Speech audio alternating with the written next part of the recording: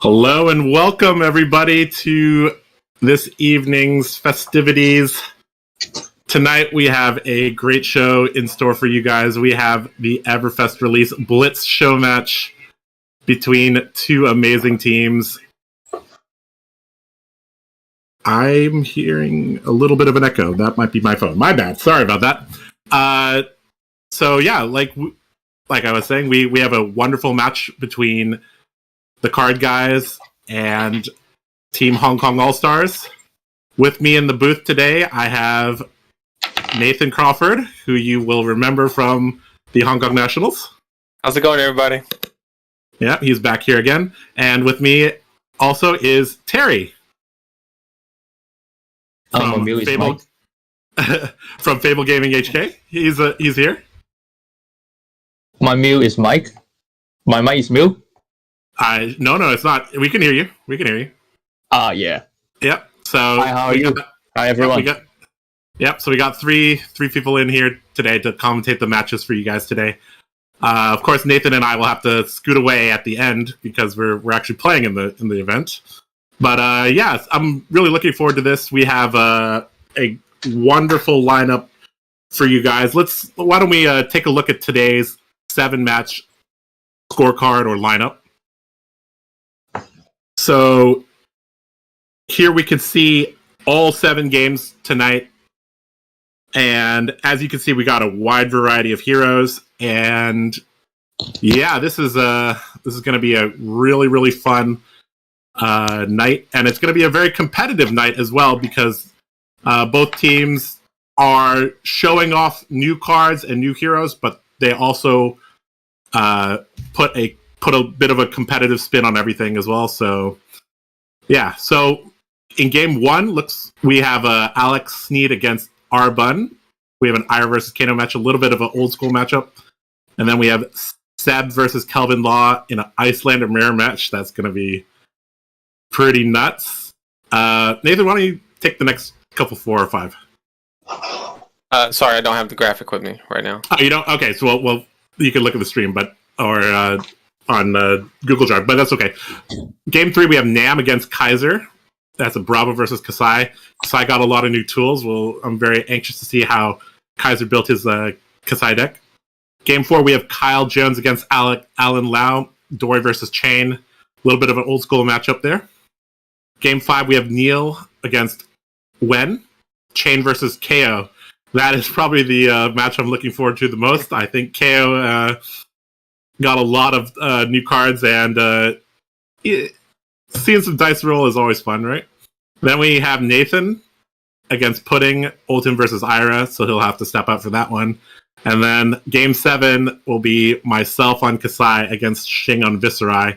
And all 7 games, regardless of the result, will be played.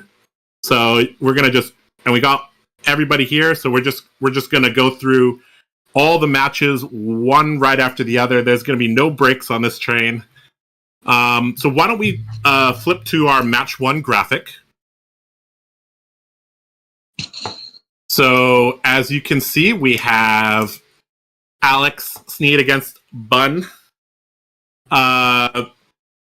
Alex has a good chunk of experience, but on the other side, we have a Bun with over 2,000 experience, currently sitting at global rank number 9. For those of you from Hong Kong, or those of you who've been paying attention to the Nationals, you will know that Bun was the 2021 Hong Kong regional champion.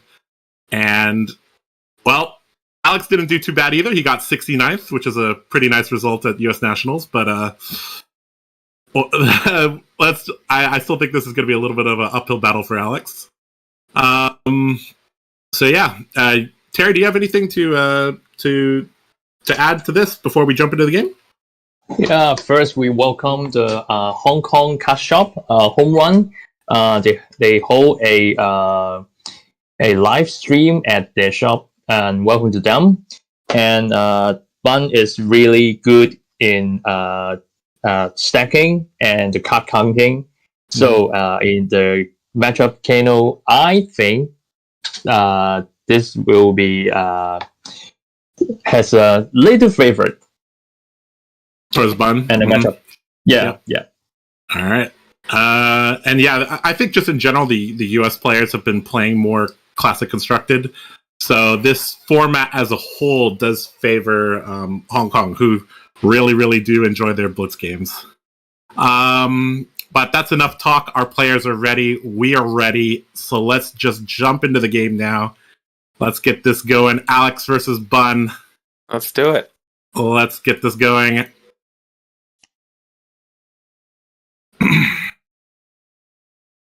All right, so like I said, we have Alex playing Ira, Bun playing Kano. His signature hero here. Looks like they have not determined who is going first or going second. Oh, you need to promote people, or they can't copy stuff. So please promote them.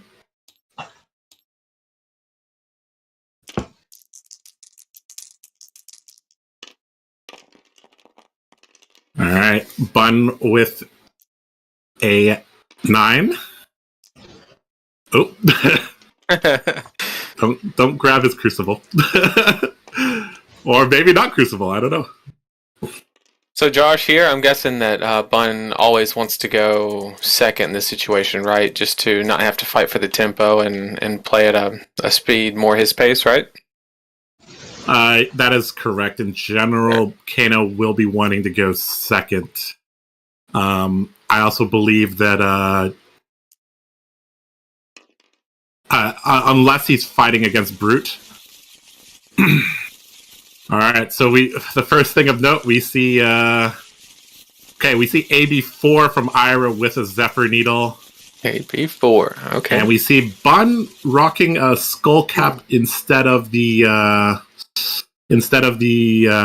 talisman. So that's a little bit different there. All right, here we go. I guess you don't need the opt to if you know where every single card is in your deck, like Bun usually does. Yeah, that's there you go. That's it. Looks like Bun, because he won the dice roll, has elected to let Alex go first. Pitches a Flick Flack. Comes in with Kadachi. What do you think about the AB4, Josh? Do you think I personally have never seen that before? What do you think? Most IRAs prefer AB3 plus Snapdragons. That, from what I remember, but AB4 does allow you to play a more patient style. AB4 also demands that the wizard knows how to deal with AB4. However, we're talking about Bun here, who is quite possibly the greatest wizard player in the world. So no doubt, AB3, AB4, AB5, he can handle it all. Right. So yeah, and actually Terry is a wizard player himself, so he should have quite a bit of insight on all of this. Yep. And what do you think about AB3, AB4? And I think there's a synergy for the 4AB and with the needles. And Alex maybe want to have a longer game and use a much more blue deck to defense all the arcing and using the needles to get the value from the extra damage for the second attack. Yep. It allows you to hold. It allows you to do more damage while holding, while using less cards, basically. So that does synergize well, as you said. Do you? Oh, we see a new card there from Bun. The Aether Wildfire there. Looks like he's a triple blocking the Exude. And this will that was actually 4 reds in Bun's hand. Actually, a little bit of little bit unlucky there. Red Snapback, quite a premium card as well. Is it common for wizards to be running defense reactions nowadays, Terry? I think probably most one defense reactions. Okay, so there's some risk attacking with the Zephyr Needle. Yes, if Bun can draw the defense reaction in the early stage and break the needles, then will be a big advantage. Mm-hmm. Yep. Turns out having only one weapon is it's not good. All right, so it looks like we're having a Scalding Rain into a Crucible and probably some amount of damage here. So we have 4 damage here coming across. So it should be respect on the FF Flare because maybe follow with a snapback. Yep, could be a snapback coming after this. Although he did see that the red one was used, so he would kind of have to just draw the natural hand there. I think right now Bun is just trying to get some cards out of hand. So against AB4, a lot of the on-hit effects like Sonic Boom, Aether Flare are going to have trouble connecting. So as a wizard, Terry, how do you play around AB4? Oh, it's so hard. Actually. Yeah. And now maybe has for AB5. But not in this match. Maybe KO can run AB5 or I don't know. Maybe some decks. Yeah, old him could run AB5. That might actually become nearly impossible. And he does have the snapback, so good for him to respect that. But 2 more damage going to come across here. Yeah, due to the new cards, the White Flare, maybe running 2 more snapback for extra damage. Sure, that sounds very reasonable. The Aether Wildfire really can create some nutty situations because it buffs all of the arcane damage for the turn, not just the next one. So Bun managed to get 2 cards out of Alex's hand and get in 2 damage there. So not bad.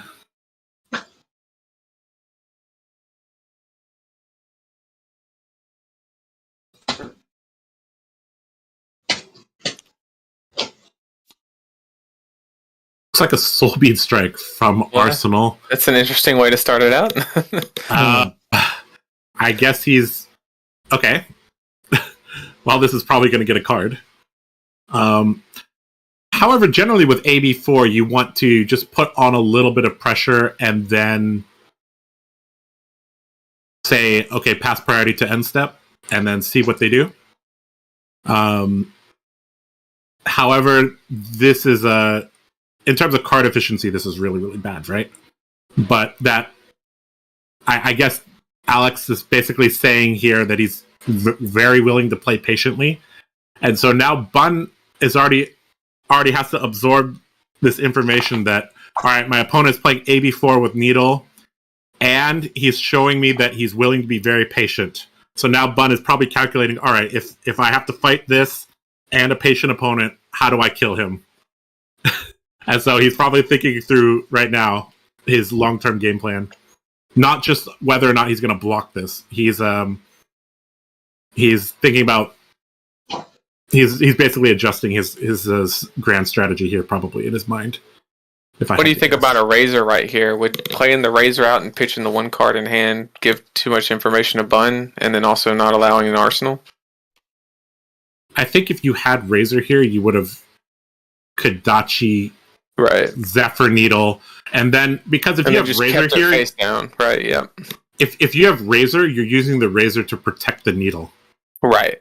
You're not playing Razor here to give Soul Bead Strike go again. So I'm pretty sure he's just going to end his turn here. And he's going to say pass priority, and Bun says sure. So he arsenals a card, and it is on Bun now with 3 cards. So if he has oh, okay, that's a good card. I have a Fidia. Yep. So in terms of damage, we're really looking to Voltic Bolt here as the main and Aether Spindle are those the 2 cards, Terry, that can really push damage here?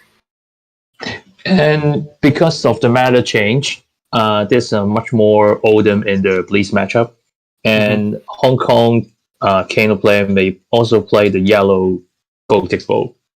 Okay, and the red Scarlet Rain and the red Spindle for more leaking damage off. exit with the Crucible for 5. So you think that Bun's deck right now is already designed to fight AB4? Yeah, because too much Odin here. Okay. So Bun probably has the tools necessary, and he's going to banish a snapback. Okay. There's the blue. Yep, blue snapback there. Going to pitch, and he's going to Crucible into red Voltic Bolt, so this is guaranteed to get damage in. And then the snapback to follow. Seems strong. Yep, that's quite a bit of damage. That's 7 damage in total there. The snapback maybe cannot play out. No resource right now. Oh yeah, you're right. He has no more resources. Good call there. That's why it's always good to have a wizard player when observing these games. Looks like he's gonna block 3 and take 3, go down to 15. So even though he had AB4, he did not want to burn a second card there. And just passes it back. And we're already in a little bit of danger here as Ira at 15. Right. You have not put much pressure on Kano, and he's already chipped away at your life here a bit. Lethal range for Stir Fort combo is with AB4 is 10 life, right? Yeah. Okay. Mm-hmm. So, but as a Kano player, we always will count 2 Sidro in our deck, especially in the Arsenal card. Yep. So we're likely to see Bun try to chip him down even lower than that. I believe Bun won't go for the kill until he absolutely has to, basically, when he's presented with lethal. Or when he sees an opening. Looks like he's taking the needle damage here. Yeah. So in Alex's mind, this has to be setting off a little bit of alarm bells here. Maybe Bun is baiting him into overcommitting here. You never know.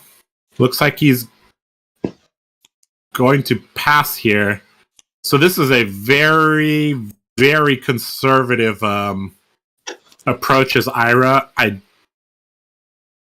In general, we're kind of seeing why, at least in Hong Kong, correct me if I'm wrong, Terry, that Iras in Hong Kong have moved to AB3 Snapdragons. Most of the time. We're kind of seeing that the reason for that here is because if you put just a little bit of pressure on and they draw the correct spells like a pump or a card with naturally 4 damage, they're going to get damage in. And this is a prime example of that. This is insane. Stir into Crucible into Aether Flare, right? Or Spindle, sorry. Yep. So he's going to get to opt 4 here, which is 8. No. And he still has Tunic, so what he could do is he could opt to snap back to the top, or if he's playing Blazing Aether, he could opt the Blazing Aether to the top if he has a blue in his hand.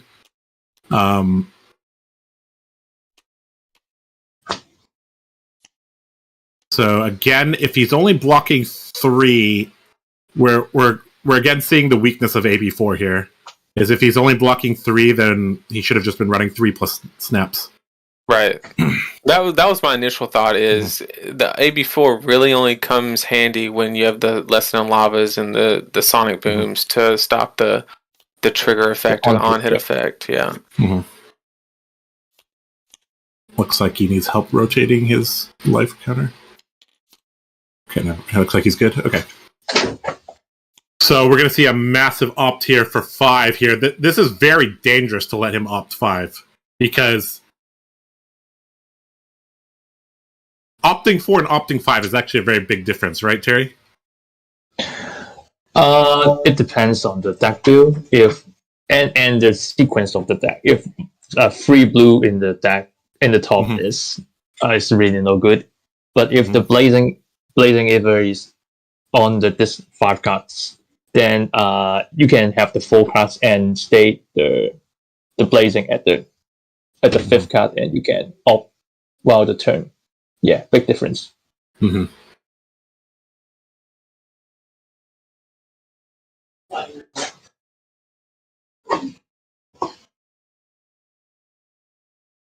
I remember asking Alan Lau, who is in the, perhaps he's in the chat, I don't know, a little bit about this matchup, and he told me that he was going AB3 Snapdragons because he felt like he had to race Kano. Kano had too much inevitability. Even if you try to block everything, you cannot block everything. Right. So, now, longer the game, the advantage will shift to Kano player. Yep. So you really want, like, as a Dorinthia player, if I can present lethal before their tunic is charged, that is just the greatest feeling in the world, right? Like once the tunic is charged, that's already considered a medium length game in my opinion. So it looks like Bun is going to put 2 on the bottom, and he's going to put 3 on the top, and depending on what the last card in his hand is, he may be playing one of those. If he has a blue and he wants to use his tunic, we will find that out. Looks like it's just an Arsenal pass. And so Alex still has 2 sigils in his deck. So he's got that going for him. He just saw one of the Stir of the Aether Winds get used as well.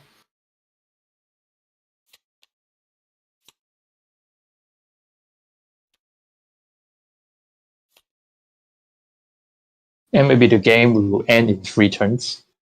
Mm-hmm. Yeah, this game looks like it's probably going to come to a conclusion in the next couple turns. We have a Zephyr Needle block here, a Sigil to gain 3 on the stack. Bun says sure, and I guess he's going to go to end step here. Oh, how much blue in Alex's deck? It's so defensive. I believe he's running 16 blues.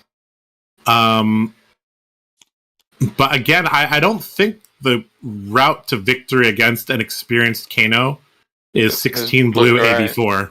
Right. I mean, you might be able to cause a weaker wizard player to panic, but I'm sure Bun has had a ton of experience against this. And looks like this is coming in for 8 here. And he's popping Metacarpus nodes here. So this is another 4 damage leaking in. What do you think about using the Metacarpus nodes here? I think because the Fog Lightning and the Stir is not coming in the same turn, and the clock is ticking, maybe it's the time to use get it. Use it for and the Stir and the Fog is a little bit tricky if still in the hand and not making the value. So if we look at the macro state of this game, like it's gonna take Alex 9 turns to get to kill Kano here. That's a little bit too much time here, I believe. We see a little bit of oddity here. We have Red Snatch Shavira. This is not a card you normally see. But I guess it pairs very well with Snapdragons and such.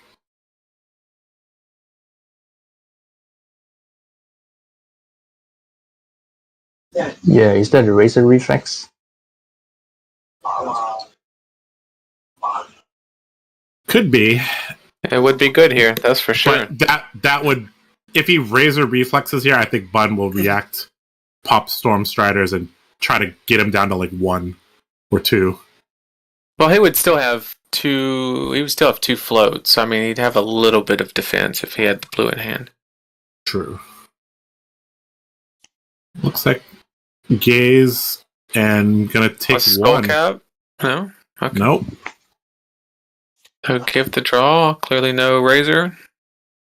So the only way Bun gets punished is if that was a sigil, which the sigil's in Arsenal. Yeah. Okay. And looks like so now Bun knows that both sigils have been used, and nobody really runs yellow sigil, so Bun knows that he just has to get through 12 life and then he wins. So basically, the game plan right now for Bun is to deal 2 damage, and there's 1 stir and 1 fort left in the deck, and he's just waiting on that, right? That sounds like the plan. Yep. Right.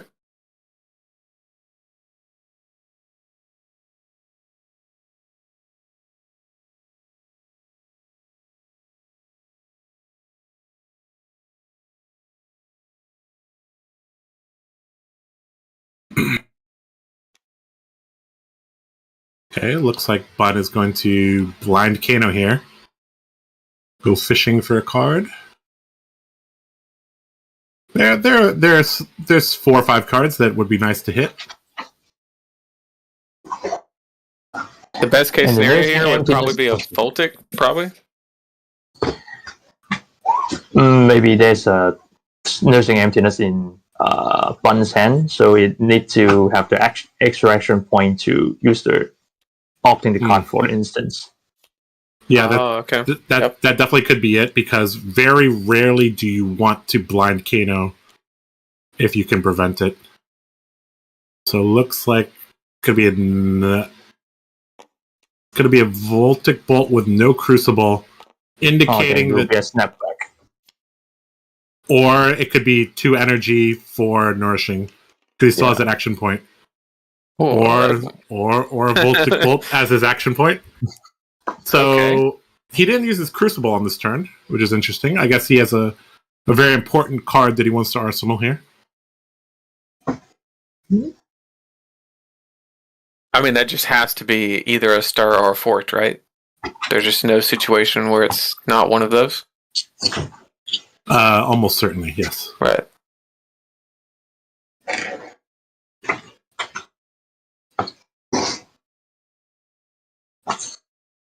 So 5 damage coming across here.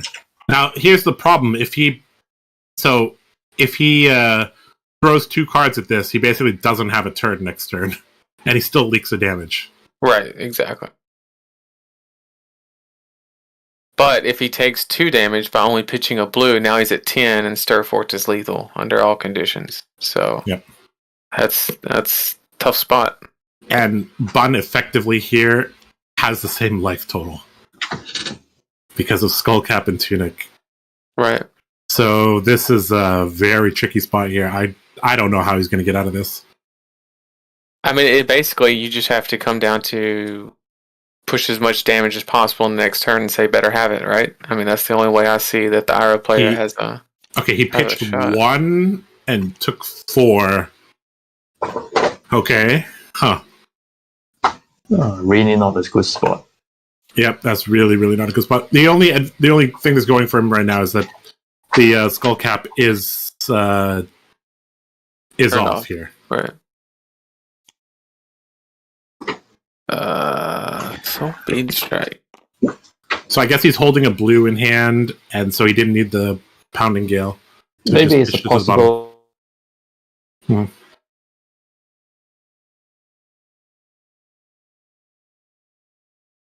At 8 life here, oh, looks like you disconnected, Terry. Are you okay? Yeah, disconnected. Okay. You're just going to watch through the stream? So there's a decision point here for Kano. I mean, if he blocks it, is it that scary? If he doesn't block it, is it that scary? Based on how Alex has been playing the whole game, there's very unlikely to be anything to follow up this. Yeah, I mean, actually, maybe not blocking. If the hand is a blue, then maybe having much damage, and still use the Skullcap for the needles and using the 5 hands to do the instant to end it with 8. It's the range. Mm-hmm. We saw that Bun was hovering over his armor there. I don't know if he blocked with it. Looks like he was just considering there because he's still looking at his hand here. Yeah, my initial reaction is, these to slow the game down, because Bun knows exactly how to win and probably has at least one of the 2 cards he needs.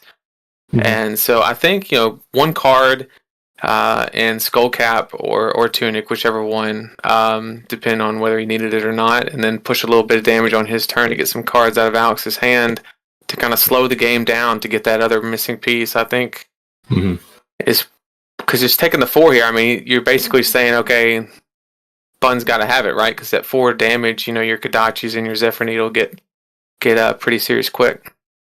Yep, and then we actually haven't seen a Razor, so right, that actually that starts to put him into, he has to have it every single time the Kodachi or Zephyr Needle comes across. If I were Bun, I would probably just send 1 card here, try to chip down a little bit.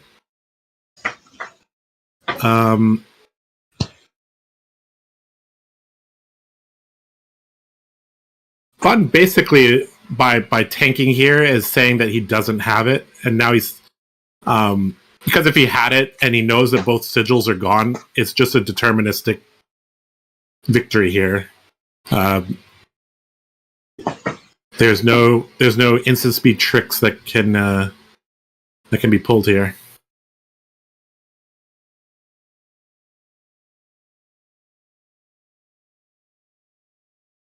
I guess he might have he might have drawn a hand with several red cards, and maybe he's thinking about how best to utilize them. I'm not sure.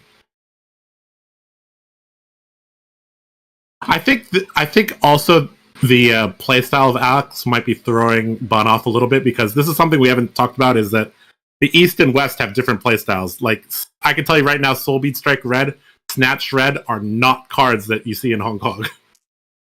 Unless things have changed. Am I right about that, Terry? Yeah. No. Yeah, Soulbeat Strike Red, Snatch Red. Yeah, these are cards that are more particular to the American metagame, or more particular to Alex. So that might have caught Bun slightly off guard, saying, okay, there's a lot of on-hit effects that I don't normally have to deal with as a Kano. I think that's a theme that we're going to see throughout the night, is that even though we have classic matchups like this one, Ira versus Kano, both players may not be used to exactly how the other plays the deck. And it looks like he did have a second red there. Yeah, double stir. Okay, so he had the combo, but he did not have enough energy. That was the problem. He had 2 reds, stir forked. Yeah, he had snapback, stir forked, and a blue, which is not enough. So he actually does not have a combo piece in Arsenal. Right. Huh. Okay, that's interesting. And that's the second red snapback that we saw being used. And we could currently see that there's 2 blue snapbacks as well. One in Exile and one in the Pitch Zone. So this actually narrows down the amount of ways that Bun can kill him. Especially considering that...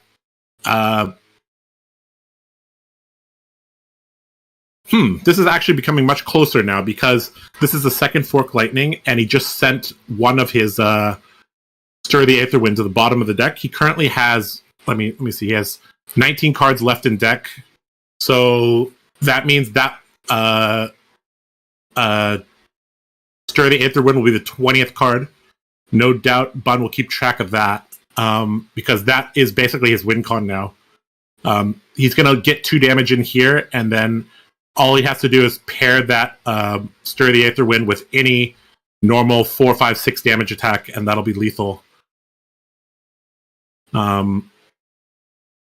So Alex actually is probably noticed that and is aware of that, and now he's thinking about, okay, so I got like 4 or 5 turns to put pressure on. How much do I want to block here?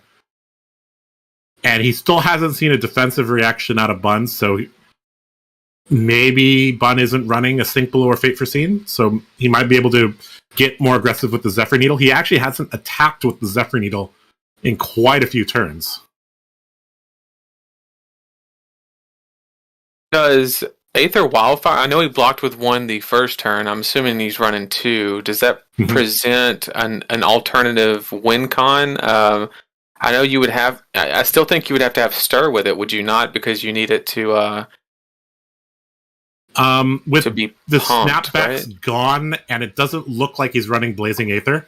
So because we can see the position of 2 blue snapbacks, we know that there's 2 red snapbacks in the graveyard. We know that there's a yellow snapback in the graveyard.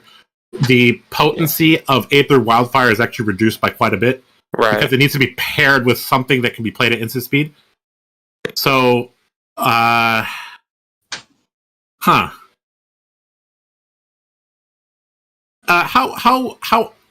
common is it to run Blazing Aether in Hong Kong these days, Terry? Not much, but at most only 1 copy. Is that mainly for Oldhim, or is that just more of a play style thing? Like certain wizards prefer it, certain wizards don't really care for it? I'm personally running 2 against Odin before, but most of the Hong Kong Kano player only just playing 1, and with the deck build, it's more no defense reactions. Will play Blazing ever more. Okay, so we have an E-Strike here. What? Okay, I was just about to ask, what mode do you think it is? Looks like it is draw a card. Yeah, it should be before the draw can be response. There's that Nourishing Emptiness you were talking about. That was actually another win con, is Nourishing Emptiness. Yes. Is there a good chance there's a Razor here because it was draw a card? Because typically draw a card's kind of bad against Kano because he has the opportunity to respond before it resolves. So maybe a Razor here is pretty likely.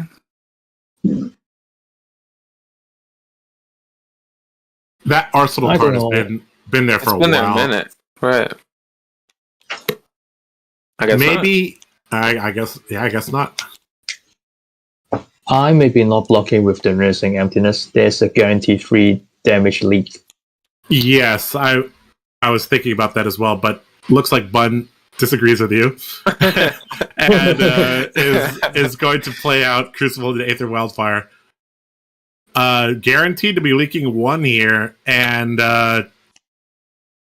depending, like, he doesn't have energy to play anything from Arsenal, so yeah, I would have also gone in with the Nourishing, unless Bun is thinking that that's a flick flack inside the Arsenal, because it hasn't been played for so long that maybe Bun is thinking on the next level. He's like, all right, that's a defense reaction in Arsenal. What if they both have? What if Bun has his 1 defense reaction in Arsenal? He's just waiting for the Zephyr Needle. Waiting for the needle or the Razor, because like that's a good spot to have it. Speaking of Razor, there's one of them. There's one, and we see Bun's blue hand fly over the Razor, so he's now like, okay, there's one of them. I think there's a lot of depth going on here that we're not privy to.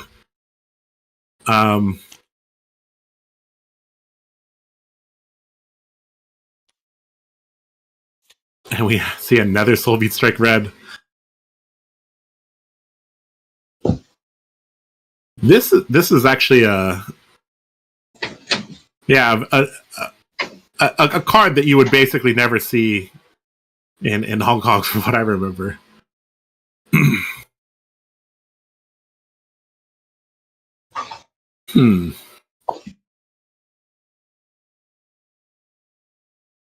So right now, it has been 2 turn cycles since Bun put the Stir the Aether Winds on the bottom. So that's going to be coming up in 3 turns. So he might just be blocking out till then, if I had to guess. Yeah, because he can't take too much damage here, because if he takes any decent amount of damage, whether it be like 3 or 4 damage, then you're basically saying, okay, as a Kano player, I can't play with a full hand for the rest of the game. And that gets really risky depending on how you draw and getting your reds, which I don't think Bun's going to have a problem with because he's so familiar with the process of stack pitching. And yeah, we noticed that he wasn't playing Lesson in Lava, it seems. So he's not he is actually not shuffling his deck. Right. Meaning he knows what's... If once we get to a point where we've gone through the deck, it's no longer blind Kano. It's exactly what it is. Hey, I have a very good memory, and now I know what's on top. And now when the thing on top comes, I'm gonna punish you for it. Looks like Bud is hovering over his life total here. Uh-oh. Is he gonna take 4 here? Go, Tom. So maybe Bun can do 7 damage. Then that's it. It's also about... Okay, there he has a signal there. Okay, it was. His Eye of Affinity has also almost come back around, so we might see the like that's kind of like a power spike there. I mean, what? But does Bun need up 2 on the second cycle of the deck? Probably not. It's just confirming. It's like, yeah, just double checking here.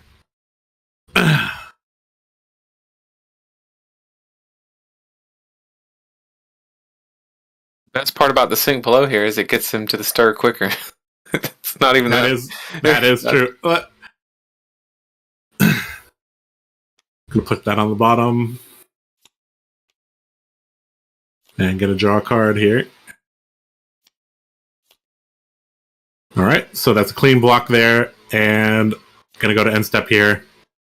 And with 4 cards in hand, I'm pretty sure he can slide some damage in here.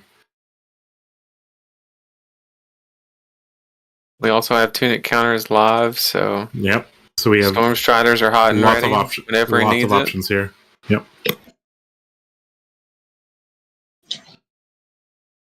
So now that Alex has seen the 1 sync below, do you think he's going to be more aggressive with his needle? I think you have to be at this point of the game because presenting one attack that can be cleanly blocked is not going to bode well. Mm-hmm. All right, we have a Scalding Rain pumped up a little bit for 3. 3. And a Snapback coming in as well. Yeah, for the another final 2. snapback. Yep, the final Snapback here. Or there's still a blue one that's somewhere in the pitch zone. But this is actually a pretty significant stage of the game because without Snapback, the only way to get 2 spells on a turn is with the Storm Striders. Or opting the card. Mm-hmm. Pitching like the E-Strike. Interesting. Yep. That means he's likely to come in with Kodachi Needle here, if I had to guess. Although, I guess he wants to split damage here from Kodachi Needle. This is... Yep.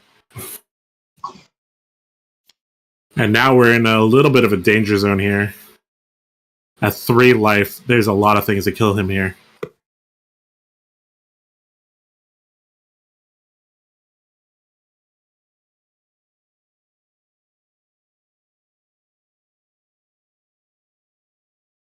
Looks like Bun's going to take the first Kodachi. And he's hovering over his arsenal. Oh, it's a Command and Conquer. Huh. Okay, so now he has no float right now. So now Bun knows he only is dealing with AB3 here. So if he has a kill... Okay. Yeah, this is a 7 attack here. Yep. Thank you, Terry.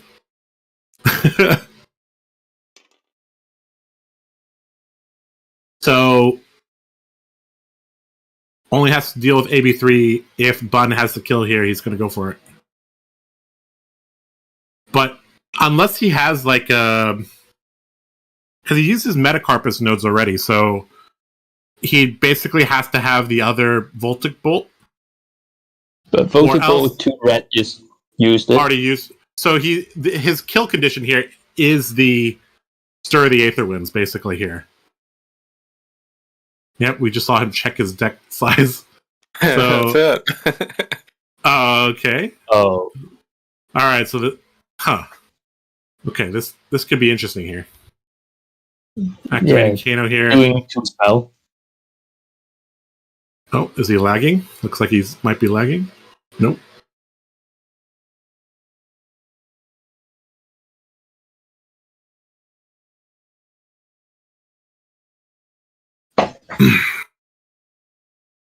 It looks like the mouse hand is moving, so it's okay. All right, so he's gonna opt to. Ooh.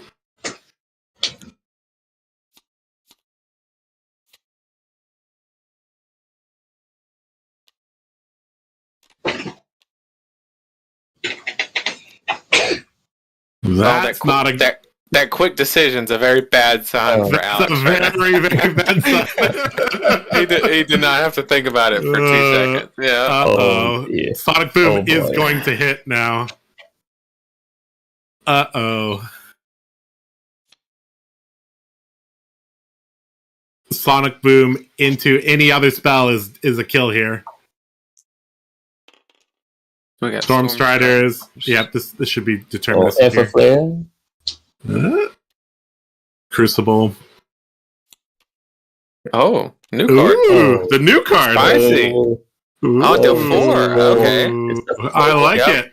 I like So it. it's I like 4 it. and then follows up with the and he had the red He anyway. had the red in I hand. see.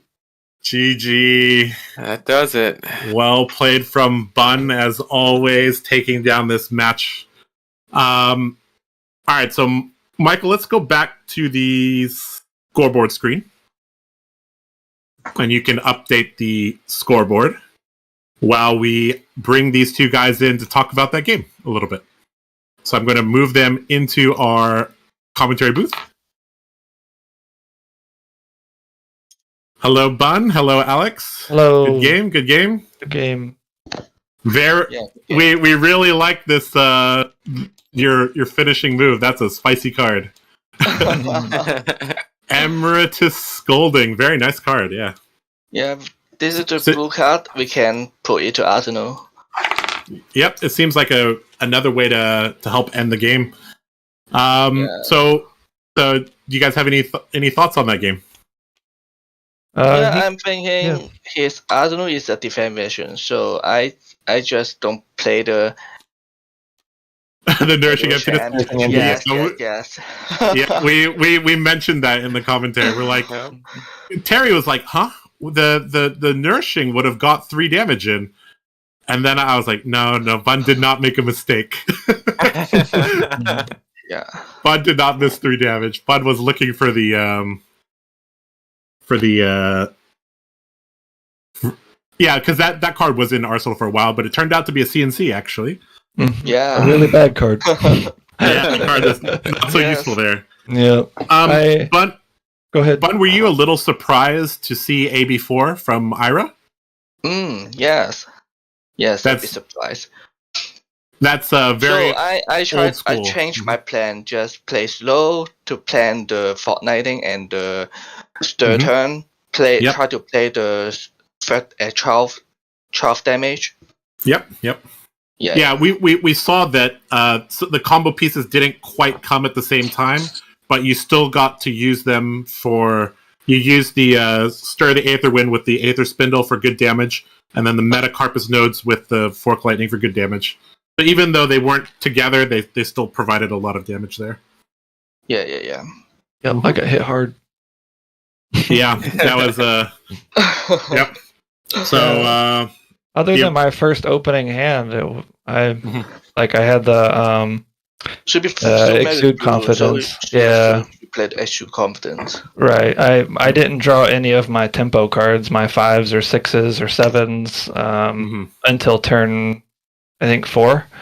And so I remember looking in my graveyard on turn 4, and I had like 2 or 3 cards in the graveyard. It was like a blue Soul Bead Strike and Exude Confidence and something else, and I was like, I just wasn't able to push any damage, and he was just chipping away at my life. And I need to use my life total as a resource in the beginning of the game to have a chance in the end game, because I need to be able to threaten his life total, enforce like a win or bust kind of situation.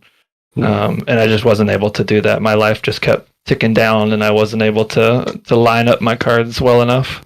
Yep. All right. Well, thanks for the game. That was a very entertaining match. It was. Glad to see some of the new cards. Alex, you had, if I remember, you were talking about you were playing a pair of bingos, but we never got to see the bingos. Yeah, I know. I wanted to play bingo. Yep. Never got to play it. We saw 4 or 5 new cards from Bun. We saw the new blue and Aether Wildfire. Looks like even though these are more old school decks, they still have a few new tricks in Everfest. So with that, Hong Kong All Stars goes up 1-0. So the next match is Seb against Kelvin Law in a Icelander mirror match. That is going to be a game where we're going to learn a lot. We're going to learn, and I'm sure they're going to come on with pretty different decks. I think there's quite a few ways that you can build Icelander. So it's going to be very interesting to see how they approach it. So can I have both of you leave the table so we can have the Kelvin and Seb join the table, because right now we only have 10 slots here. So thank you. Problem. Yep. Yeah. I don't want to leave the table. Do I actually have to leave? Change color. Here we you can change color here, but there isn't enough slots here for. Let me ask do I need them to leave? Well, you can watch on the stream, yeah. Because right now we're missing a slot. Yep. Just watch on YouTube. All right, so we will get Kelvin and Seb in ASAP. Actually, you already have the graphic pulled up. Great, so we can start talking about this. Do you have the graphics up now, Nathan? I do. All right, why don't you talk about that while I go organize the match?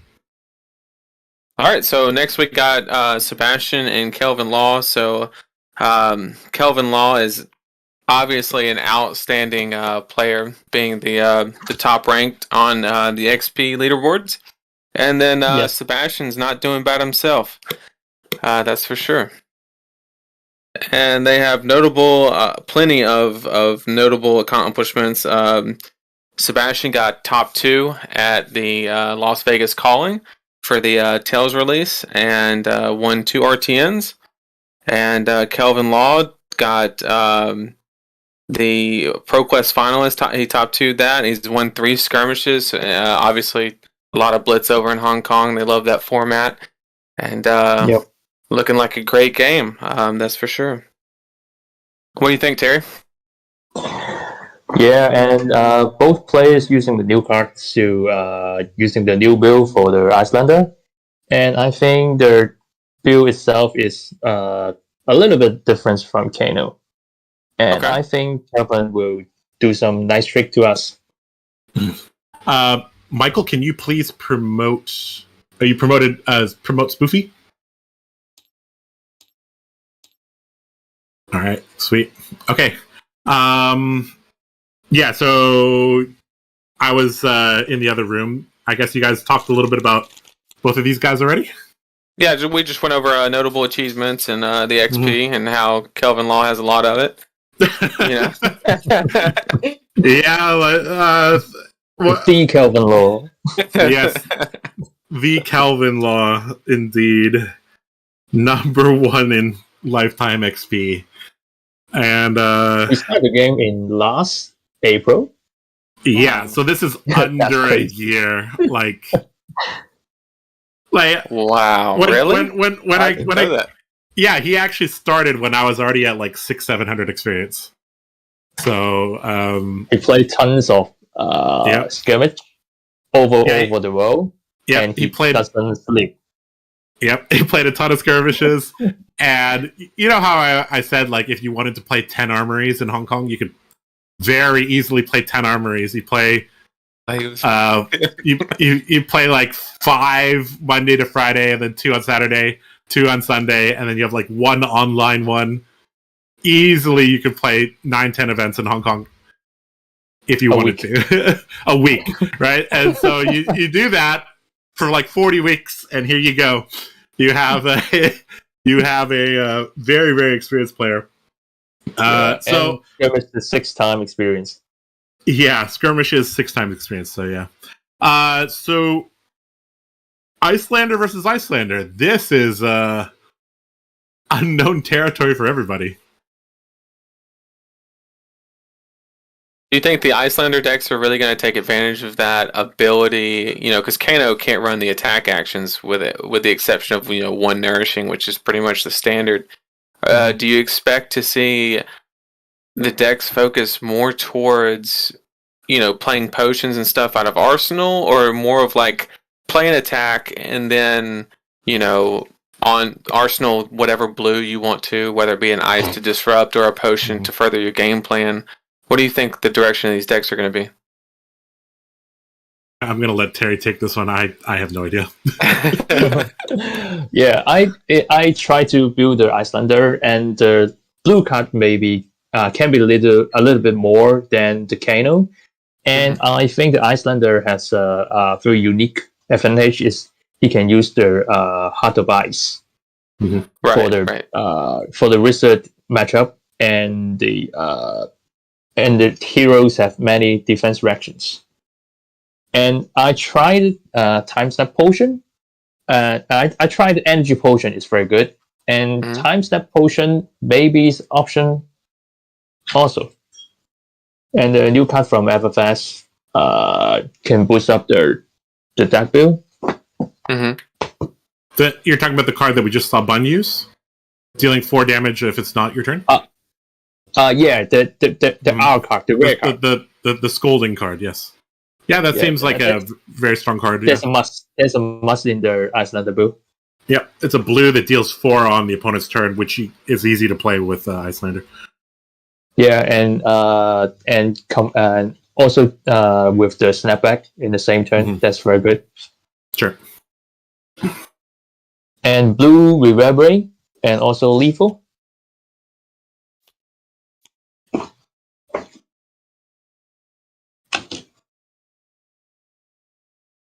And also the defense reaction in ARC from the wizard card can boost up 2 arcane damage. Is also a choice. What's the name of the card? Absorb in Ever. Okay. Yep. The defense reaction, right? Yeah. And it boosts damage. Yep. Okay. Yep. So yeah, the defense reaction in hand, blue wizard card from the arsenal, and a snapback in hand. So Nathan and I are not wizard players, and you are. So can you tell us a little bit about how crazy wizard versus wizard, like Kano versus Kano is, and do you on paper this is actually going to be even more crazy because of the frostbite mechanic, right?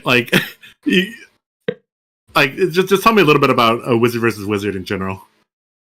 If a Kano vs Kano, the pace of the game will not very fast because both players running AB4 and maybe 16, 17 blues in hands, and almost keeping 1 blue cards in hands. Most of the time won't go for 4 cards. So the game will be a little bit longer. But in Icelander, I think if Icelander versus Kano, because Icelander has the Heart of the Ice and also can have 4 AB, and with the Ice card, the Frostbite, I think in the new meta, I never tried before, but I think Icelander will have a higher win rate versus Kano. But in Icelander versus Icelander, the deck build may be different. Maybe can split to 2 ways with a pure wizard build, and one is a mix build with the ice attack cards and tons of defense reactions for longer game to collecting their combo piece. So maybe 2 players have total different builds.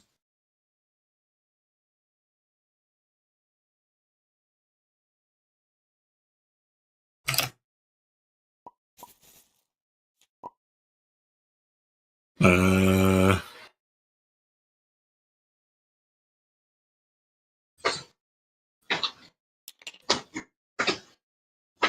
Michael, please reload the mod.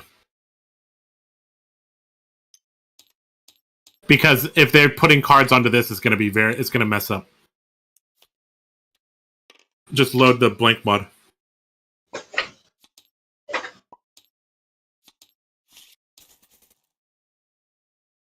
Yep.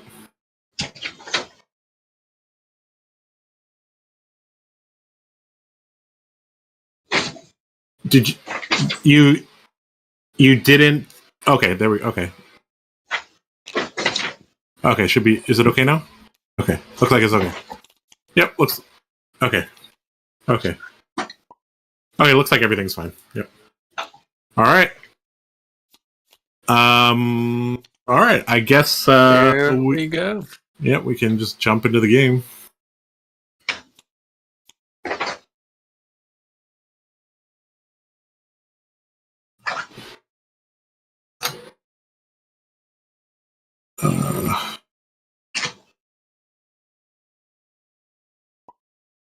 Okay. As much as I love these playmats, they are not using Bravo or Dorinthia. These are both great playmats, though.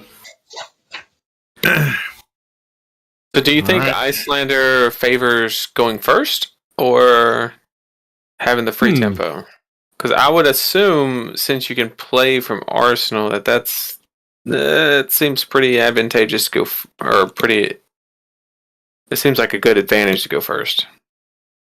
Yes, in Kano mirrors, were you likely to go first or second? Seconds.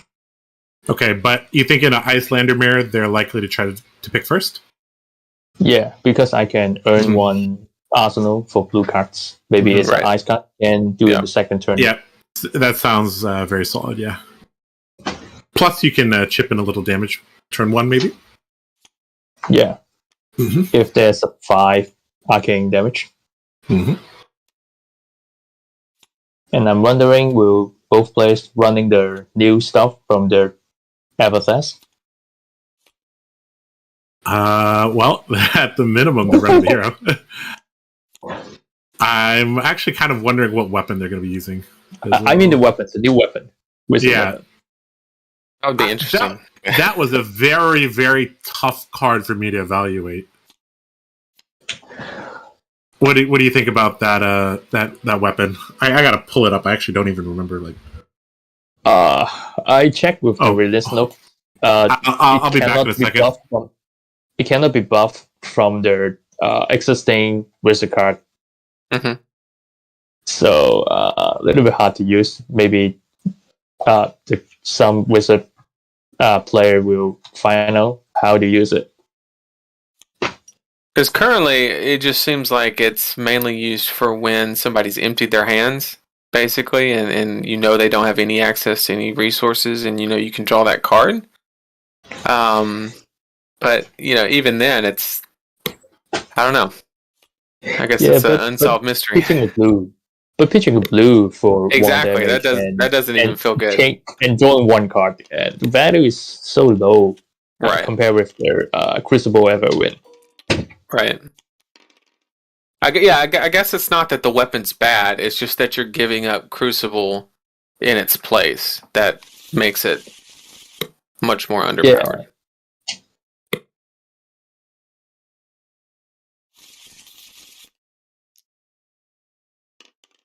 All right, we got equipment loaded up, not revealed, and we're going to start rolling. So who goes first, like we predicted. Changing the chess piece, maybe Heart of Ice. You know what's interesting is Kelvin actually had both weapons in his sideboard. But okay. He opted for Crucible in this matchup, unfortunately. So we weren't going to see anything too crazy. Okay. All right. So who won the dice roll? Blue won the dice roll. I think Red did. Okay. Both Heart of Ice. All right. Both Heart of. Oh, that's another thing we didn't even talk about is that, or maybe I wasn't here. Is Heart of Ice is actually going to make things even more complicated. Like, absolutely, we're about to learn a lot here.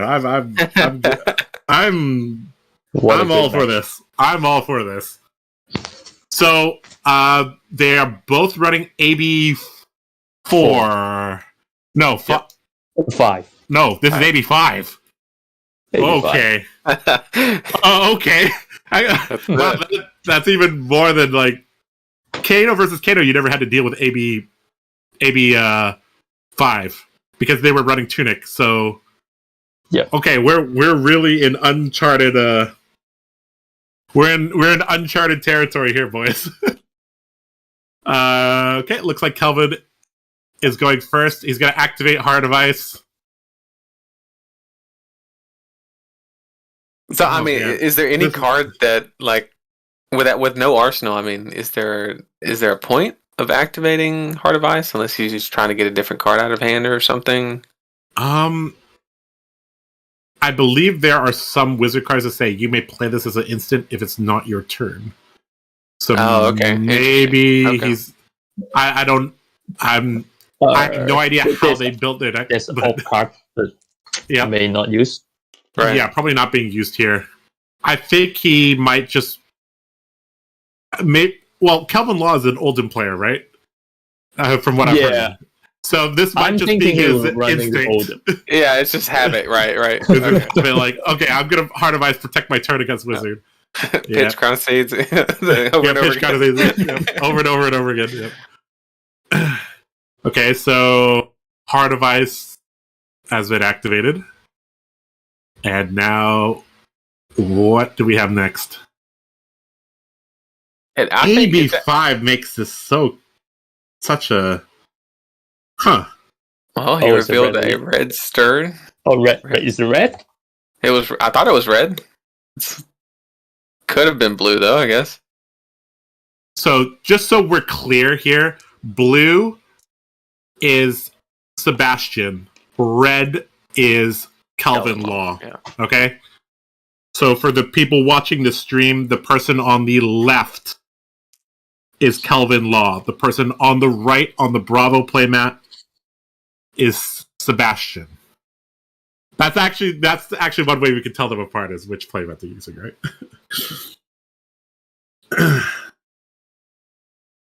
I think another interesting part about we have an Aether Flare. That's not a bad. That is not a bad card. Not a bad one at all.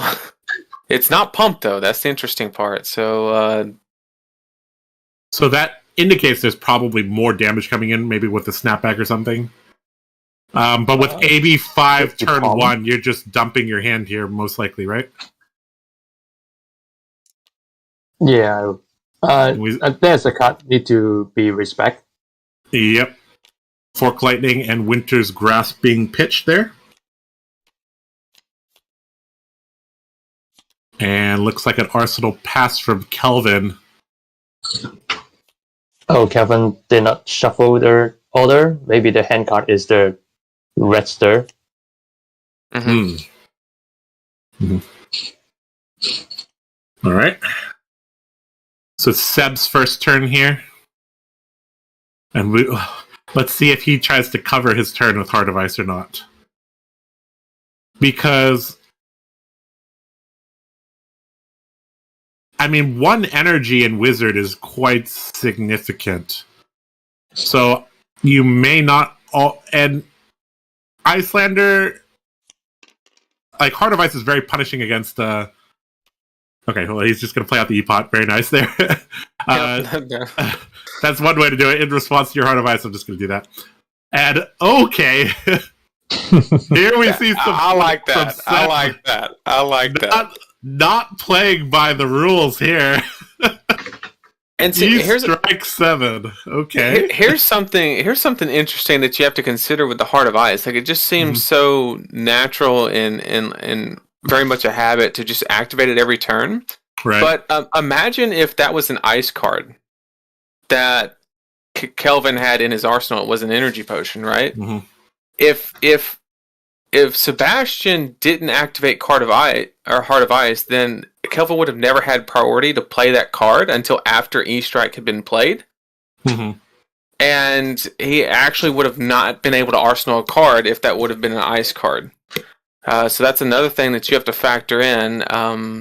Not sure if Kelvin's going to have a bunch of attacks where that actually comes into play, but that's something that he's going to have to consider in the future. Is activating that ability, giving priority, basically.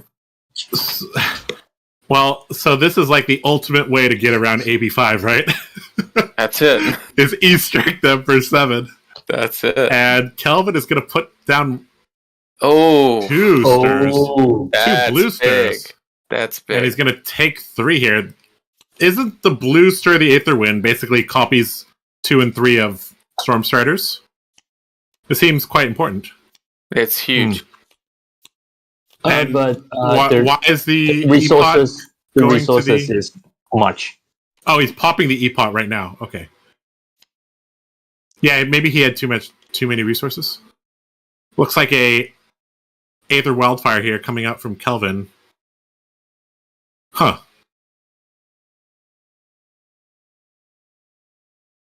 I guess he was really in life preservation mode there. And Seb is just going to take 4 here, saying, I don't think you have a follow-up. Wow. All right. Wow. Interesting. Well, I guess the follow-up doesn't matter because it's not on the opposing turn. So so nothing's buffed. All right. So if he's running E-Strike, what other crazy stuff do you think Seb is running? CNC? I'm waiting for a Frostfang. I'm waiting for a Frostfang. Oh man! Oh, this is good. I like nothing better than an E-Strike coming off a wizard. I'll tell you what. All right, we got a red stir. We have a red stir to start things off. In response, yep. This is what I'm talking about right here. So, like, yeah, Frostbite token here, and they have to discard unless he pays 1. So this is actually a 2 tax here, basically. Oof. So this might mess up Seb's turn pretty badly here. He might not have enough resources to use the Crucible, or might be running out of he may not have to be able to arsenal. Looks like he's gonna have to pitch an extra card there. So okay, that was huge because he would have been able to. Would he have had enough for forked and then a snapback, or not enough? He was missing 1.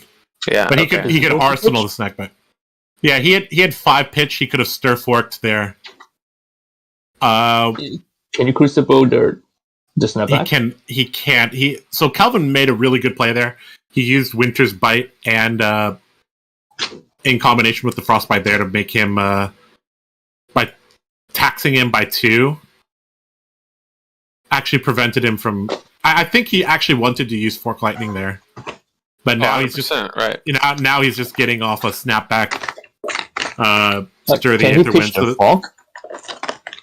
1 Frostbite for the extra. Plus the Winter's Bite is 2 actually. Wins by 1 and the Frostbite 1 and the snapback 1, and he pitched the second card is the blue.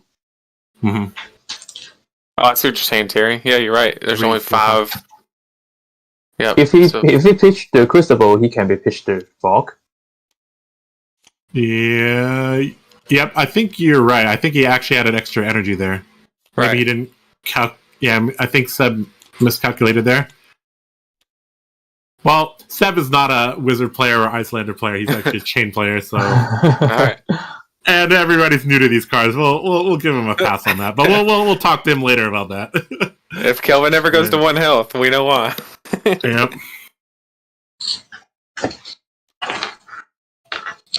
So right now, Seb does not have anything in Arsenal. And so we see a blue snapback into Aether Wildfire here for 4. With no extra energy, this isn't really threatening anything after. So we might just see a 3 block here, depending on Seb's hand. I don't think he wants to give 2 cards here for just a naked Aether Wildfire here. Yeah, and no resource for snapback and no buffing on the card. Yep, exactly. Okay. Yeah, he has a Sink Below. Yep. Channel Lake and Sink Below going to the bottom here.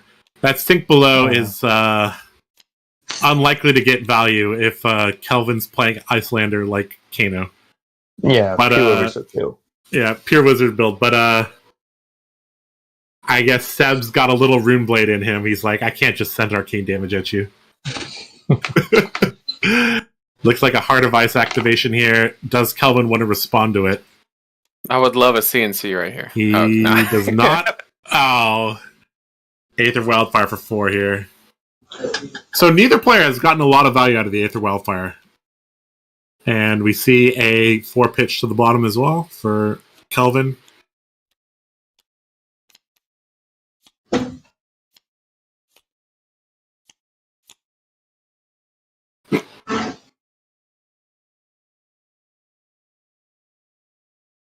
So what do you think about the game state right now? Who do you think is in a better position? I think similar. Yeah. I think it's about even? Kelvin losing the 2 blue stirs probably hurt a little bit, but I mean, I wouldn't say it's, there's nourishing. Sink below would be nice right now. Yeah, sink below would be nice right now. So that's going to hit. One of the things is if Seb is running E-Strike and CNC, then he's not going to get much value out of Nourishing Emptiness. Whereas Calvin is probably just playing 1 or 2 copies of this. So he's getting max value here. So this is 6 Dominate on hit, +1 Intellect until end of turn. Very nice attack here. And also, you can tell the difference in the turn. The turn ability. This is the second turn that Sebastian has not had an arsenal.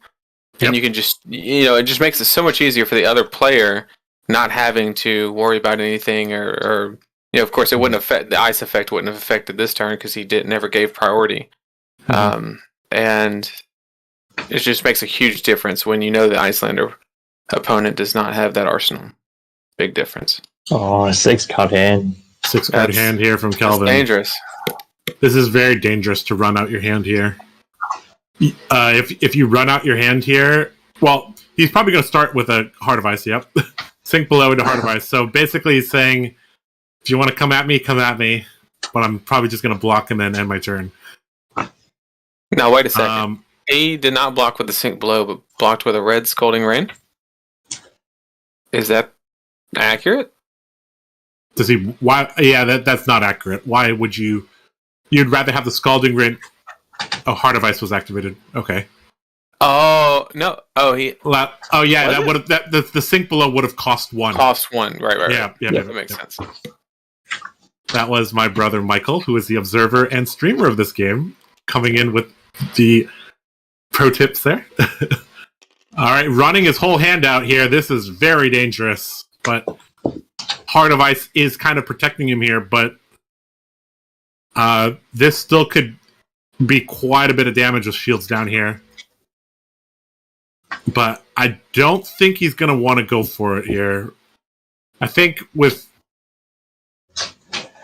KB5, yeah, he could block 5 here. Man. So I think he's just going to 2-card block here. Yeah. Yep. So with AB5, I guess you're inclined to play more defensively as well, right? And another thing here is that if you try to go off, you're actually losing your arcane barrier, which is like the thing that makes wizard versus wizard so complicated is, and kind of like a game of chicken is, all right, you want to go off here? Okay, now you have now your shield's down, even though you're the one that is trying to go off. All I know is we better see a potion of deja vu. That's all I'm saying. I want to see it. I want to see somebody use it. Deja vu? Yeah? The one that puts deja the pitch... vu may be more suitable for Kano. Yeah, it's definitely way better in Kano, for sure. Yep. That's an interesting card. So we see Scalding Ring getting buffed up here. Kelvin coming across for 5 here. So with AB5, this is another 2-card block here, but in terms of tempo, Kelvin is has got the lead here. Because if he 5 blocks this, he doesn't really have much of a turn. Ooh, and a snapback as well. Excellent turn here.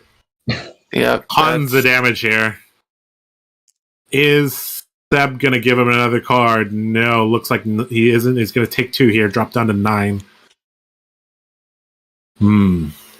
Yeah, and I think that's a tough spot. Scalding Rain, Heart of Ice to protect his turn. Right.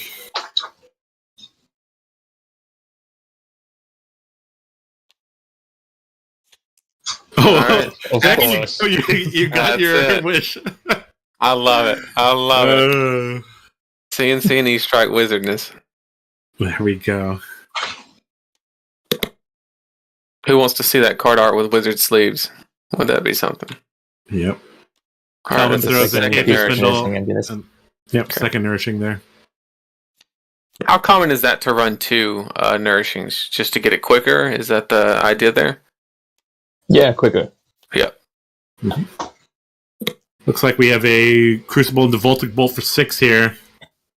So never both players have only been taking damage in like increments of like 2. And we have a double ice card block here. Taking 1 here. So Seb has not actually been able to utilize his arsenal very well this game, I feel. He hasn't gotten value out of Icelander's ability here. Mainly because Calvin has had tempo the whole game. But something interesting is if running 5 AB and one of the player running out of red wizard card. Uh-oh. And this is extremely dangerous here. Oh, egg is the killing range. Yep. And Calvin, this is it. without Heart of Ice to protect him here, he is probably toast here. Oh boy. Wow. Oh, wow. Yeah. Not letting the E-Strike draw resolve here. Yeah. Aether Flare into a snapback. That's it. Yep. That is game here. That's the game. Wow. What a play. So AB5 does not help when you have no pitch, apparently. So we learned something today. Who would have known? Who would have known that? Well, Terry would have known that, you know? All right, and so with that, Calvin Law takes down Seb in an Icelander mirror match. We will have them both in here in a moment. I will drag them in to talk about the game. And we can go back to the score screen, Michael.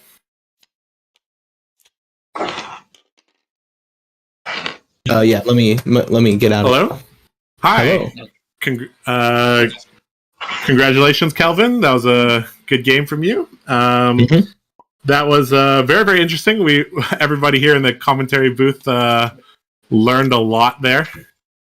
So can you guys talk a little bit about the game and maybe a little bit about your deck building, because we haven't really seen Icelander in action.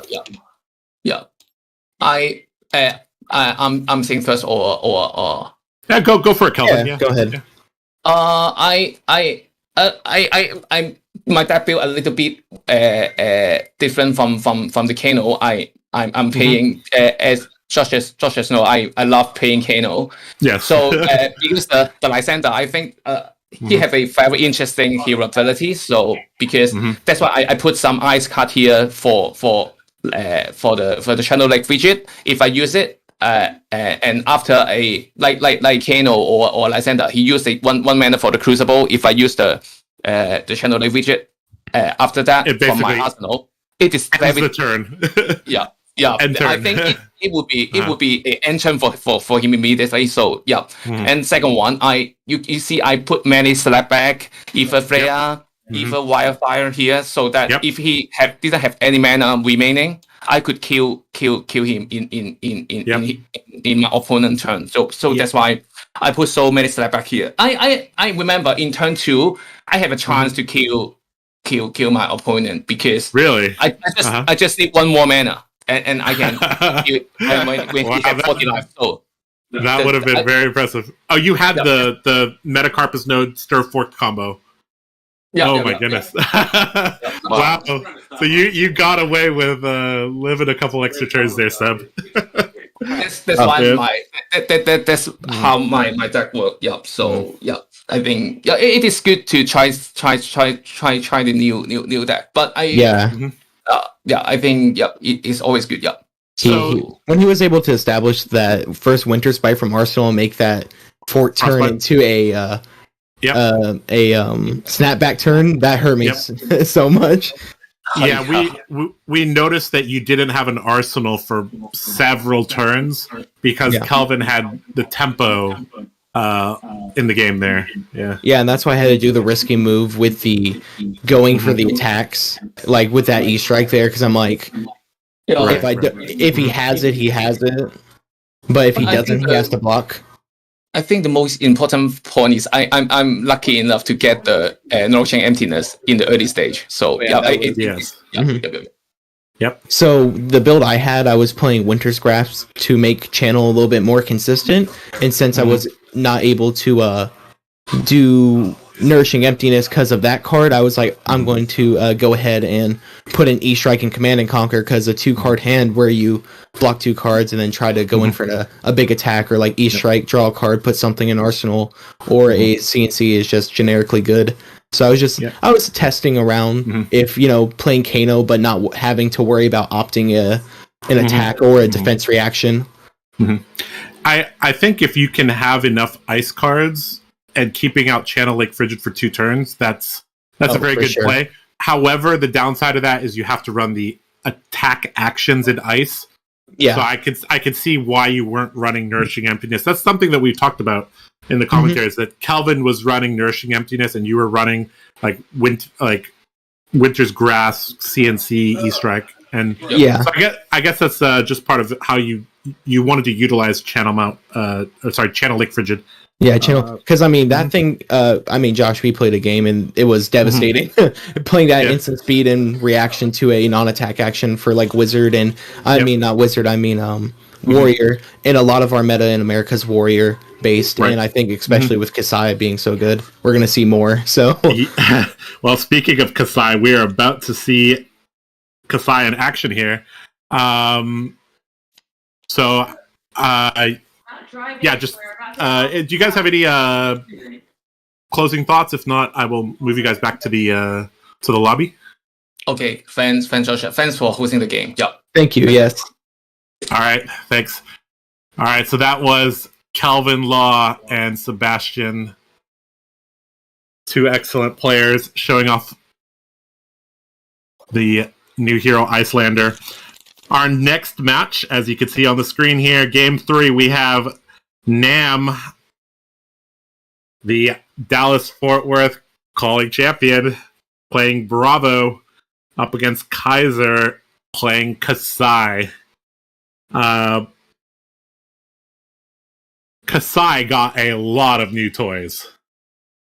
And actually I'm going to be playing Kasai later, so I'm going to be keeping a little bit of I'm going to be trying to see notes. I'll talk to Kaiser later. Like Kaiser and I are good friends, so I'll definitely pick his brain later about what he thinks about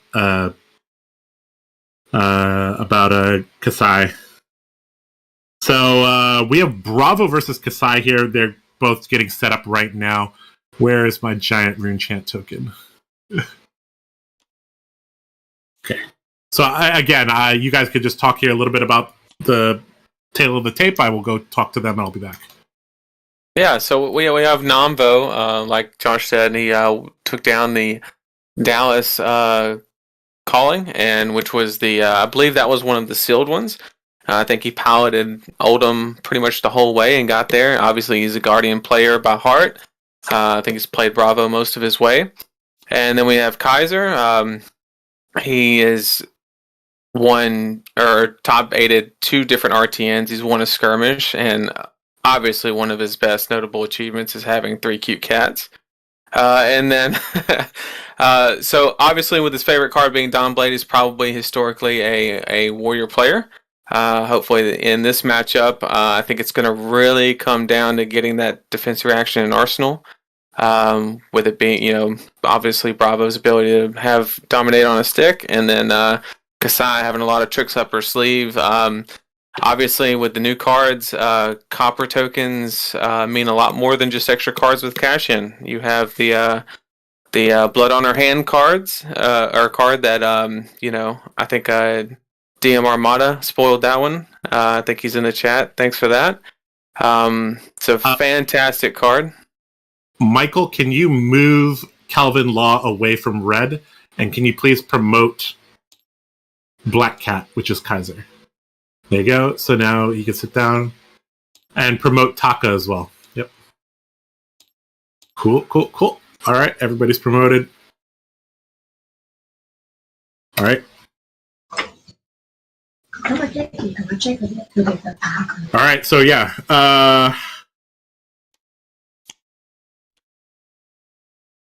I guess you guys went over a little bit about the players, right? While I was gone. Yeah. I went over everything, but there's one thing I did not go over, and that is the fact that he owns your 1000 XP Dawnblade. So what's the story behind that? All right. Well, so some of you in the chat might be wondering, like, why in the world is there a match between a US-based team and a Hong Kong-based team? Well, I am the bridge between these teams. I'm the one that knows everybody, basically. I used to live in Hong Kong. I lived in Hong Kong for 20 years. And I moved to the US in July. So when I started playing the game in January, and by, I think, the end of May, I had grind up to 1,000 experience. And I played mainly Dorinthia to get to 1,000 experience. And I gave my Cold Foil Dawnblade to my 1000 XP opponent, and which was not Kaiser, it was Leo actually. And then Kaiser and I had a very, very good match, a Dorinthia mirror match, and basically Kaiser wanted the legendary Joser 1000 XP Dawnblade and bought it from Leo. So now Kaiser has my 1000 XP Cold Foil Dawnblade in his possession, and he swings it around kind of in my memory, I guess. So yeah. So Kaiser's a really, really good Dorinthia player, and he is a warrior player as well. And he's a wizard player. He can do everything. Oh, wow.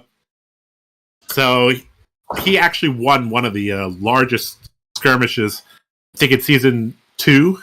There was like 130 people or something like that, and he won that with Kano. So so you see here that he won a skirmish that was not like a 12-person skirmish. That was a 100-person skirmish. This guy is no joke here.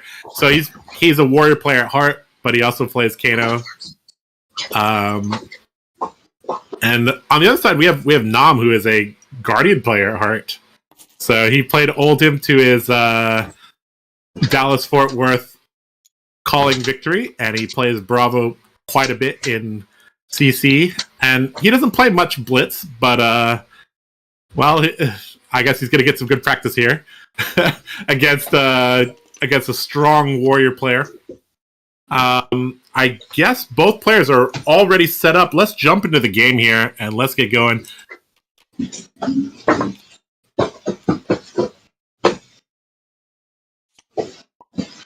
All right.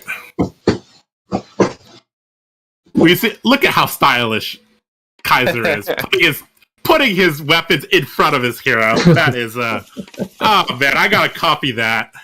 That's just a show of force right there. It's like, I'm not hiding anything. There's no Dawnblade here. You know what these things are. These are the signature Centauri sabers. Oh man, oh man. Alright, let's get this on. We have Kaiser playing Kasai, and we have Nam playing... Ooh. We have Nam playing Bravo. And what is happening here? Is he gonna reshuffle the deck? He didn't shuffle. Yep. Looked like he messed up. Okay, there we go. We all Gucci here. So, I have a lot to say about Kasai. Kasai got a ton of power in this set. And it all comes from the fact that Blade Runner is a god tier card, an auto 6 of in Kasai, and you pair that with the Copper Generation, and we got a lot of things going for us. Looks like Nom won the dice roll. Looks like he's going to go first, coming in with a Thunderquake for 8 here. Vanilla 8 here. Just going to get 3 cards out of Kaiser, maybe 2 cards plus Dynamo, depending on what is in his hand.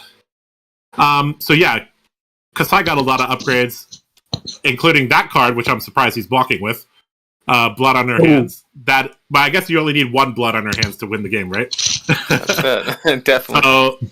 So in the past, Kasai had to rely on cash-in to really power up the turns, but no longer the case. Now Kasai can use cash-in and can use blood on her hands as an outlet for all the Copper Generation. So we see one of the new cards here, Outland Skirmish, giving the next attack +3, and the next time a weapon hits, gets a copper token. So there's several ways to earn copper. One is Outland Skirmish, the other is Spoils of War, and the third way is through Kasai's hero ability, which says if you've attacked with weapons twice, at the end of turn, make a copper for each weapon that hit. So, although the weapons on Kasai generally don't have on-hit effects, their on-hit effect is, alright, I'm basically charging towards my ultimate slowly. So with 1 floating here and no current way of, well, that's what I was about to say, is almost a guaranteed Blade Runner because he didn't have to go again on the board. Mm-hmm. Such a strong card. Now, the thing is, that was not a guaranteed Blade Runner. That could have just been a double pump on the weapon. So that's what makes Kasai really hard to defend. Is it might be 2 on the left, or 2 on the first swing, and then like 6 on the second swing. It could be like 8 on the first swing, and then 2 on the second swing. You never know exactly what angle that Kasai is going to attack you with, which makes her very unique from Dorinthia. Dorinthia, like basically everything's going to be put on the front, right? Because that's how you trigger her hero ability, and so that last turn we saw some pretty effective defensive reactions there from Bravo. So he's going to get to swing his hammer back at Kaiser here. Looks like he's just going to block it out with a Sink Below and move right along. So if I understand the matchup correctly, basically Bravo is trying to end this match as soon as possible. Every turn that goes by basically just increases the chance that Kasai will take the game. Yes, would you say that's correct? A long game definitely favors Kasai because Valiant Dynamo gets a ton of value, and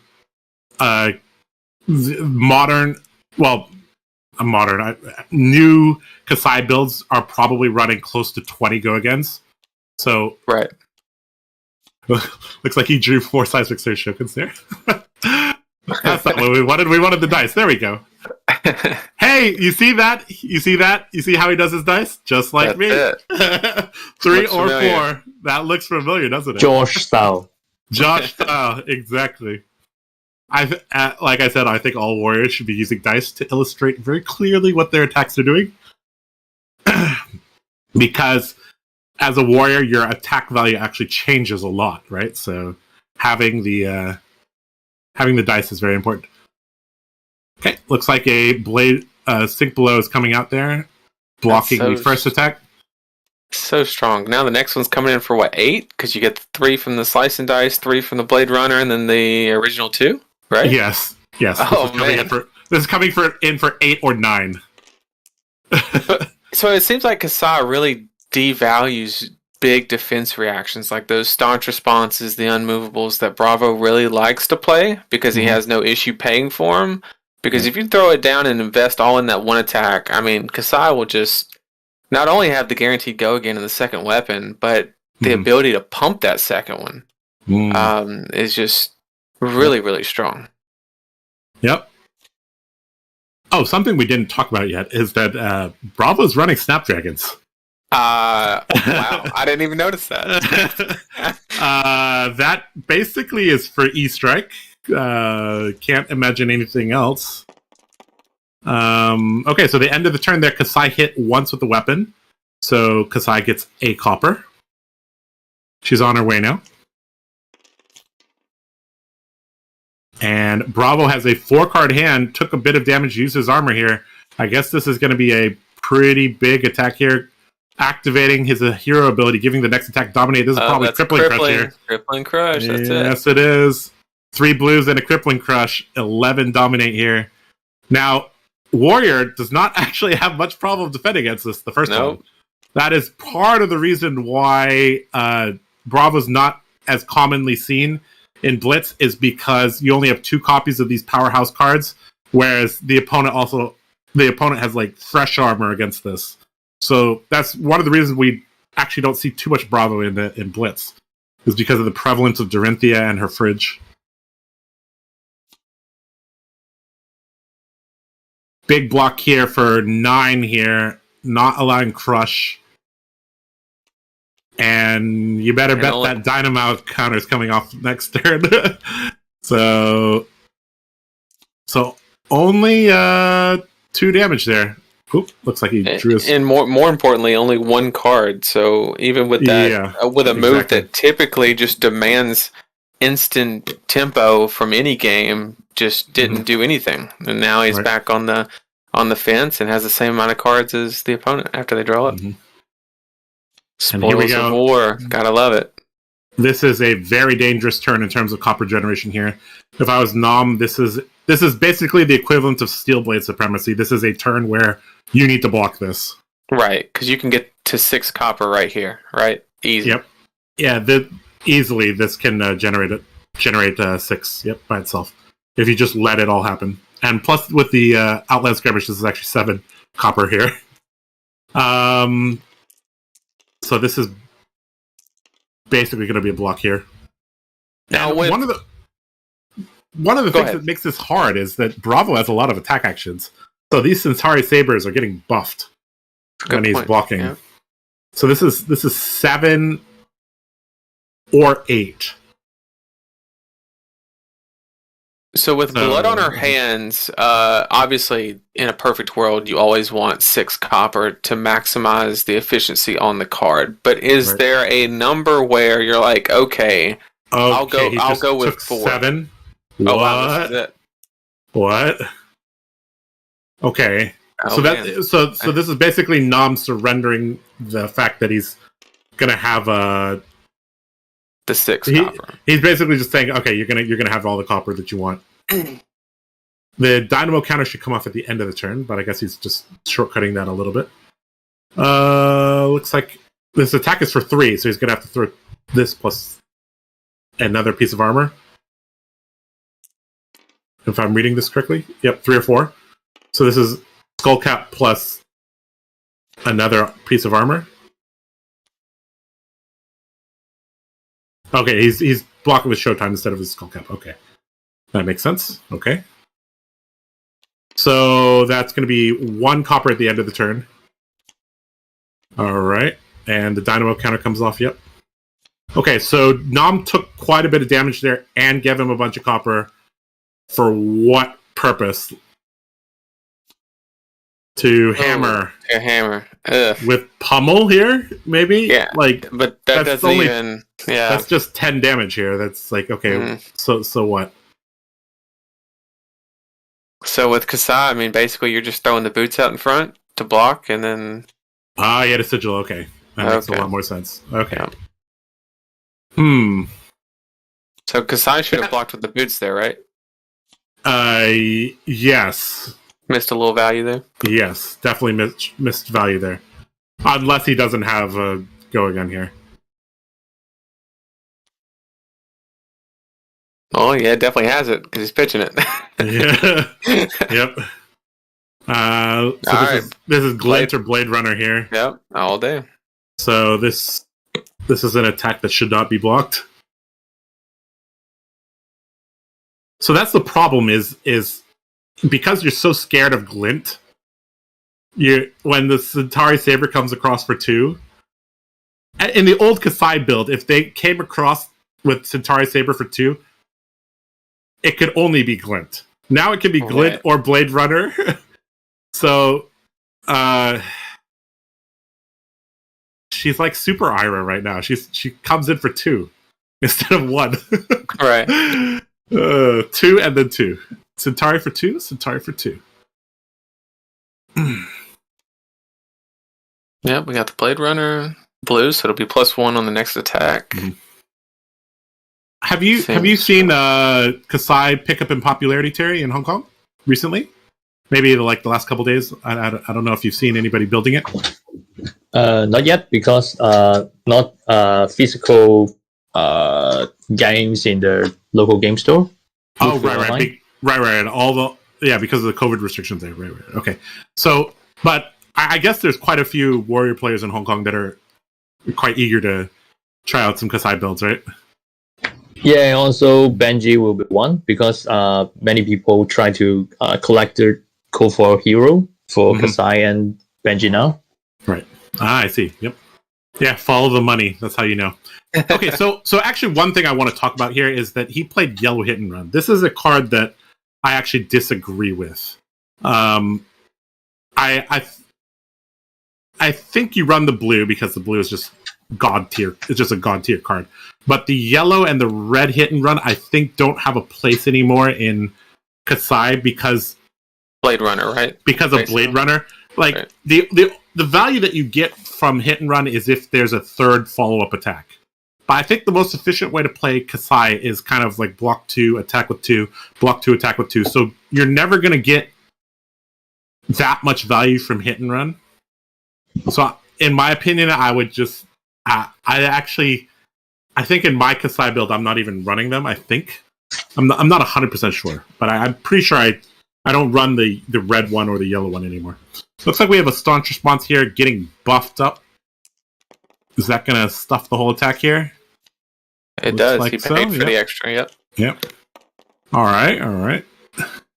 So even though the life totals are kind of about the same, and Nam is going to get a hammer swing in here, Kaiser is already at 6 copper. So once he sees blood on her hands, that's it. Right? There's going to be blood on her hands.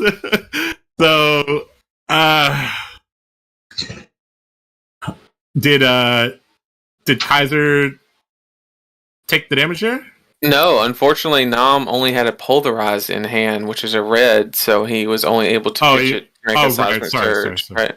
I didn't see it. Okay, we have a Courage Blade Hold activation. That means this is the turn to go. And pitching the glint. So we got blood on our hands? We have that, or we have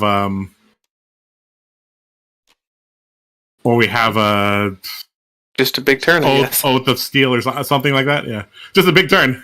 It's like I don't want to pay for these Centauri Sabers. I mean, why not when you're ahead? So this indicates that he has 2 kill spells in hand, probably 2 reactions here.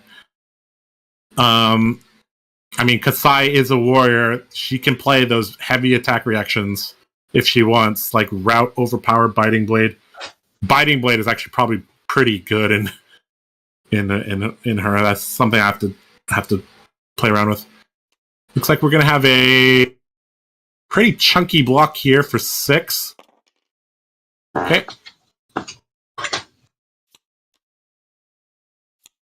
Aha! I see. So is that for non? I think that's for non. That is for 8 or 9. Yes. Oh yeah, 8 or 9. Okay. Wow. 8 or 9 on hit, make 2 copper here, and we have a 2 block in hand here. 2, 3 here. Gonna take 6, drop to 4. That seems pretty rough here. Not a good spot for Nam. That's for sure. Definitely not.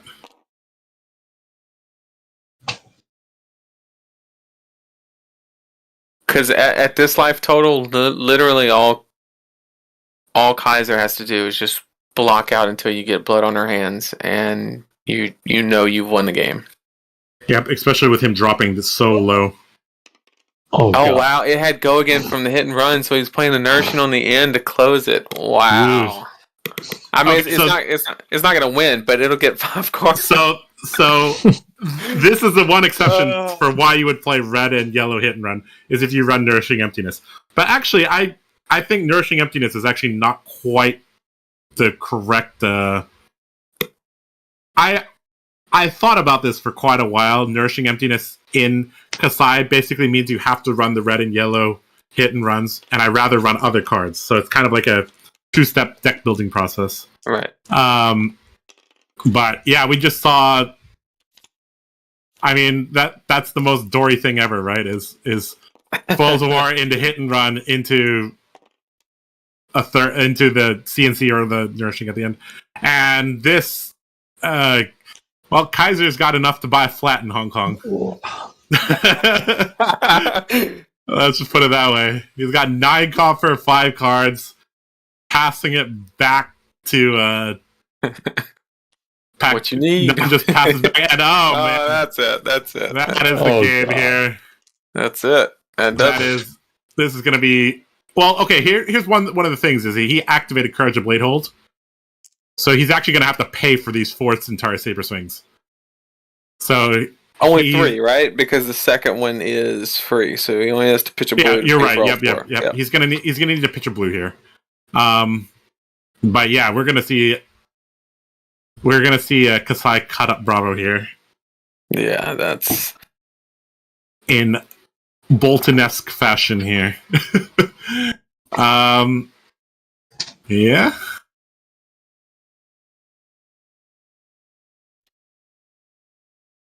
And an Outland Runner, pitching a Blade Runner, meaning he has a Glint or Blade Runner in hand.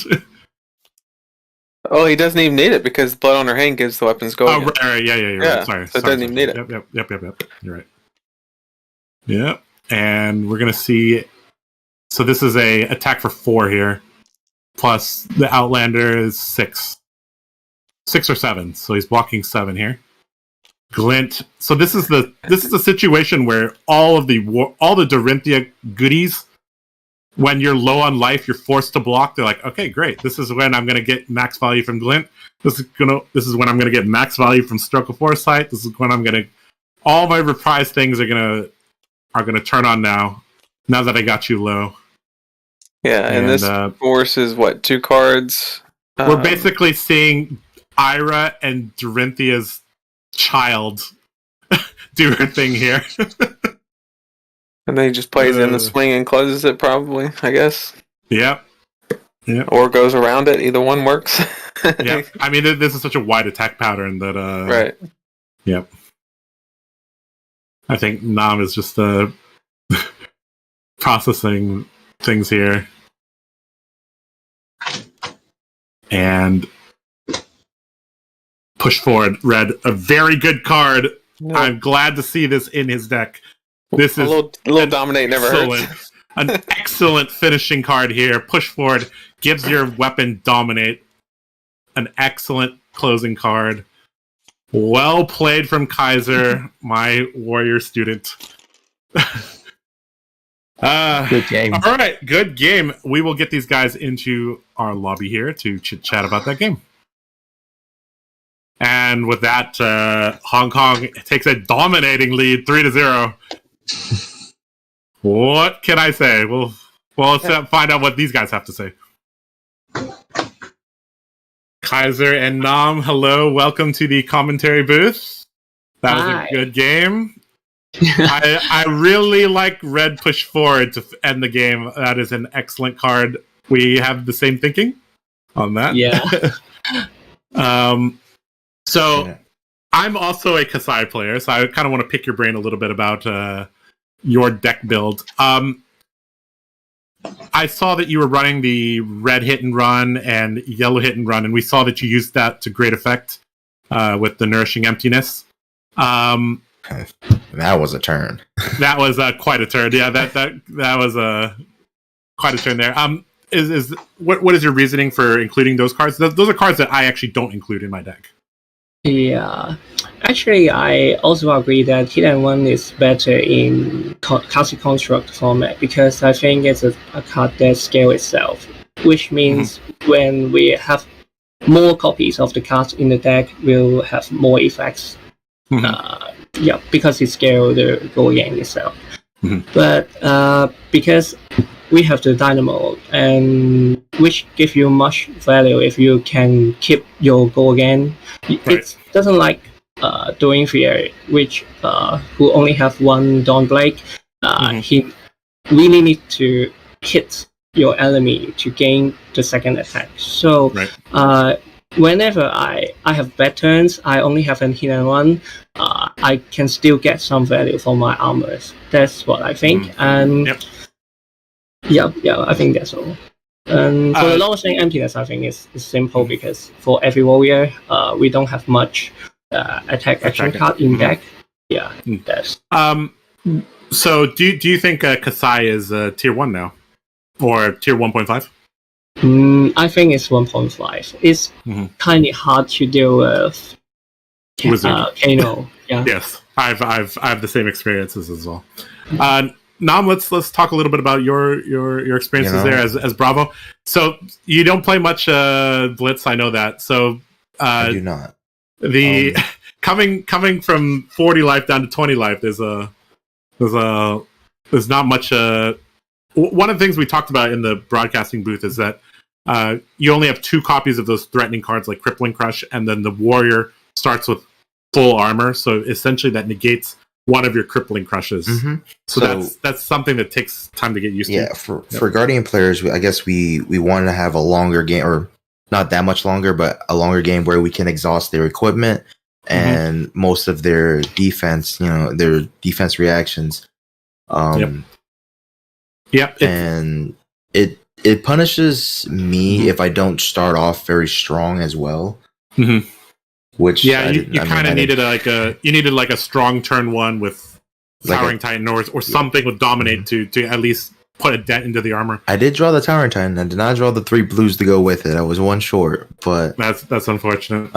For Guardian, it's we have a good time blocking against big attacks. I guess again in the mirror match, we're good at blocking the one big attack, but once it gets a little wider, very hard to defend against multiple attacks that turn, or multiple attacks that are very strong as well.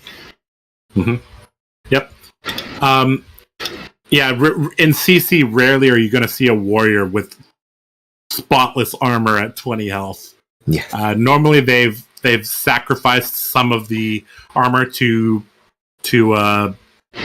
jump in front of a threatening attack, or to pull off a pivot turn, or just full cap usage whenever they think they're gonna take the life lead.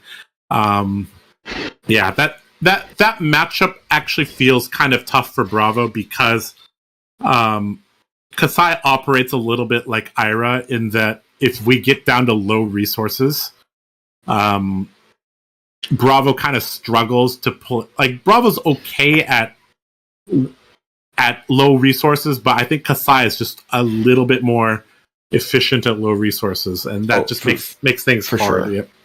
Yep. And with all the Everfest stuff definitely helped the deck a lot. I mean, we didn't see any play for Kasai. Now I think I have to find a way to fight this. Deal with Super Ira.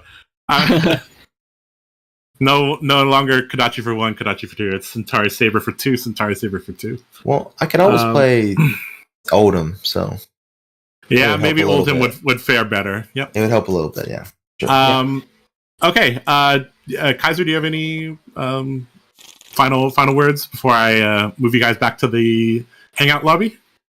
Yeah, I'm really nervous because Kelvin and Bun is too strong. I'm afraid I'm the first one to lose, and that's fine. I'll pass it. Yeah, it's good. I feel good. Okay. Good job, Kaiser. Thank you. As long as you have my Dawn Blade, you'll always have good games with Warrior. I promise. Thank you so much. Tell you what, I think the only players that have the best chances of winning, I think, is Nathan and Josh. The rest of us. That's why we put us at the end. Save the best for last. Best for last. Oh, so actually, we put ourselves last because we're in Central Time Zone and you're in Eastern Time Zone, and that way we can just commentate the first 5 matches, easy peasy. Oh, so I did mention the Kaiser. Maybe we can come back and do a CC one instead of since we already did Blitz. Hey, we can run it back part 2. Yeah, that's our turf. That's our turf. We are going to say that sounds like a good idea. I would like that. much longer day, but hey. Yep. We'll try to set that up sometime soon. Thank you both for that great game. I will move you guys to the hangout lobby, and we will get the next match set up ASAP. Thank you, Kaiser. Thank you, Nam. Looks like Terry has to go. So it's just us, Nathan. All right. Thanks for today. We'll handle it. Thank you, Terry, for your insight, and it's always nice talking with you. Yeah, see you around. Bye. Have a good one, Terry. Yep. All right, our next matchup here, we're on game point for the rest of these. we put all our hopes into Kyle Jones running my Dorinthia deck. So there's that. Against Alan Lau, one of the strongest players in Hong Kong. 2-time RTN champion is in Hong Kong. There were only 3 RTNs, and he won 2 of them. Wow. So yeah, he's a ridiculously strong player with a top 8 finish. And yeah, Kyle is we call him the Silver Surfer.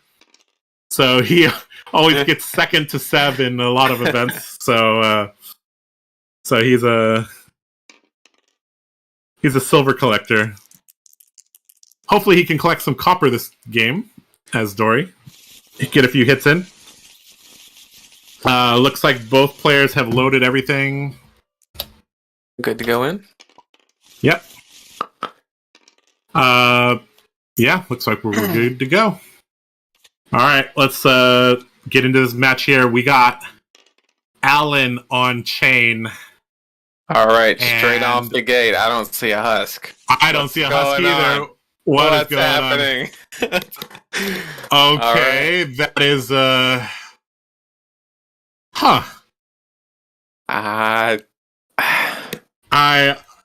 I don't know.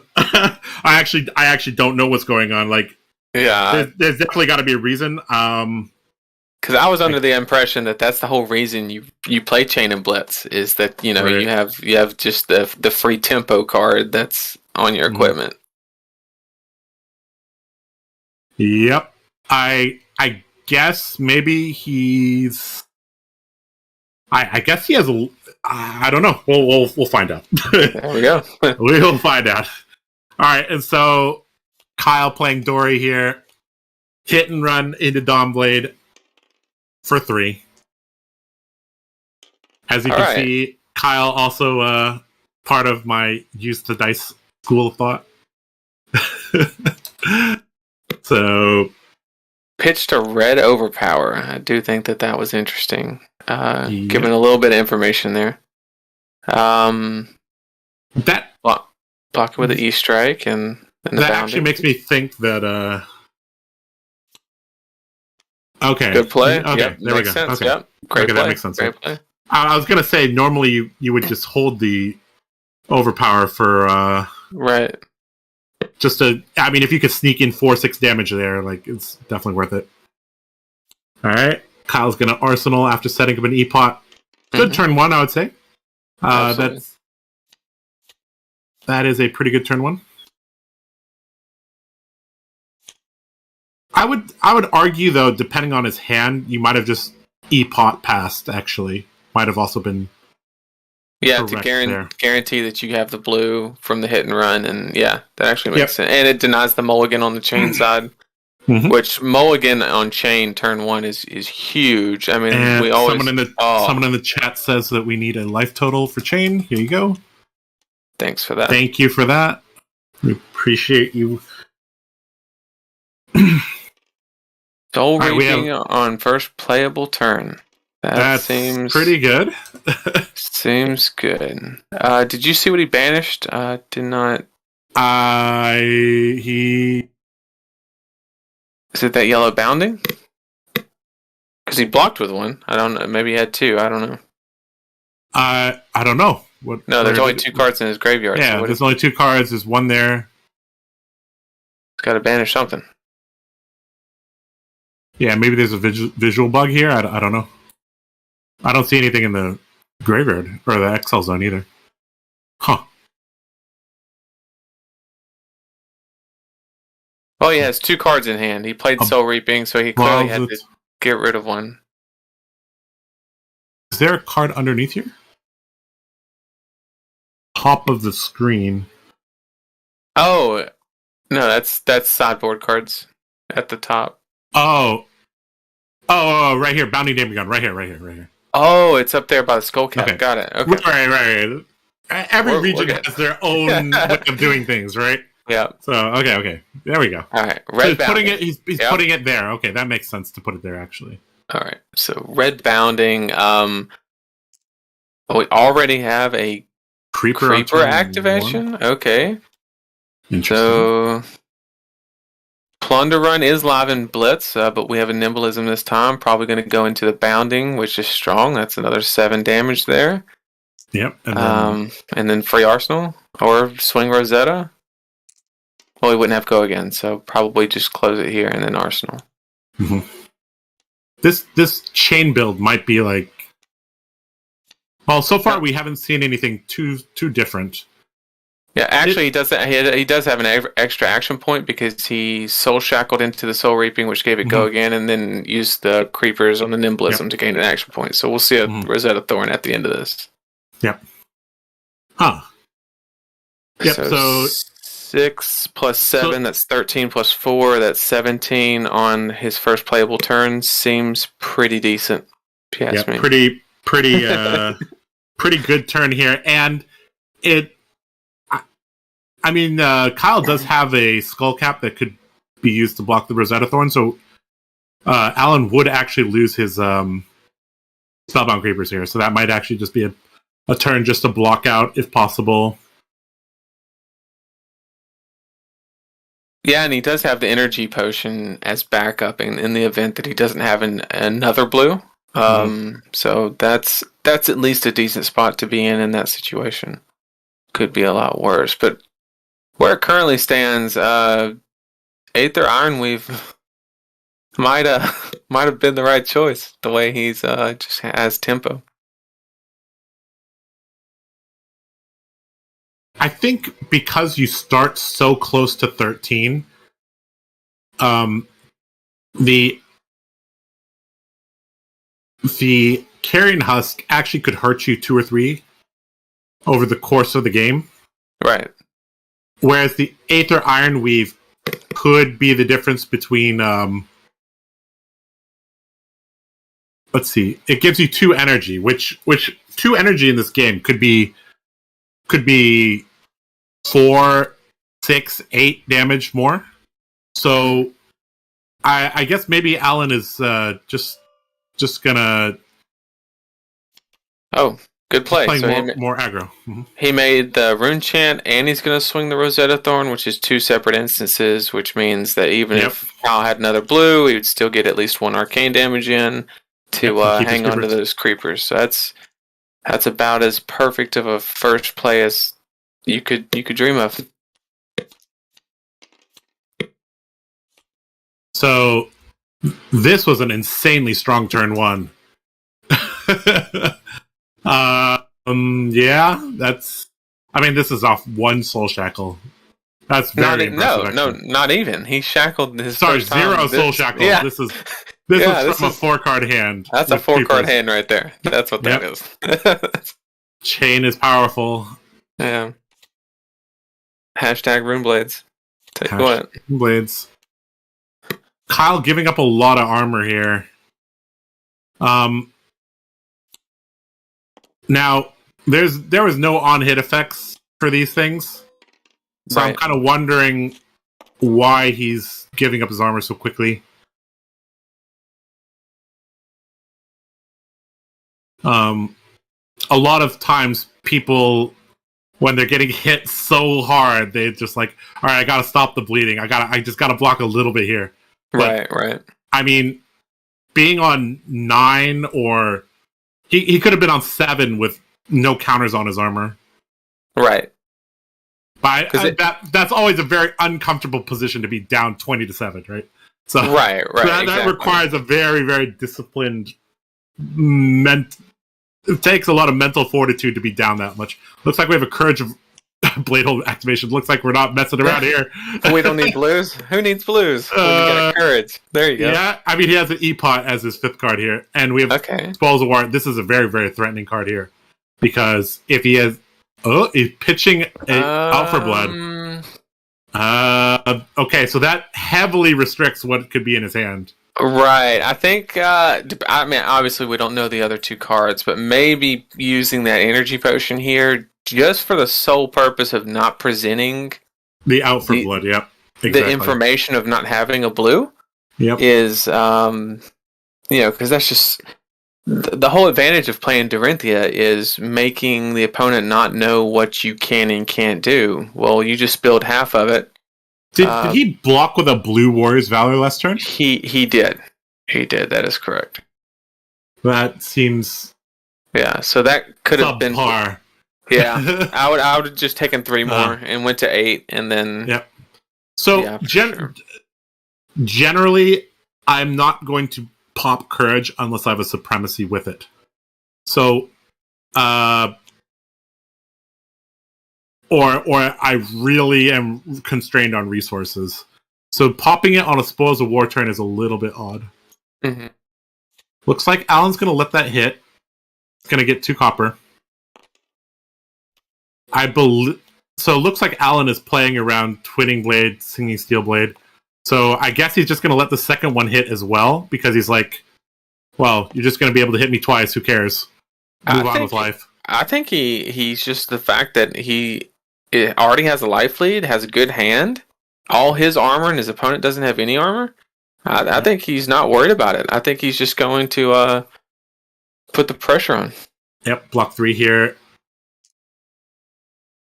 But the main question is, would he have decided to pick the same line of play if that Out for Blood was a blue card?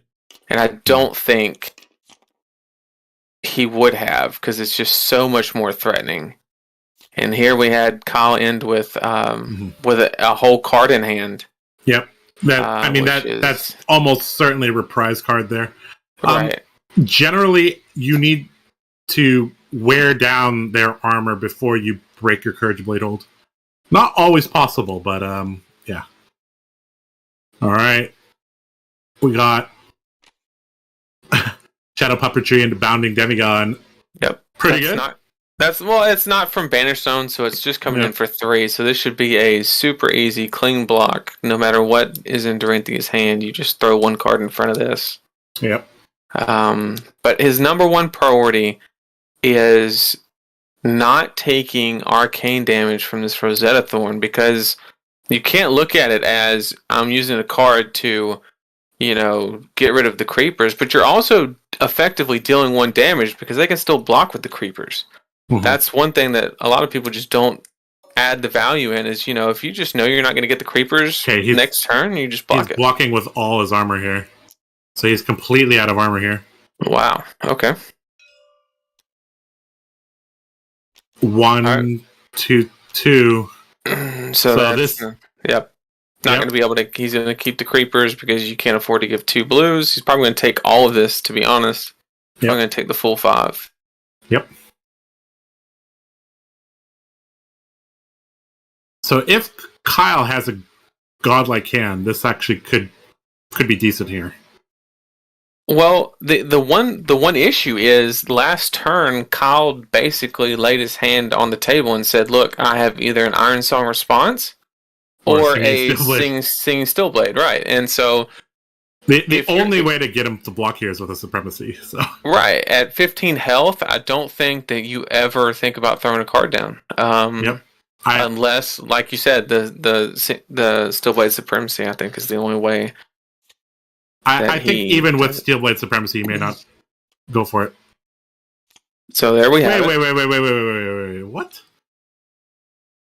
The Steel Blade Supremacy was his left card, so that was actually the card that he left over from last turn. Huh.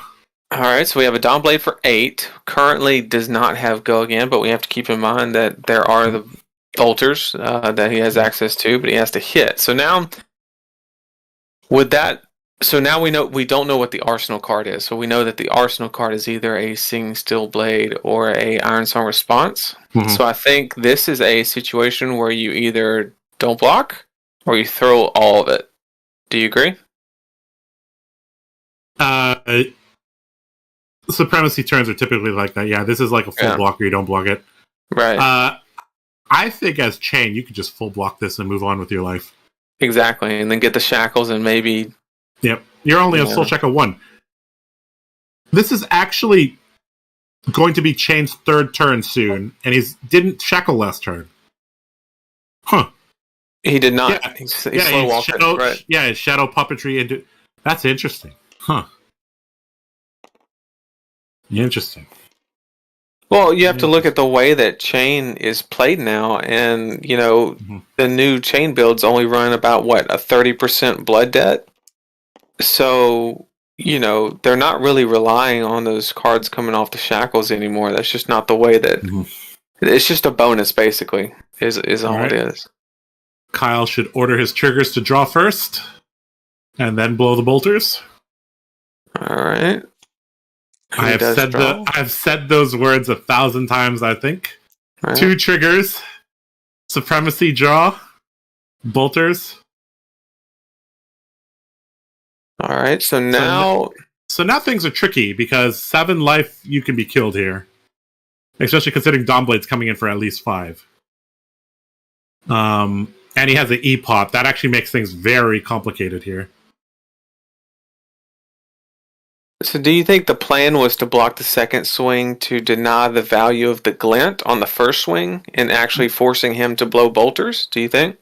No, I think the value... I think Alan is just thinking about how... I think Alan just wants more information on what's in his hand. Right. Well, right now, all we know about is the arsenal. Either Iron Song Response or Singing Steel Blade. One of the two. So he drew the determination. Oh, that's actually really good. That's actually really good here. For 6 here with Dominate. For 6. So that's 1 card block for 3. He has access to 3 armor, so that's a full block of 6. Does he have 3 armor? Yeah, he has the creepers. No, the creepers only block for. No, the creepers have already blocked. No, they haven't. That's the spell. Oh, yeah, you're right. You're counter. right. Yeah. Okay. It breaks once you block. So he has 3 block on the armor, which he's using right now, and he'll throw 1 3 block, I guess, in front of it. Right? Wow, he doesn't. Okay, no, he's just taking. Okay, he doesn't want to give reprise. Better have it. Oh, he didn't have it. Okay. His head is super telegraphed now. Right. Okay. So basically, hopefully he drew a sigil here. Yeah, it's a tough spot. Looks like he didn't. Oh, that's a good card. And now Chain is going to be attacking into Dory here. This is going to be kind of tough. Without courage and without bolters. Uh-oh. Blue Plunder Run from Arsenal. Time to block, boys. Yeah, it's legal in Blitz, that's for sure. Yep. Plunder Run's still legal in Blitz. Newsflash. And the problem here is the counter doesn't even matter because, with him knowing that he had the Plunder Run in Arsenal, he knows he's going to get the blocks. So, Dorinthia's not going to be able to do anything the next turn at her life total to actually keep that counter.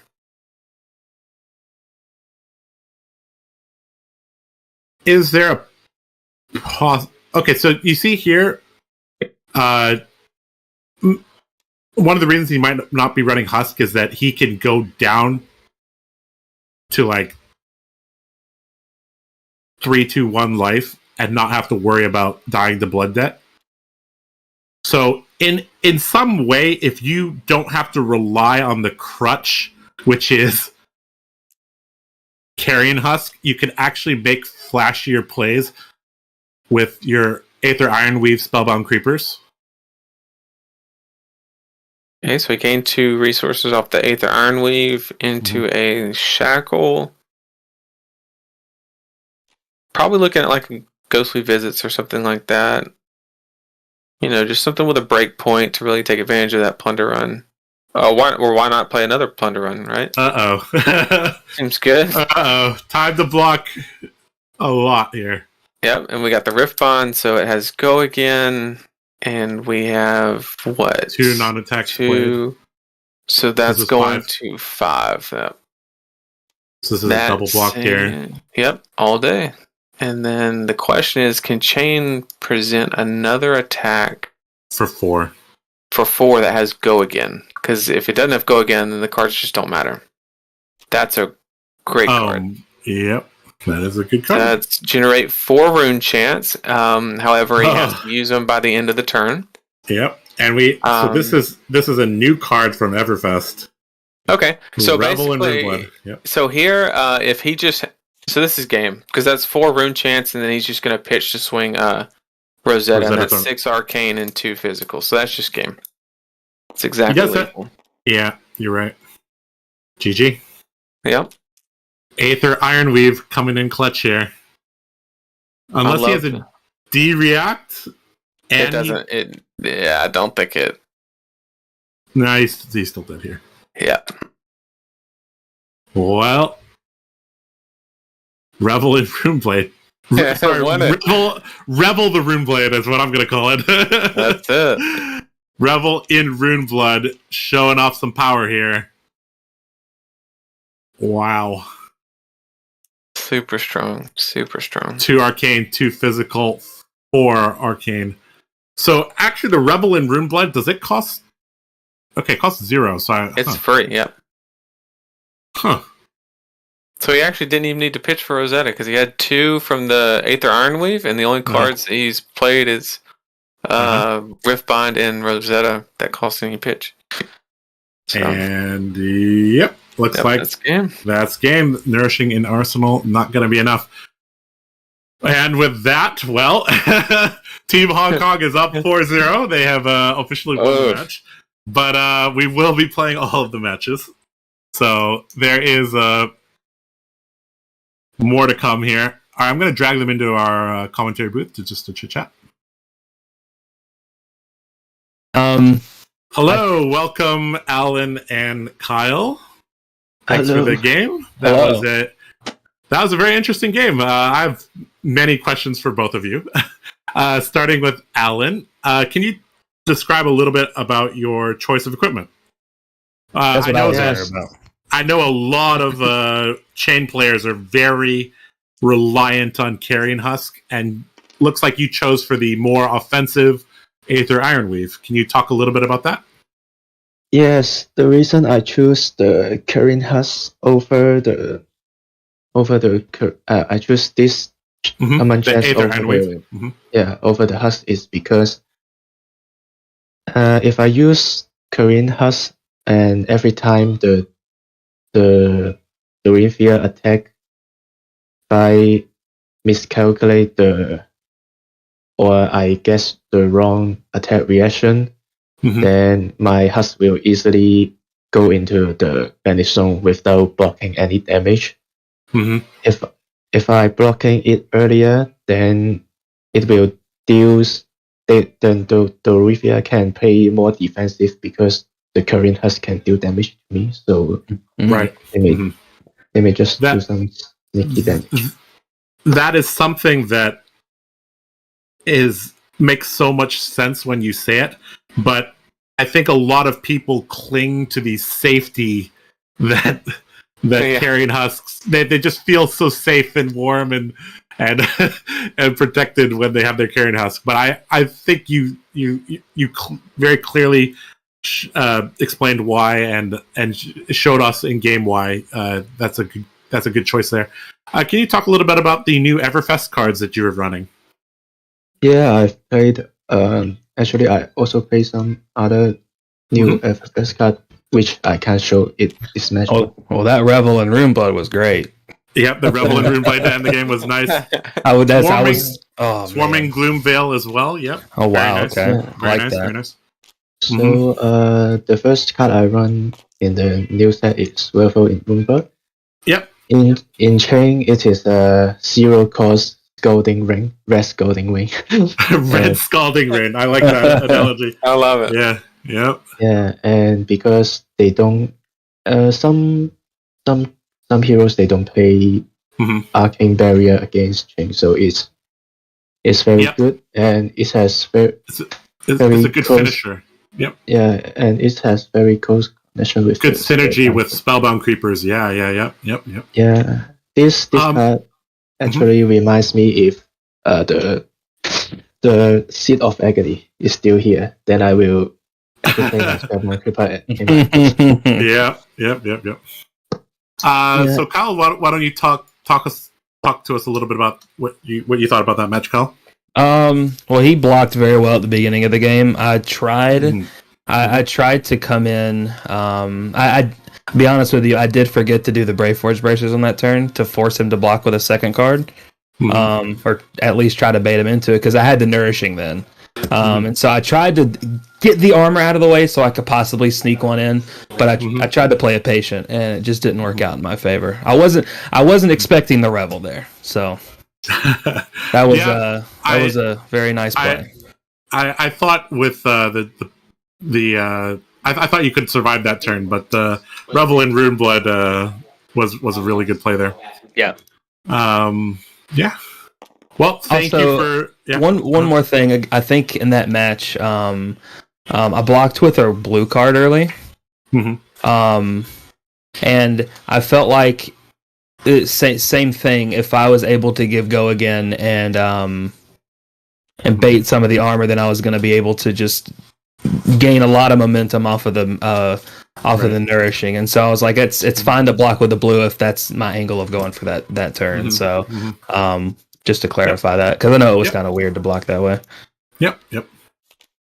Okay. Well, with that, the Hong Kong team has taken the match, but we're still going to play out all of the matches. So we still have 3 more matches to go.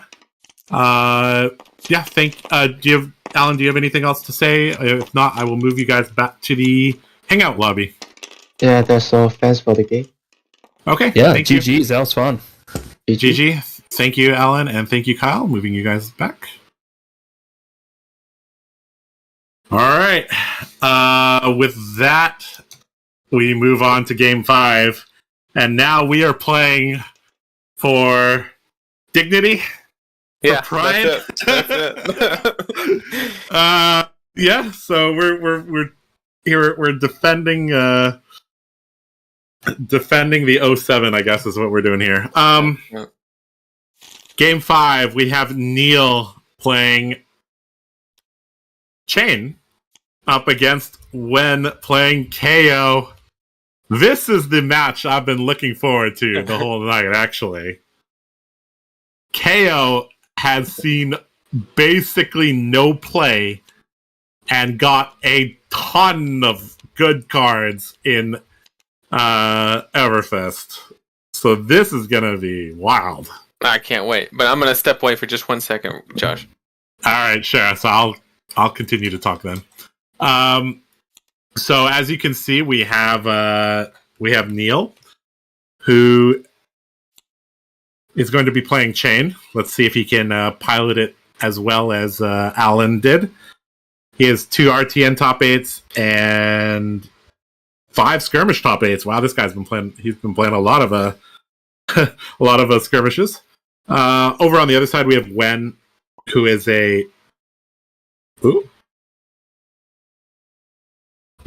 no slouch either. He's gotten an RTN top 8. He's won a skirmish, and he's also got top 4 at the ProQuest, which was Blitz. So he's got quite a bit of experience in this format. However, I don't know how much experience he has with KO. That is still to be seen.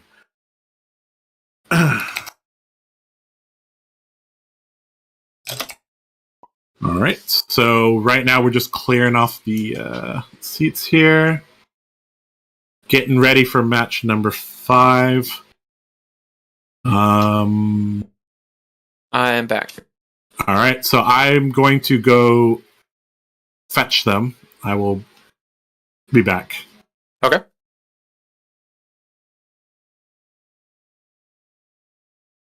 All right, I guess I just want to take a second just to say we got 69 people watching.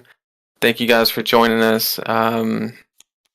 Big shout out to Josh's brother for hosting this for us, and then of course Josh organizing the whole thing.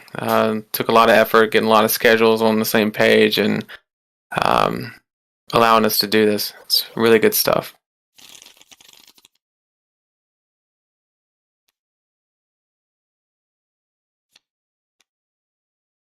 All right, so we got the players in the feature match. Let's do it. And they are loading up all their stuff. All right. All right. I guess we can transition into the game. So, do you think KO's running a claws or club here?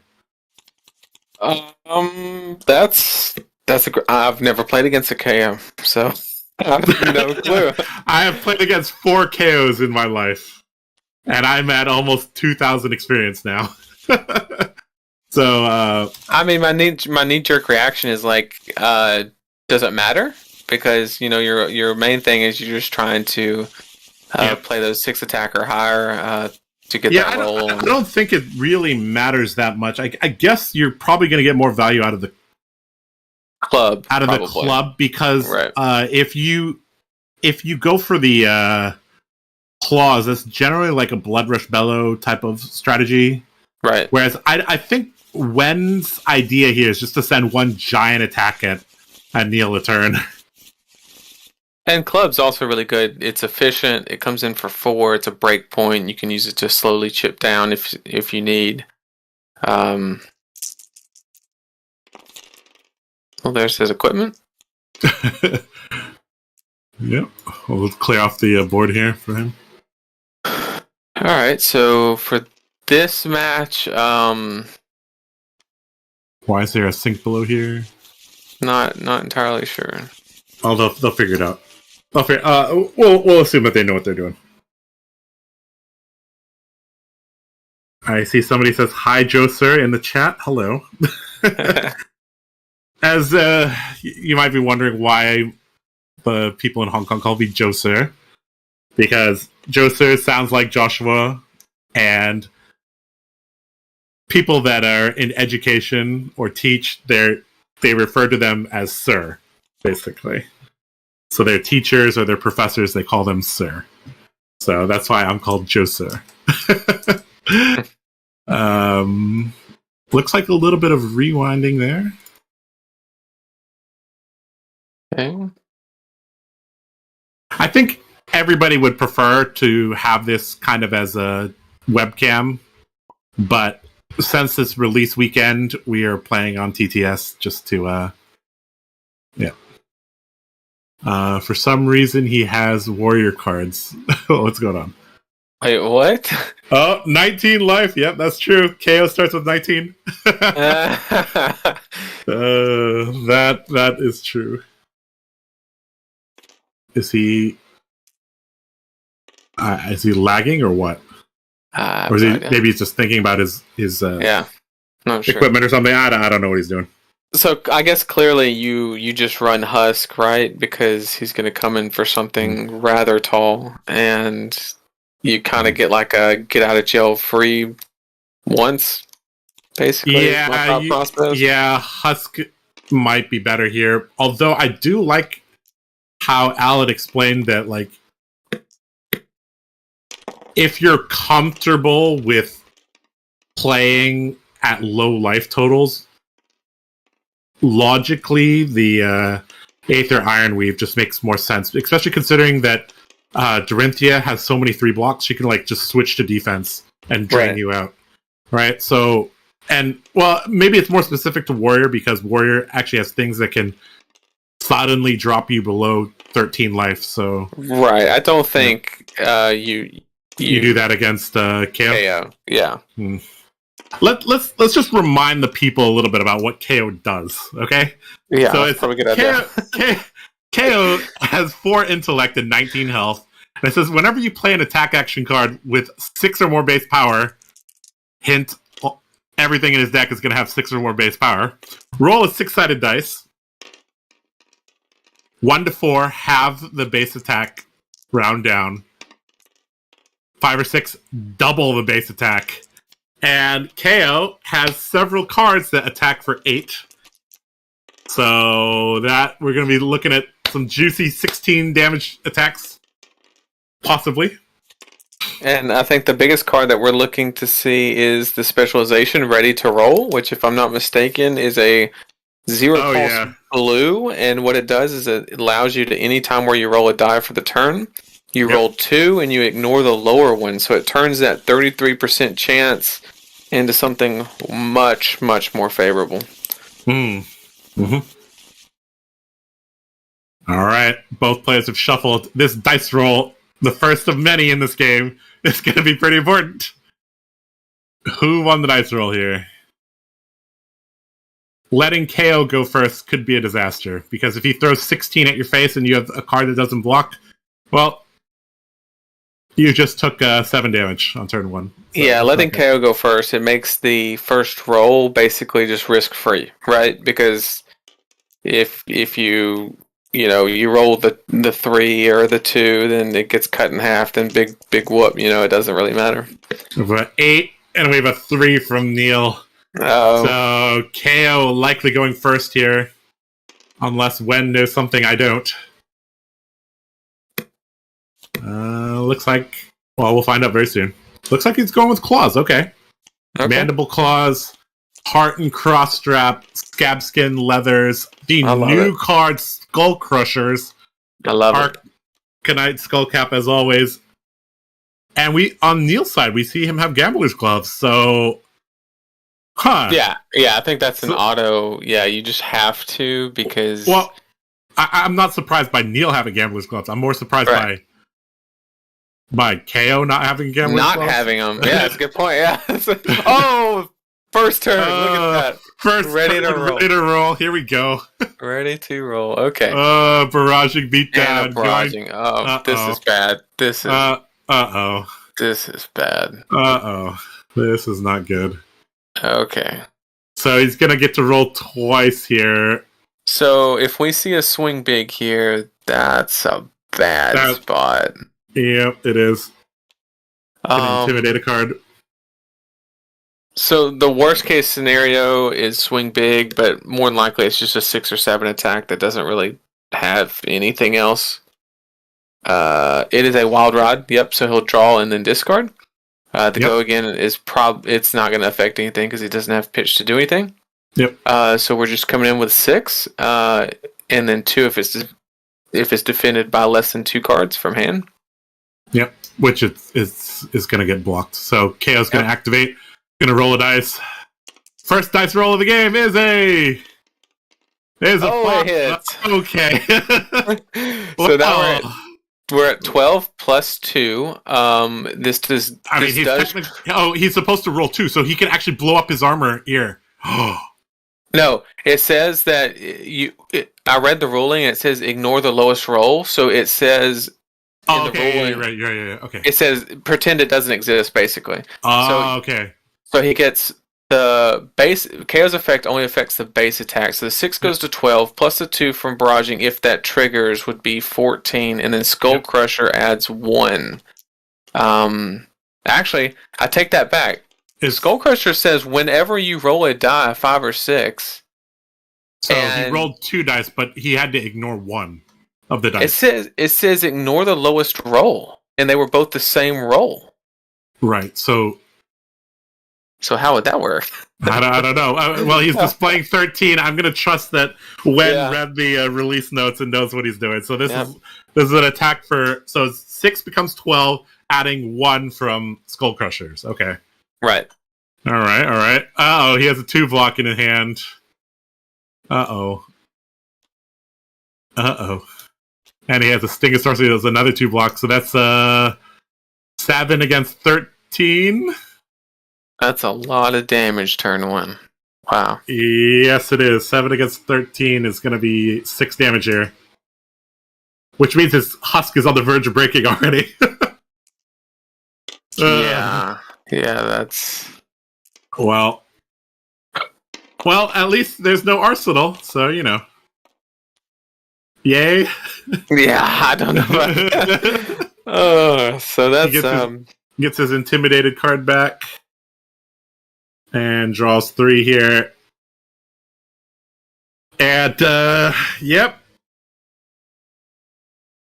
KO. Alright, so that's about as good of a start as you can ask. Yep. From the KO. I think the only thing that would have made it better is like a 7 or 8 power attack. Yeah. But I was thinking if that barraging beatdown was a rolling thunder, because he had the extra pitch, it would have boosted, the attack by anywhere between 1 or 6 more. So it could have been a lot worse. But definitely gives KO the lead here. Now Chain's got a response. Good part is it was just enough or just not enough damage to pop that husk. So the next attack, when it comes in for 6 or 7, is basically just going to get wiped out by the husk. So he has that going for him.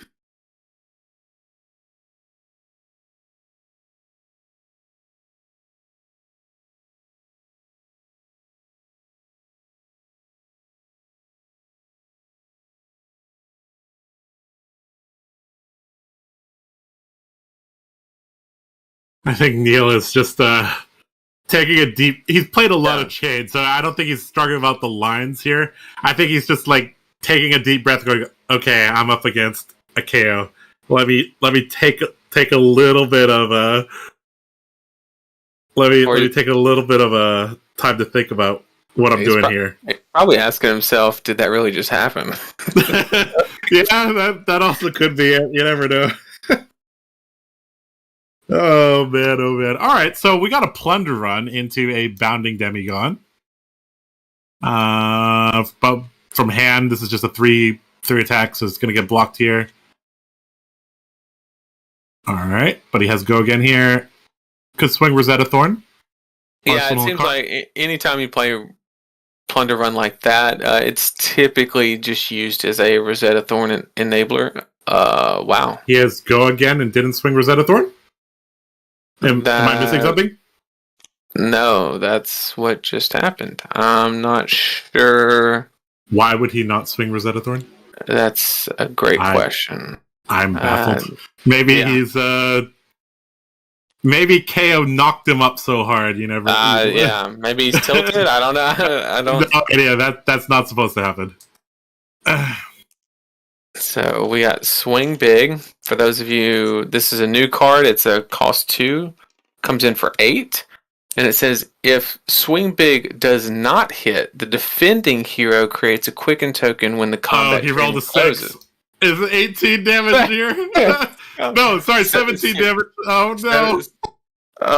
Yeah. So obviously, we're going to pop the gambler gloves here. Yeah, make it roll it again. Yeah. Wen says... Okay. Oh, okay. So 4. So it gets halved. Okay, so now we're going to 4 damage. So does Gambler's Gloves interact with Skull Crushers? Is it like it never happened? Yeah, anytime you re-roll or ignore a die, the rules say it never happened. So it can't destroy Skull Crushers. Okay, so why is he taking damage here? His husk is going to pop, right? It will pop. So he needs to use his husk. Nothing else is coming here. What is going on here? Neil, are you asleep? What is going on here, dude? That's I don't know what's going on here. That's rough. That is... Well, looks like it's up to us, Nathan. Maybe he's already resigned to his fate here.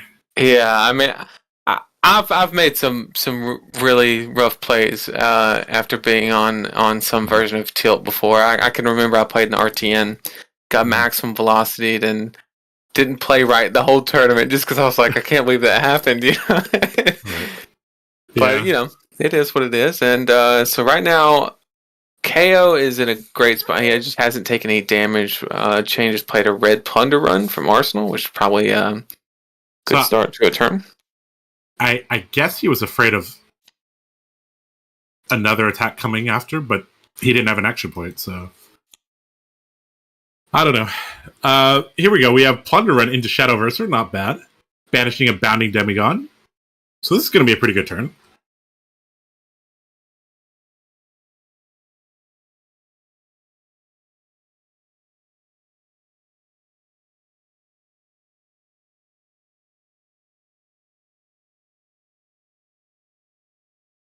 Another thing is that on TTS, sometimes you miss things that you would not miss in real life. Like Tunic? Tunic is the worst for me on TTS. Yep.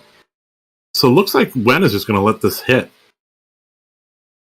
Plunder Run results in a draw here. Going to Soul Shackle into something.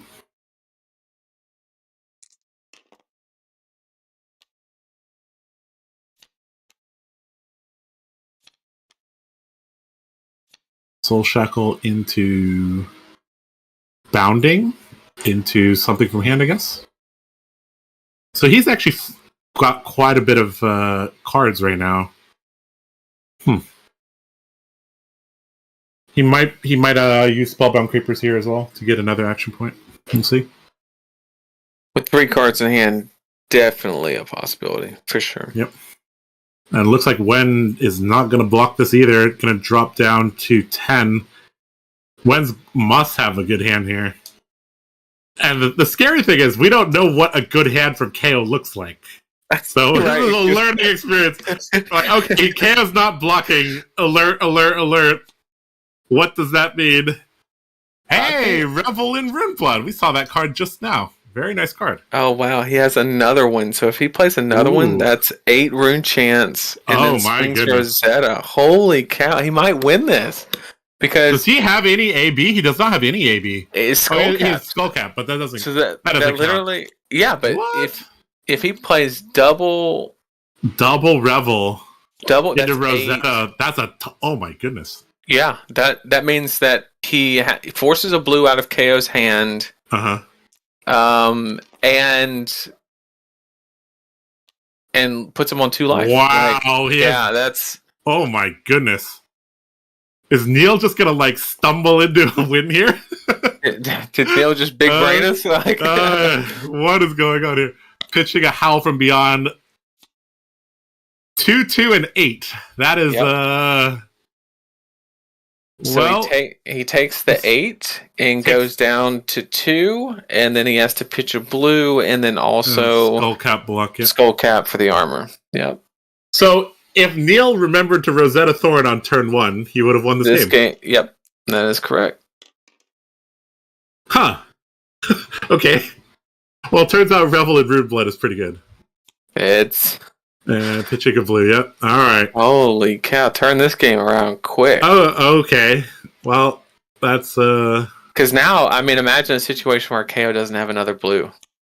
Yeah. Then now the game's over. Because now KO's never going to have enough cards to actually pivot or... Chain's so strong you can misplay twice and still win. Whereas, what do I say about Warriors all the time? Perfection or you lose. Alright, KO. Show us what a good turn looks like. Without a blue. Well, he does have... Heart crossed up, yep. Yep, so that's the plus Blood side. Rush Bellow. Okay, so pitching the barraging. Okay. Sure. Discarding Massacre. Mm-hmm. So he's going to get to draw 2 here.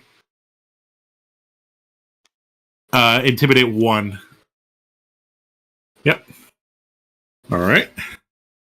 Interesting.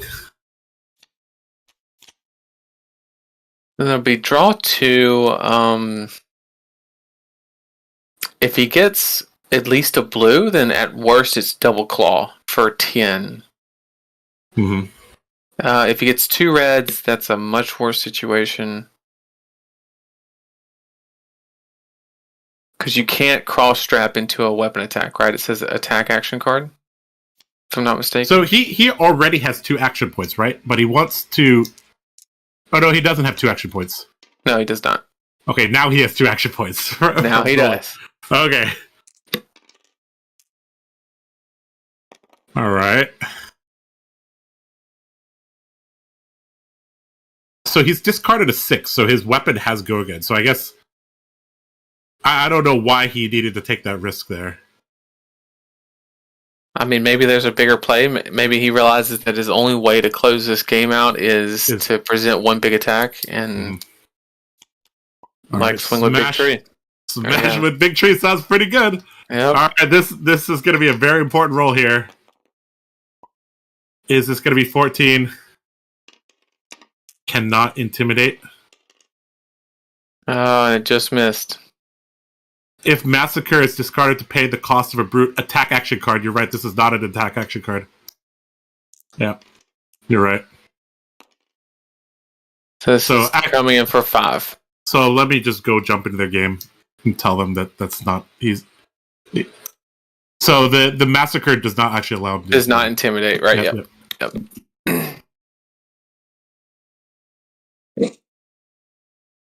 Yeah, so that was my thought process, that the KO player just realized that they had to make a big move here after the Revel turn on the chain player's end. Because, you have to look at the double claw, right? That was the next best thing, because he did have the blue. He had the defense reaction with Reckless Swing, so he could have paid for both claws. They would have came in for 3, already had go again, because he didn't need to roll the scabs. So that would have came in for 5 and 5. However, the chain player is already at 11. So at best, you would have gotten 1 card out, and then now KO's at 2 life. Mm-hmm. So he just plays a couple cards and swings with Rosetta and cleans the game up. So I think he just realized that he had to make a move. Yeah. Okay, so thank you to Shing and Alan and the guys in the chat for reminding us that discarding Massacre to Blood Rush Bellow does not intimidate, because that was not to pay the cost of a brute attack action card. Thank you for that. So he used Smash with Big Tree and failed his roll? Yes, he rolled a 4.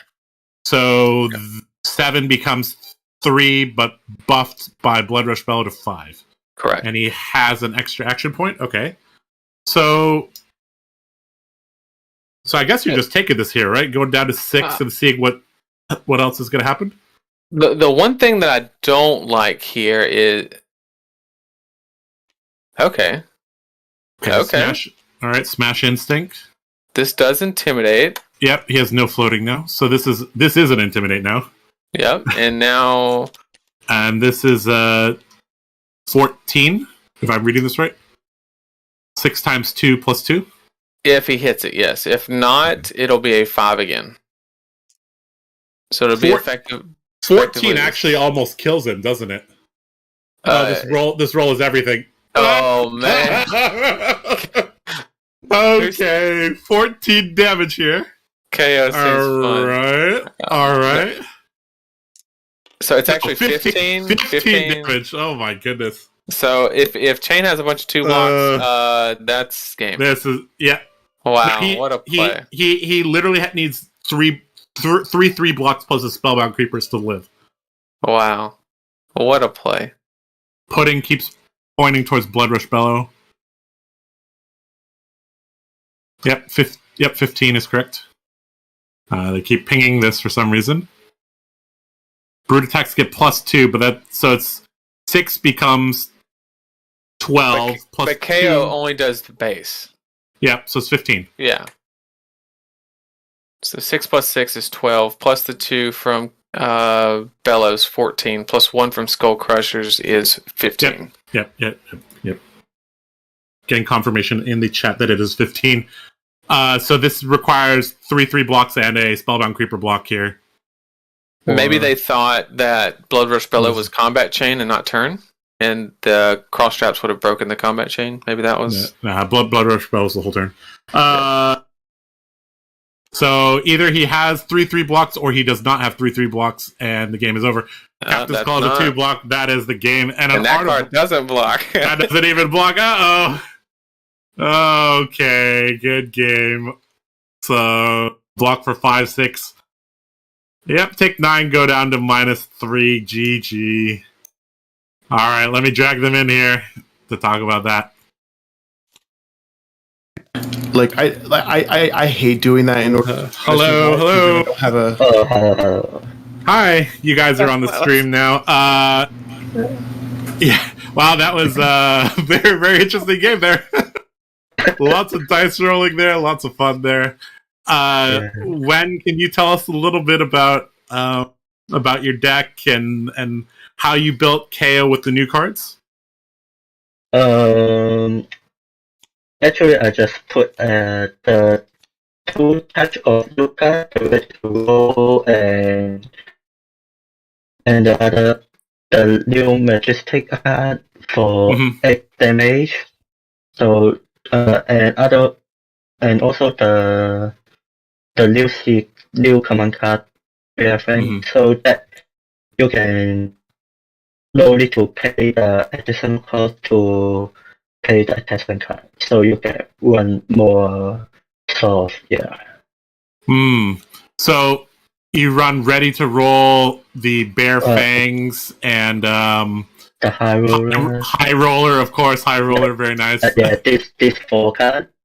And Swing Big. Yeah, Swing Big is the 8 attack that can become 16 pretty easily there. And we saw quite a bit of shenanigans there. So Neil, there was on turn 1, you had go again and missed the Rosetta Thorn Swing, I think. Is that was it turn 1 or turn 2, Nathan? It was the first effective turn. It was the Plunder Run into a Bounding, and you had 2 cards in hand. Yeah. And then you Arsenal passed. Yeah, we were wondering, like, huh? I thought I missed something, but I think you just had go again there and didn't swing the sword there. So I think that was the 2 damage you were missing, unfortunately. I don't even remember that. And he forgot to use the husk. Yeah. Blitz is so fast. It's 1 a.m. It's way past my bedtime, man. All right. Gonna blame it on the time then. All right, got it. No problem. All right, no problem. All right. Well, thank you for the match. That was very entertaining. I'm sorry you got a high roller there, Neil. But it is what it is. You know, you can blame it on the RNG. All right. Well, Nathan. Well, Nathan. Don't let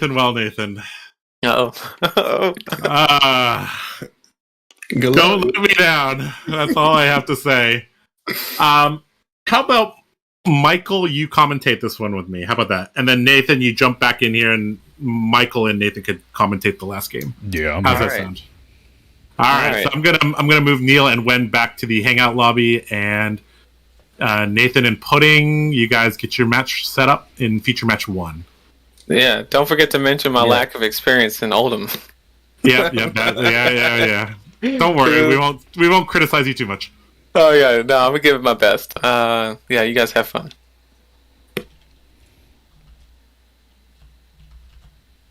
All right, just the Loud Brothers here in the commentary booth here. This brings me back to when we did StarCraft commentary. StarCraft commentary just so many years ago, indeed.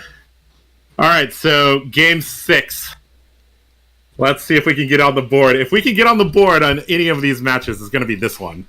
There you go. This is Nathan Crawford playing Oldhim against Pudding playing Ira. This matchup historically has been very favored towards Oldhim because of just he shuts down the Kodachis so effectively with Crown of Seeds and the shield, and it just becomes quite a nightmare to deal with. Let's talk about these guys for a little bit. So Nathan, good friend of mine, 2-time RTN finalist, 1-time skirmish champion. He beat me for that skirmish champion. And he got top 20 at US Nationals. So I think he's like the person that placed the highest on our team, actually. So on the other side, we got Pudding. Pudding's a 2-time skirmish champion, 1-time RTN champion. So Alan won 2 of them. Pudding won the other one. As you can see in the picture there, that's Pudding over there with the arrow. And actually in that photo, there's a lot of the guys here. That over on the far left is Alan. Behind him is Vincent. And then you have Pudding. To his right, you have Xing. No, sorry, Wen, and then Xing, and then Kaiser. And so they're all good buddies. We got to see a lot of them play. We'll get to see Xing and I play later, so that'll be good too. Yeah, they have a really strong team there. They test quite often, even though, yeah. So their whole team basically won all the RTNs there. They placed very highly at nationals, so very, very, very strong players. Looks like they're both ready to go. So I will just let them know. All right, let's just get into the game. Let's see this game 6 here.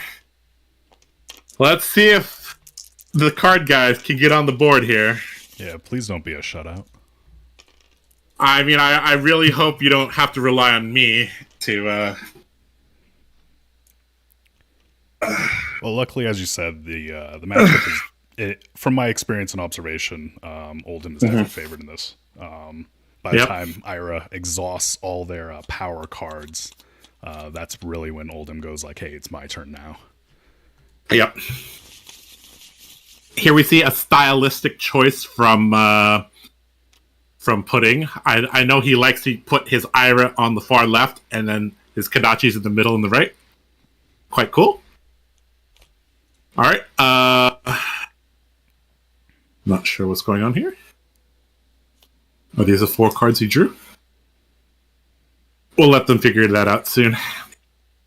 But yeah, so this matchup basically comes down to, does Ira have enough reds to punch through against Oldhim?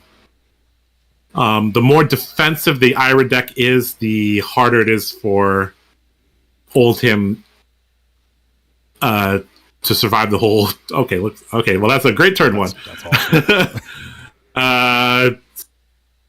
It looks like he's not even going to give him a chance to mulligan, which is really, really, really good. Mm-hmm. Yep, there we go. Sigil Arsenal Pass, one of the best things you can do. Changes his mind. Oh, changes his mind. Okay. Interesting. So this is going to give Pudding the opportunity to mulligan a card here.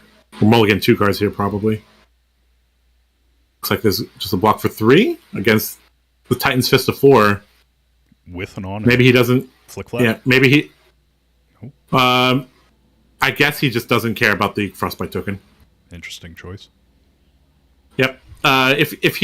If Pudding currently has 2 blues in hand, he actually doesn't care about Frostbite tokens. But one of the weird things about Ira is that if you play quite a bit of blues, you normally play 14, 15, 16 blues. So you don't actually care that much about Frostbite. And actually, does the Frostbite go away? No, It okay. goes away at the Ira player's end turn. Yep. So it's definitely going to persist. Yep. Oh. Okay. Oh, interesting. Okay. So he also has a sigil, and he's going to pitch a flick back to play it. And get rid of... Oh, my goodness. Okay. Someone in the chat saying this is going to be a long one, and yes, I can see that happen. This could potentially be a long one because, I mean, in terms of decision making, the decision making for Oldhim is very straightforward. You're blocking, you're using Crown of Seas, you're throwing your shield in front of things, and you're smacking him with Winter's Wail. However, for Ira, attacking into Oldhim is one of the more perhaps the most challenging matchup, because you attack wide and you use energy. So you get really messed up by Oldhim's hero ability. And we're seeing how Pudding is going to play around this. He's going to start with an attack action. This might throw Nathan off here, because normally you see Kodachi into an attack, but leading with the leg tap already shows us that Pudding knows what he's doing in this matchup. There he goes, fully blocking with 4. CNC for 7 here. Interesting. So those are 2 red cards there. So we're really going to need to keep track of how many red cards the Ira player has. So typically, Ira will run 14 to 16 blues. Maybe they run yellow Flick Flack. Sometimes they don't, because yellow Flick Flack is not that great against Oldhim, and there's not as many Dorinthias nowadays, so you don't really need yellow Flick Flack.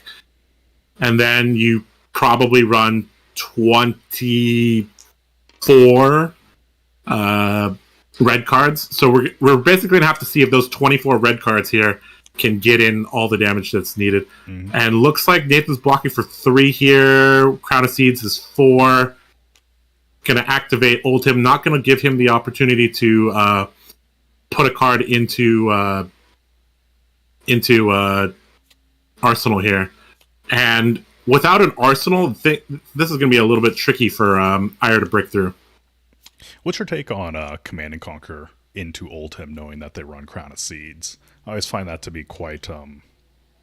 They just get that card right out of there and they draw. They're going to be doing that anyway. I mean, CNC is just too good of a card in Ira's Blitz list. But I mean, CNC hitting for 7 is actually one of the ways you win the mirror match, especially against people that. The first CNC so in an Ira mirror match, you go Kodachi into CNC. The first CNC is going to be blocked with 2 cards plus the breaking scales. But it's the second CNC that demands 3 cards, and that's when you get your tempo in the Ira mirror. And CNC is just really good in wide decks in general. So she has to run it, even though it is extremely poor against Oldhim. And it's just 2 for 6 is just not where you want to be. It's not enough. It's not enough oomph. Obviously, I mean, you can 2 for 6 base is just average. So here we see the second one. Yep. So, but what this is doing is 2 for 1ing essentially. Oh, and we see a new card here. We see a new card in the pitch of Pudding. We see a even bigger than that, which is a card tailor made for the ninjas. For ninjas. Yep. You can only play it if you've dealt damage, which is easy with Kodachi's. Maybe not so easy actually against Oldhim. Normally it's very easy to get it. And then we have another ice reaction. Denying the Arsenal once more. Yep. And so Oldhim's health has not moved. So, and Pudding is down like 5 red cards already. Do you think Nathan's already kind of committed to the fatigue plan? Almost certainly here. You see how he's holding on to his last card so he can get max value out of... So the shield actually is not that overpowered by itself. It's the shield in combination with Crown of Seeds that provides ridiculous value over the course of the game. Mm-hmm. So if if Nathan was not able to arsenal, then he basically wouldn't be able to shield. Yep. Because the shield only gets value if in the arcane matchups, like against the rune blades, because you can pitch for the shield, and then rune blades often break the combat chain, so you can pitch again for the shield to block for 2, and maybe you have a arcane barrier on the boots, so that you can cleanly use your blues, right? Oh, but we got in bingo, this bingo. matchup, oh, we got a new card, bingo bango. A 1 for 5. If it hits a hero, they reveal a card from their hand. If it's an attack action card, it gains go again. If it's a non-attack action card, they draw a card. With Snapdragons, this is kind of a checkmate card. Mm-hmm. Very nice card here. There goes activating Crown. Crown. Yep.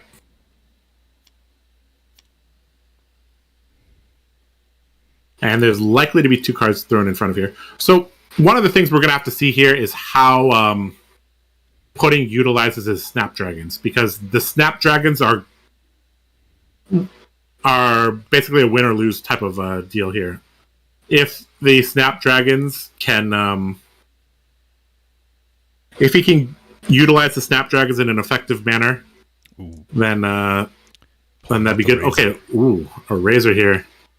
Looks like he's gonna sync, maybe double sync this. Pumping it. Oh, and he's gonna ult him react on the other card. So even though he has go again, it doesn't matter. So he's gonna lose some life here. He's gonna reveal Endless Winter, which is gonna give his attack go again. But so what? He doesn't have the card to play. Yep. So this is what I said about Ira into Oldhim is a tough match, because your offense has to be perfect, and it has to account for the fact that Oldhim has an ice react. So you can't go too wide. If you try to go too wide, he's just going to shut you down with ice reacts. If you don't go wide enough, his shield and crown are going to block. So the effort that Ira has to put into winning this match is many orders of magnitude higher than Oldhim. Let's just put it that way. Yep, and we just saw Heart get pitched there, so that thing's gonna cycle around if the game definitely goes long. Yep.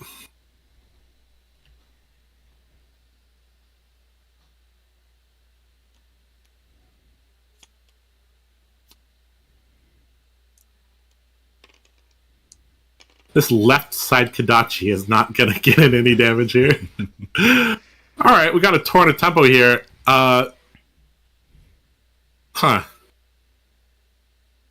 So this could be a 2-card block and then a Ice React, send that card to the top, or a 2-card block, let him Arsenal, come back with the hammer. He also has armor as well. He lost his boots, but this is still within the realm of sync below plus a tech plating or something like that.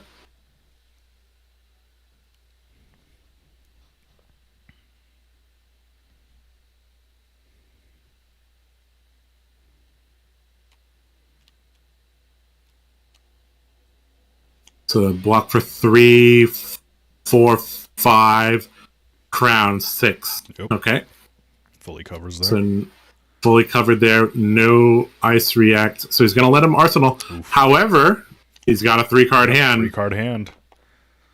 So, this could. Oaken Old. Oh, looks like. Oh, fused and a Oaken double Old. fuse. Wow. Double fused Oaken Old. Uh-oh. So that comes into a 9 dominate. 9 dominate on hit. Put 2 random cards. When this hits, not if. When this hits. When this hits. So that needs to be a red flick in Arsenal. Yep. Plus the card from hand, plus the mask or the tunic, plus the breaking scales. A very, very massive turn here from Nathan. Coming in for 9 dominate on hit. Getting rid of 2 cards.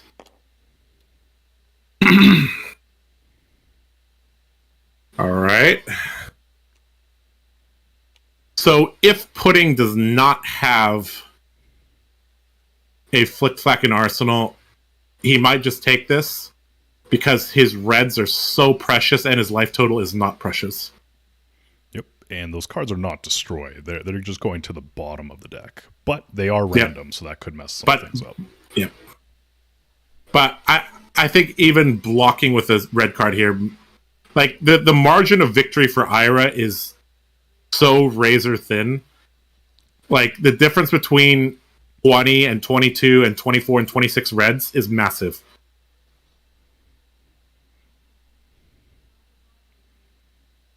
Block for 3 here. Block 3, taking 6. Taking 6. Okanold trigger.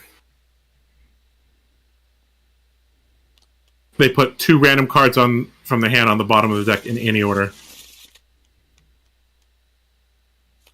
Gonna put these 2. And so he's gonna put those on the bottom. Technically should have been able to order them, but I guess he doesn't care. All right. So I guess we're coming in with some Kodachis here. It was a great pivot turn for Oldham. Yep, it was.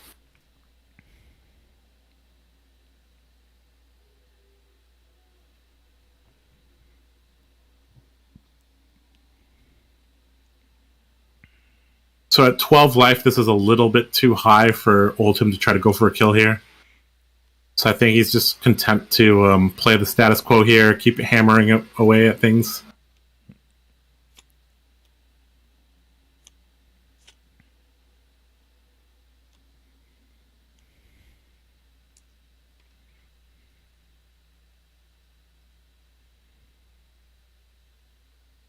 You guys are still watching with us. We appreciate you guys here at it's 1:18 a.m. on the East Coast, a little bit after midnight here in the Central Time Zone.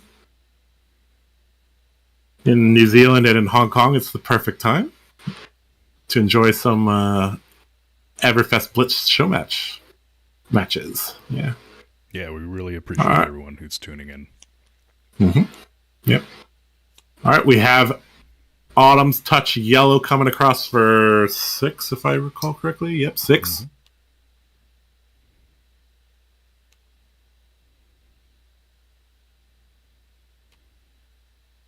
The Arsenal card of Pudding is actually the most important thing possible. It's actually something that Pudding needs to think very carefully about what he wants there, because in a typical game, he's probably only going to get 2 or 3 Arsenal cards, seeing as how many times Oldham's reacting here. So he has to put the correct card into Arsenal, which I think is a attack action with Go Again that you can basically throw at the second or third link of the chain, because that card can't be ice reacted away by Oldham. Looks like he's going to throw an E-Strike in front of this, maybe with the gloves. Nope. So he lost an E-Strike there. Mm-hmm. Another pretty important card there. Inside there, I'm curious if it wouldn't have been better to just swing Hammer instead, to get the on-hit ice frostbite effect here. I think in general the frostbite is not that effective against Ira. And she still has breaking scales, so if it actually was relevant, she would just throw a card plus breaking scales. However, that does make it very easy for Oldham to read the attack pattern and ice react. Because if you block with a card plus breaking scales, it's basically telling the Oldham player, like, I need all my cards, please don't take them away from me. Yeah. So, yeah. And we're starting to see here maybe Pudding starting to think very carefully about how he's going to try to win this game, because this is a situation where you're you've lost half your life, but you still have all your equipment, but you've lost some of your reds, and he's still at 16. He still has a sigil in his deck as well. The noose is tightening here on Pudding. Let's just put it that way. Yeah, for sure. Oldhim keeps on getting maximum value here from Rampart plus Crown again and again and again and again, and we're seeing Ira basically run into a brick wall here. If Nathan throws tech plating here, we're likely to see Snapdragons from Ira here sometime this turn, because she knows that this is an important turn here. But if she uses Snapdragons here, I don't even think it really helps, because the second attack here didn't trigger. Okay, here we go. Snatch is very good. Snatch is very, very good here. So looks like this could be Pudding's plan for getting a massive turn here. I think Nathan's just going to throw a card here plus Crater Fist, if I had to guess. He does have the Crown of Seeds damage prevention still. Oh, right. Yep. Okay. So this might just demand one card, but then Ice React that card. So I don't know if you needed to Ice React that. Maybe he was worried about. I mean, you only get that bad here. No, if it was Razor, he would just Tunic Razor, and then that. Like, if that was Razor or Sigil, that would have been bad. Oof. Okay, we have a CNC here. So this is actually a little bit dangerous here for Nathan. This is how you can lose momentum in the game of Oldhim versus Ira, is you don't have an Arsenal card here. This is the first time we've seen him without an Arsenal card, so he's not going to get max value from a shield or Crown. And that only he can't use Crown here. Card from the Ira player there. Yep. So I think Pudding sees his opportunity here. And so this middle Kodachi here has to be blocked. And then the basically, to do what Nathan just did, he's actually losing like 2 turn cycles of tempo here. Because he's going to use 3 cards to block here, and then he's going to try to Arsenal this, I believe. That's his plan. Mm-hmm. So he's going to leak a damage from the first Kodachi. He's going to have to block the second Kodachi, which may not even come here. Looks like Pudding's debating whether to Kodachi here or go in.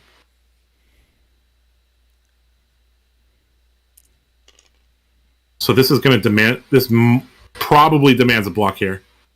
Yep. Even though there's no maximum momentum here, this is still... you still don't want to be leaking 2 damage here. Yep. Even bigger than that. Okay, even bigger than that. Red. So he's going to get to opt 3, create a Quicken token. So how does Ira typically use Quicken tokens?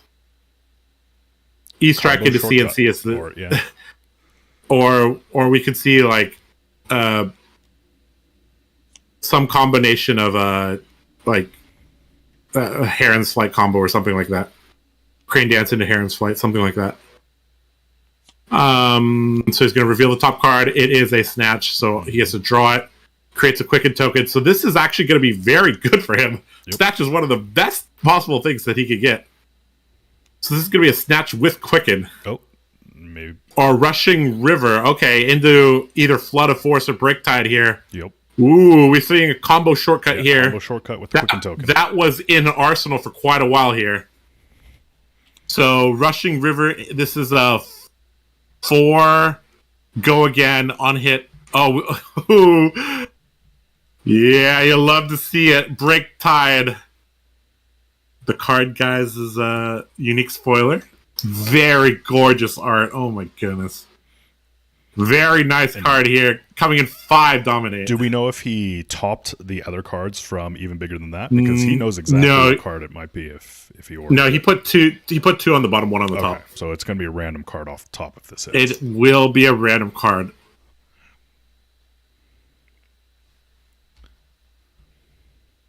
This could be Snapdragon, actually. This is very tough here. If he blocks here, and there's like a... Well, what's the worst that could be here? Is Snapdragon into 6 damage? Because he has a 1 float plus... Snatch in hand. Yep. Yeah, he has Snatch in hand, right? So Snapdragon's into Snatch. is not that threatening here. If Nathan 6 blocks this, I think it's not that bad. How many cards does Ira have left? 23 still. 25 for Nathan. So he's actually, in terms of efficiency, Pudding is playing this very well. He's not far behind the Oldhim. Let's take it. Looks like he's going to let it to hit. Rushing River is allowed to be played until end of turn. Not so useful there, unfortunately. Sigil. No wonder he didn't block there. Mm-hmm. And electing to Arsenal the last card, most likely. Yep. He should not hammer here. This is one of those interesting Ira hands where you get six cards effectively. Yep, but Rushing River's not what he wanted there. A blue one too. Could be. He still has Snapdragons here though, so like what he's hoping here for is leg tap, E strike, go again, stuff like that.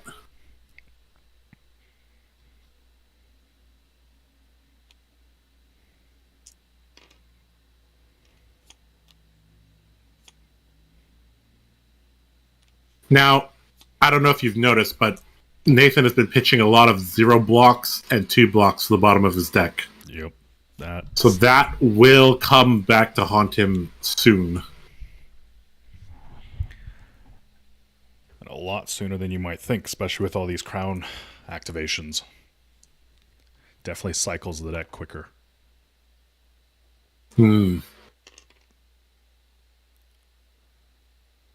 Okay, so the second Kodachi hits here. E-Strike, one of the best cards that he could have drawn there. Great card here. E-Strike. Looks like a little bit of debate here. Maybe putting this one on the bottom. Okay. So if he gives this go again, then there's likely going to be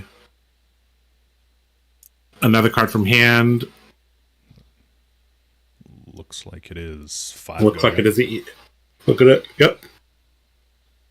So this is actually baiting a Oldhim React here. So one of the ways Pudding can get back is if he baits an Oldhim Ice React, and he has like a Sigil or a Razor.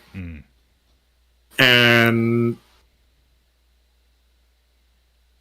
have we seen that? We've seen one Sigil from Pudding, so yes, we've seen one thus far. There could be the Oldhim side. So it looks like Nathan's gonna block this up.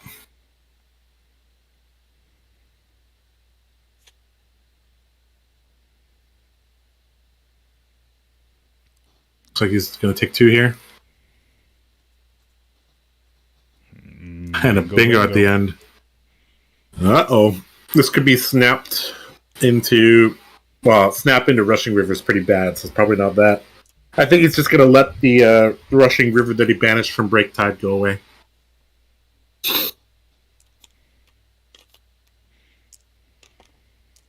Alright. Throws some armor in front of it. Craterfish is technically destroyed.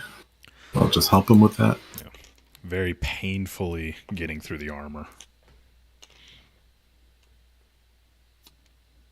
Yeah. Coming across for 4 with an on hit. Clean block. Red flick flag. Yep. So we're moving into a stage of this game where if Pudding times his aggression correctly, he could actually punch through here. Because Nathan's about to come back. Like he's about to start getting his blizzards, his all his 2-block ice cards as well. They are coming around very soon. Mm-hmm. Is he going to take this 1 damage here? Interesting. That means he likes what's in his arsenal, maybe? Because this is the first time we've seen him do something different here. Yep. So there's an example of an ice card that blocks for 2, Polar Blast. Mm-hmm. Snatch. Uh-oh. This is the danger turn here. With 4, 1 float, Tunic active, and Snappy still on the board. This is very dangerous here. You might want to block for 5 here, and then bluff that you have an Earth card in hand for the Earth prevention. Mm-hmm. That way, if you block 5 against 4 against Razor, you're still fine. Ooh, he's going to go straight to reactions. Okay, straight to reactions there. Clean block. Sinking a card. Okay.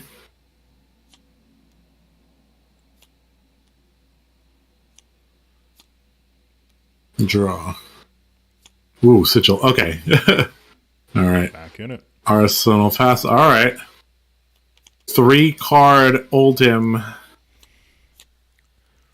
May or may not be able to do much here. We'll see. He's going to give him his tunic counter. Yeah, that is... I guess he didn't even want that card as a blocking card in his deck. Yeah. Winter's Wail into swing. 4 on hit. Frostbite.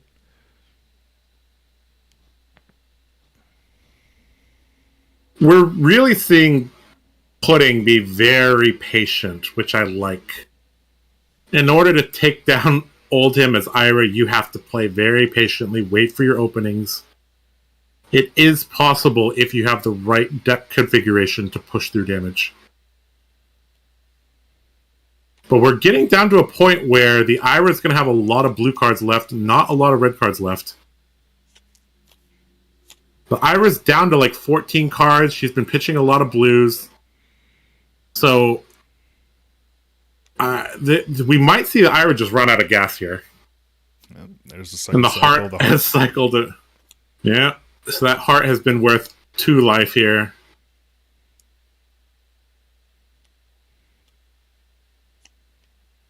Crown activation there with 1 float. Mm-hmm.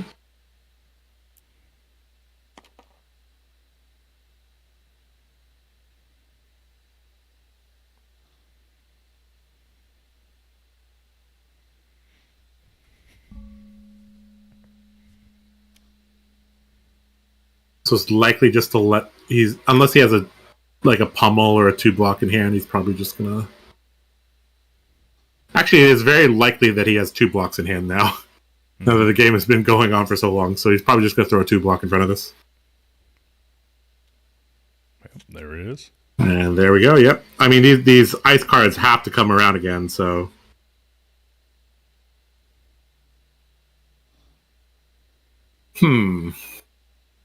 So now Pudding has to decide how he wants to attack with 2 more cards.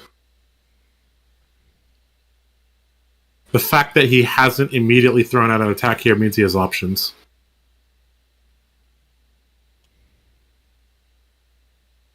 And if this is a blue card, then yeah, as I suspected, if this is a blue card, this is the signal that Ira's out of gas. Kadachi blue card is the... This is basically the turning point where Oldhim now grins a little bit, and he's like, okay. So I've got you already. For 1. Yeah. No big deal. Damage prevention. And in fact, the Rushing River actually just runs right into the Crown of Seeds, and he just loses a card for nothing there. And so 17 cards in Oldhim's deck, 12 in Ira's deck, and Oldhim's about to attack into him. Is this another fused Okinold? It is not. Nope. It is not. Still nothing to scoff at, coming across for 7. Yep. Again, the Ira player is probably flooded with blues at this point, yep. So, like I said, this is coming down to how many red cards do you have, Ira?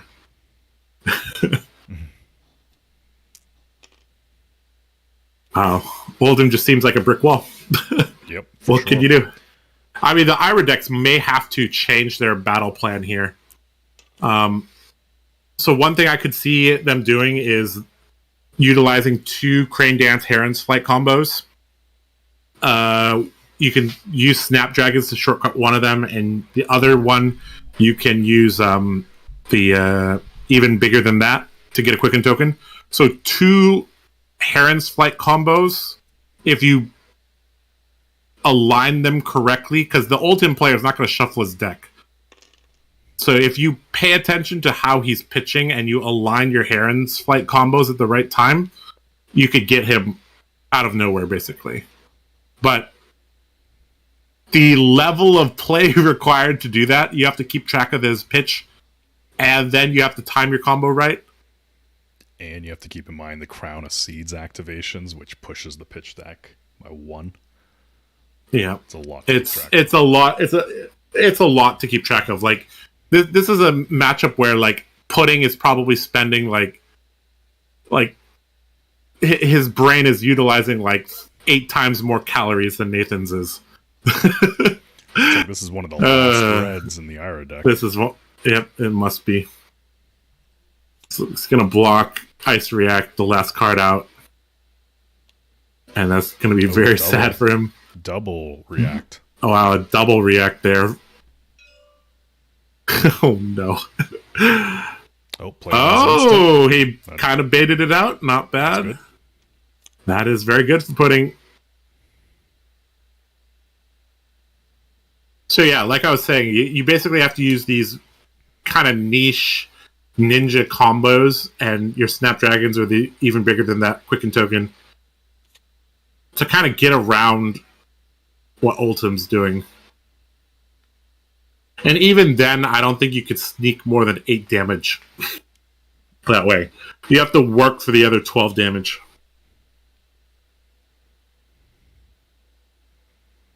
Is there any matchup in Flesh and Blood worse than Ira versus Ultim? New Ultim versus Kano would probably be a nightmare. AB5 against AB5 with... that doesn't seem fun to me. You have to pull out the Battle Kano. Yep, Battle Kano.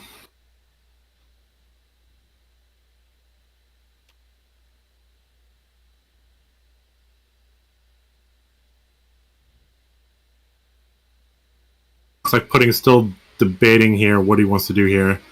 I mean, most of his deck at this point is blues. The funny thing is he might not even have a card that has more than 5. You're probably right about that, actually. Well, Oh, wait, no. Dealt this turn. Never mind.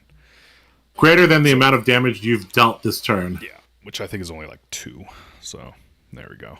Torrent of Tempo. Interesting. Yep. So he's going to get Torrent of Tempo, put it on the top. He's got a Quicken Token, so he's basically got like one last hurrah here. Again, I don't think Ira can beat Oldhim unless they have the right deck composition. And modifying your deck actually makes you weaker in other matchups, so yeah. I don't know. Pudding is one of the best Ira players I've seen, so if he's having trouble in this matchup, yeah. I mean, and he cycled through his deck, so I don't think there's any surprises here. Like, we didn't see a Heron's Flight, so I don't know how he's going to close this game. Yep, Alex take it there, grab himself. So, I mean, he's got all the armor worn down, which is good. But that's still, yep. So this is still a little... Yeah, Torrent with Go Again here from the Quicken Token, 5 Go Again. So, likely a hard and then shield and crown. Clean block for 5. You generally don't want to block for 6 against this. We're at a point, though, where Nathan's deck is starting to not block. He still has 2 Blizzards in his deck, which he's probably throwing to the bottom of his deck with Crown of Seeds, if possible. Like, that's the nice thing about Oldhim, is you can, like, stuff a Heart of Fendel in your arsenal and still, like, you know, still block with it effectively. So we have a block for 5 here, as I predicted. So we're likely to see Kodachis here, if I had to guess.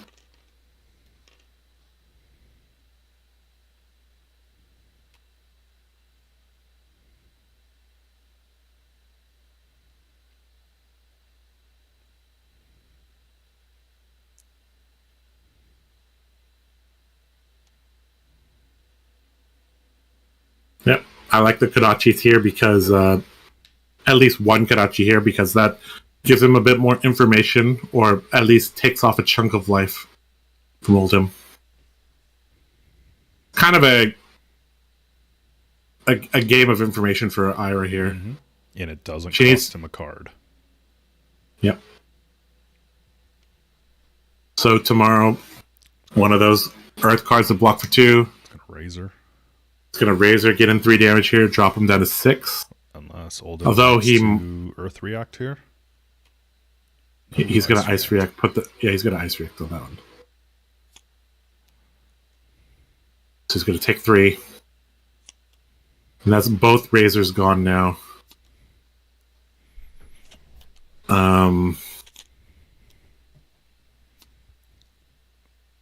Arsenal pass from Nathan, I presume. Nathan's almost out of the woods here, I would say.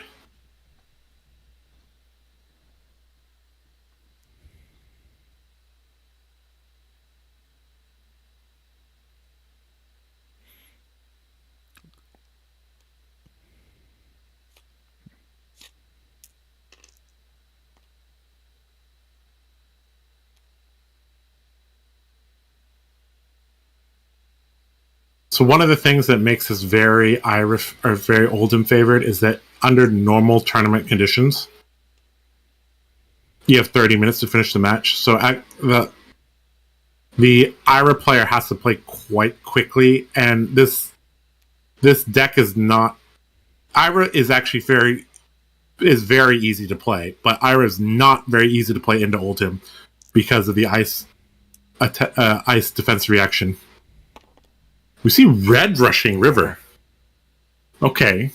That is not a card I expected to see. So this could be his Snapdragon's turn here.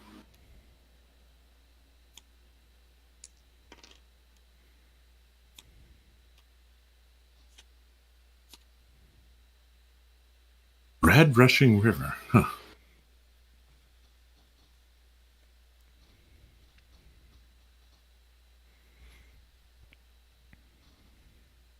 That's interesting. That means Ira's actually playing the whole combo line. Torn Tempo, Rushing River. Mm-hmm. 3 cover. We see the Snapdragons. Snappy react. Yep. So Oldhim gonna react to that. Well, it doesn't matter if Oldhim reacts. He has 2 cards in hand.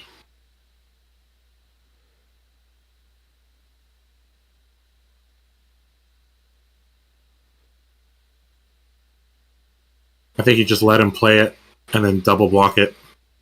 And move on. Actually, you may not even double block it, depending on what it is next. Mm-hmm. Ooh, Break Tide.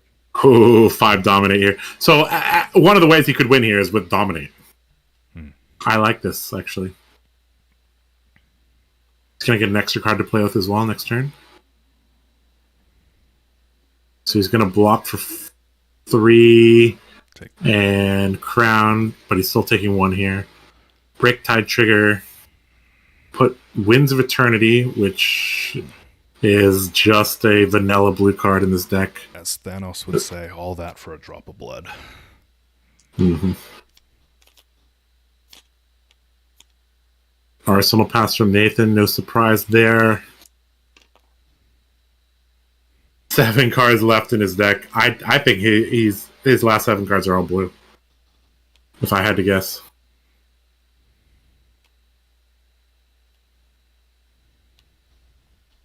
Huh. Let's see, the heart has gained 3 health for him this game. Yep. Valiant and only accelerate quicker. Yep. So Ira has 3 left in their deck, while Oldhim has 8. Yep. Plus the 4 that he has, or 5 yep. 1 in Arsenal. I don't like playing Blizzard here. Of course, he has plenty of blues here. But I guess Nathan just doesn't want the card that doesn't block in his hand.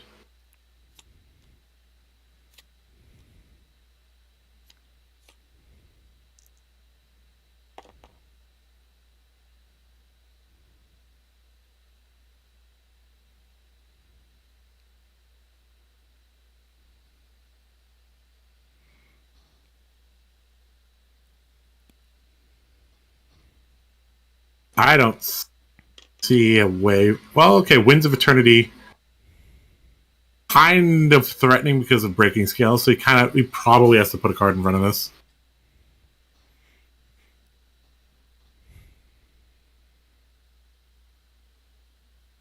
I just don't see a way for Pudding to win this game. Gonna probably breaking scales this? Nope. Okay. I guess you don't breaking scales until the very end because of Heart of Fendel, I guess. Mm-hmm. You actually want both players to go down in life together, I guess. Alright. Hammer time.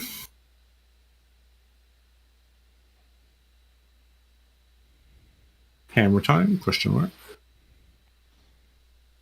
Should be. If he's thinking about this, that means he has the pulse of Eyes and Loft, I think. Oh, electing straight to Arsenal. Yep.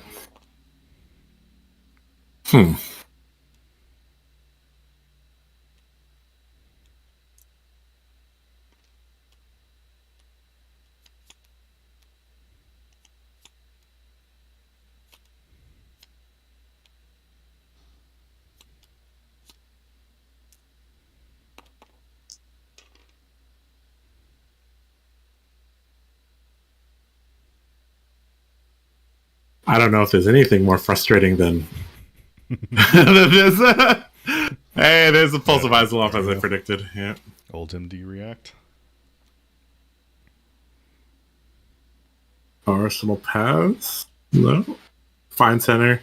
So yeah, at this point, when you're Kadachi bluing, the game is over. Yep. Ira just ran out of steam. You just ran out of steam. Like I said, Ira got very close, but the way the Ira deck is built, if it doesn't have enough if it doesn't have enough reds, it just can't get over the line.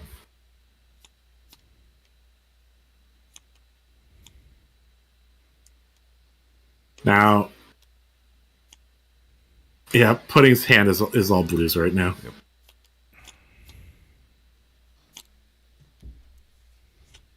And I think they'll speed up and play here because I think they know what is happening here.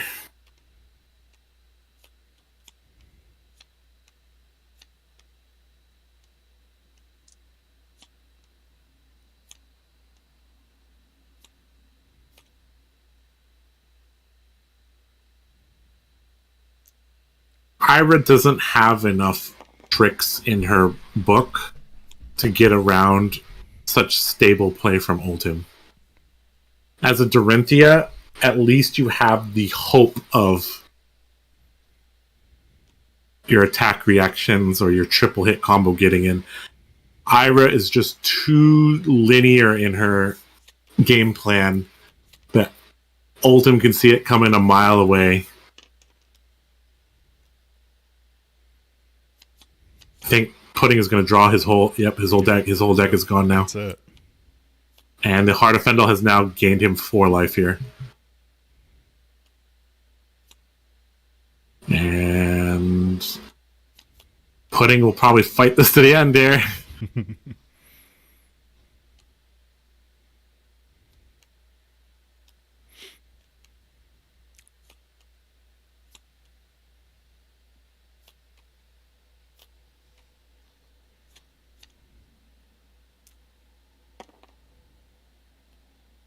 This is what Nathan said about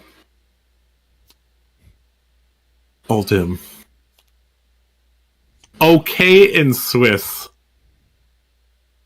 God tier in top 8. Alright, Pounding Gale for 5 with the breaking scales. This is going to be a 2-card block. Still has the Crown of Seeds. Damage prevention. Gonna pop breaking scales, take 2. 2 in. Yep. Mm-hmm.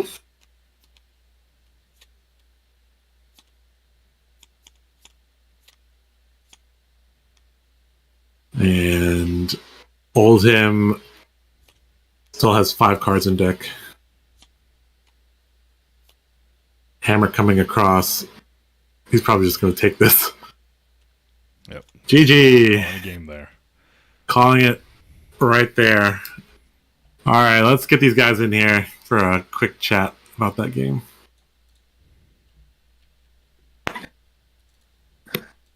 Hello, Nathan and Pudding. Hi. GG. GG. Old him seems like a mountain that can't be moved.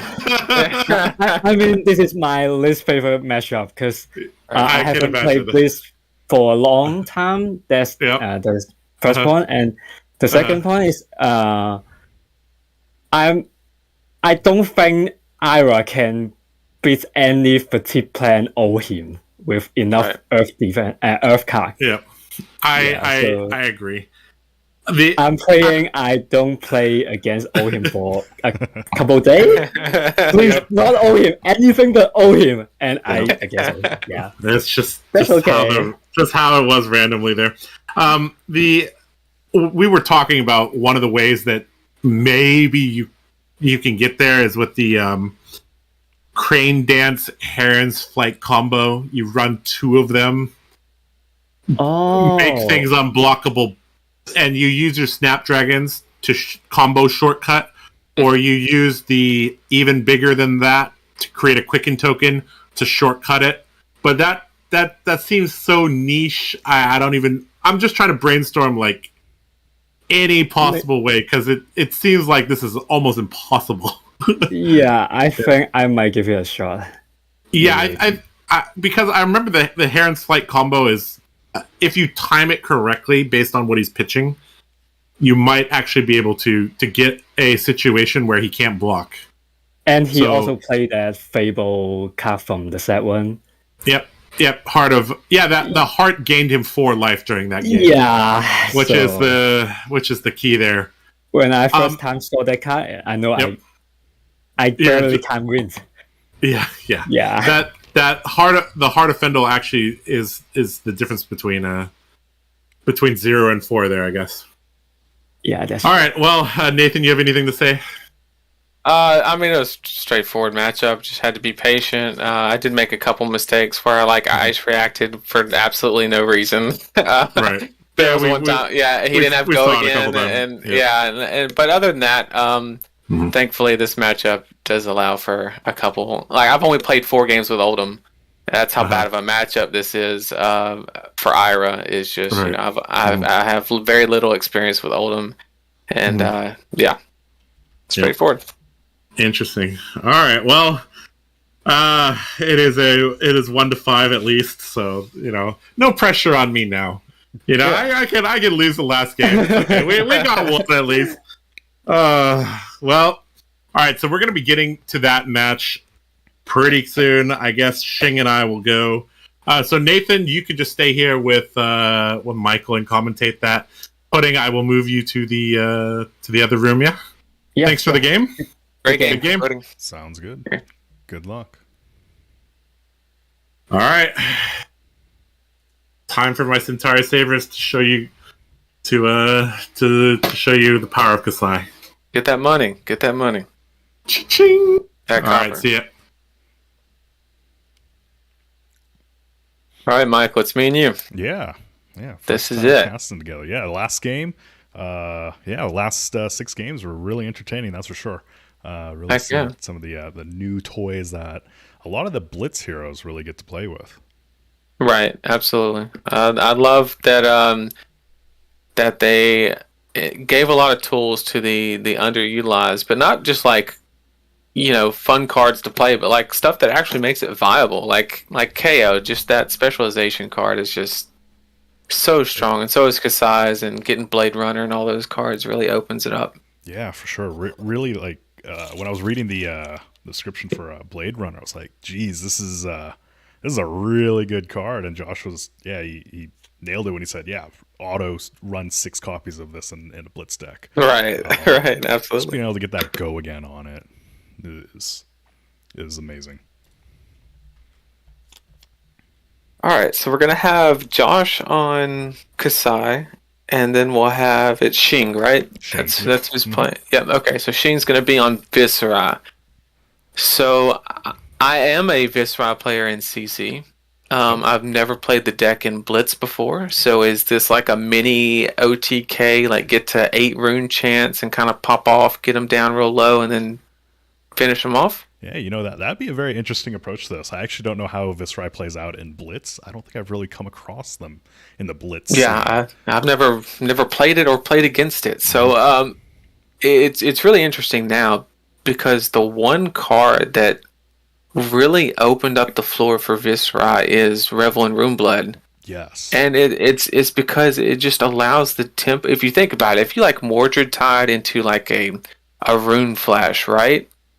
You can literally, with a 4-card hand, just pop Revel in Runeblood and then play a 9th Blade. Yeah. Like, just like out of nowhere, just like... That is you just have so much spike potential. It gives the tempo because that's where Viscera's weakest point was the tempo strategy. You kind of like had to like mini OTK, get them down to life, and then just tempo them while they were real low on life, and then just win the value game. But with some of those new cards, man, it might just be able to just play tempo. I'd love to see it. Yeah, and I guess we really got to see that with the Chain Gang earlier. Right, in game 4, exactly. In Game 5, where they just play the Revel in Runeblood. And then they just suddenly pop off with that. Right, and the one thing to keep in mind, though, in Viscera, it's worth 5 rune chance because you already had to have played a non-attack action, so you get 1 off of the Revel, so it's a 0 for 5. Not too many cards in the game have 0 for 5 with Go Again. Yeah, and that is like and it's a composite damage. Like you got that split damage type going on here that just makes it a nightmare to try to handle. So 5 with Revel and then into a Rosetta as a 9 for 2 cards. Doesn't seem bad. Yeah, not bad. Looks like they're just about ready to begin. Introductions. Josh was here commentating. Now he's finally entering the battlefield. As he kind of said earlier, he's spent a good amount of time, rising to fame over in Hong Kong, becoming the first player there to hit over 1,000 experience. He's known as being a warrior main, so it kind of stretches beyond just Dorinthia, playing Kasai now, as well as Bolton CC sometimes. His record is quite impressive with a Road to National champion, 4 skirmish champion. He definitely really heavily specializes in Blitz, in my opinion. He really knows what he's talking about. When he introduced me to the game, I remember him running lines with me, and he would just be like, why are you doing this, or why are you doing that? And his insight is just next level. Actually, it looks like they're starting, so let's actually just hop right into that. Let's do it.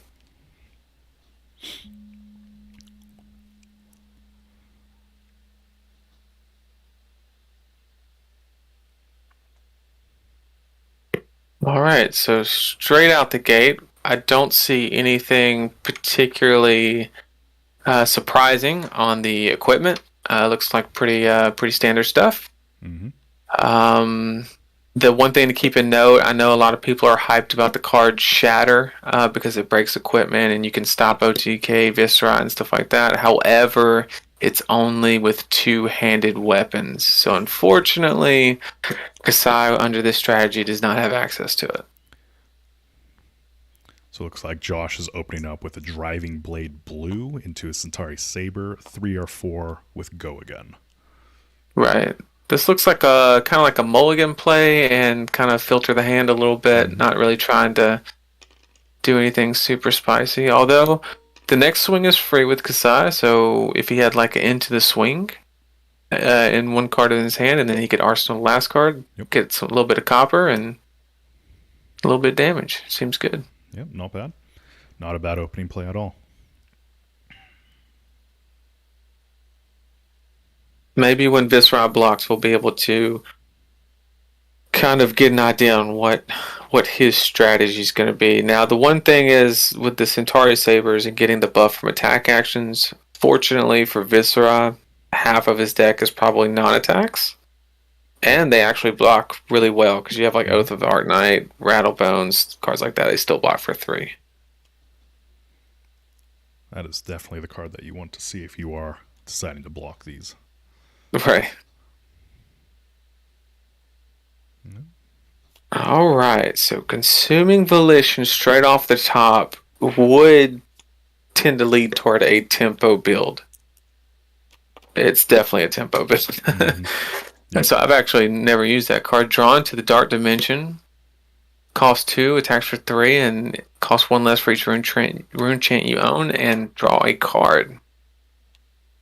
Ooh, opening up with Sigil. Not bad, not bad. That's what you want. Yep. And got a low copper. Seems like the turn you want. Yep, that's a very good turn 1 for sure.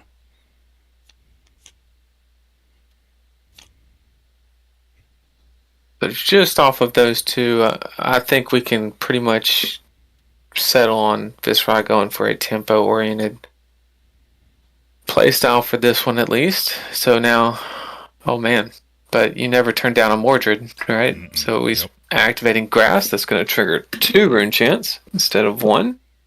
Seems like good value. And my favorite thing about playing Viscera, right? So obviously his deck is oriented toward the tempo, but you just get a Mordred Tide and make some rune chants, and it's just like, well, I could always pause here and just get a Sonata, right? Yep. And you could do that strategy. So this is one of the new cards, Swarming Gloomveil. It's a 3-tier effect, 1 for every aura you've created this turn, which rune chant is considered a token aura. And under the 2 that it's created, it gains +1 and go again. And this counts off of the rune chant that was made on the back end, correct?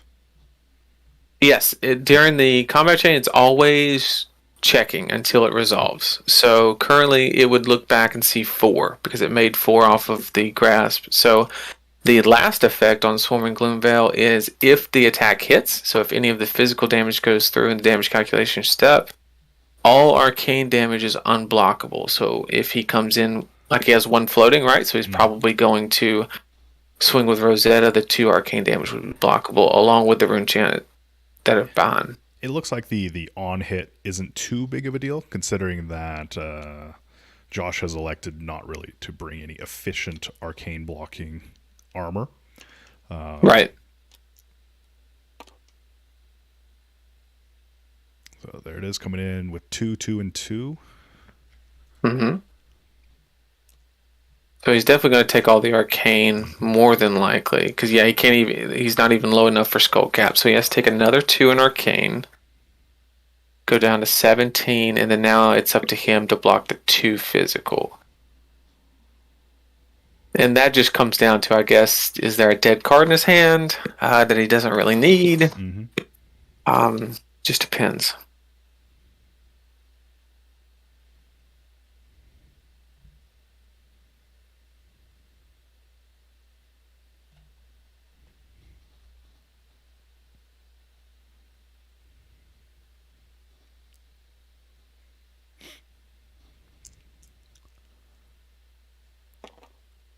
Looks like he's electing to use the Arcanite Skullcap to block there, thinking that he's not going to be on lower life for a bit.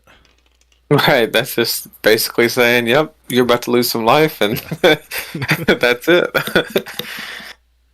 Okay, so he pitched his specialization just because it's just way too early for it. Not ready. Yeah, you'll just come around to the second one, so definitely not a concern there at all. 2 or 3. No go again currently. Definitely. Sounds like a Blade Runner. Yep, Blade Runner in hand. That's it. And the reason that the deck works so well is it doesn't even matter on the pitch because the second swing is free. Yep. And the best part is Blade Runner adds damage to that next swing. So it's doubly valuable. Yeah, it's... So Singh decided to take the 2. And yep, red Blade Runner there it across. is. Pushing an extra... oh, no, it'll be the next one. Gets +3. On the next one.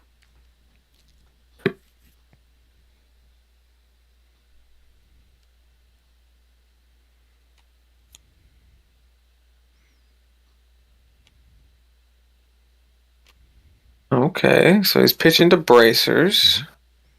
So that's 1, 3, and 2. That's 6 or 7, depending on how Viscera blocks.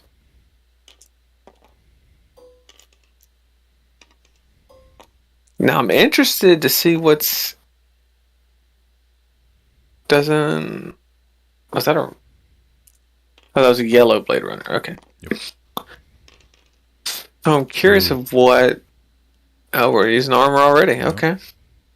That's it. Stroke. And a stroke. I like that. 3 more. So the giveaway there, that Josh had another attack reaction there, was he pitched a whole card for bracers, right? Mm-hmm. When he could have used that card to just block the Rosetta Thorn damage and kept the Skull Cap. Yep. So I think that was a giveaway. I don't know if the Viscera player just didn't care or, maybe knew that was happening, but that was a pretty easy giveaway on the fact that Josh had a little something else. Mm-hmm. And it looks like the Viscera player kept their entire hand with the card in arsenal, deciding to block with the Bloodsheath Skeleton. So maybe we're going to see something this turn. That sounds like a Mordred Tide into some stuff. Maybe a Sonata. I'd love to see it. Let's see. Well, it's not Mordred Tide, or he would have done Snap Played it. That's the easiest decision you make as Viscera, is playing that first. Guess we'll see.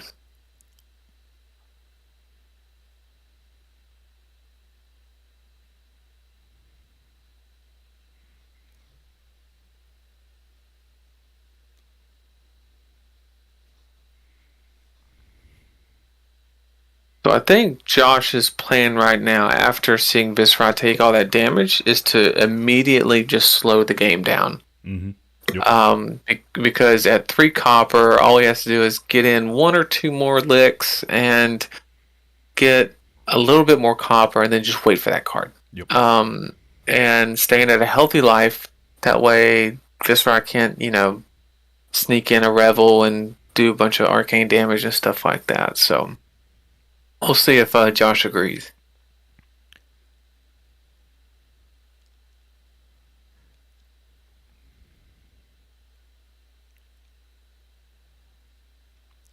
Looks like Shing's kind of debating the right line of play here.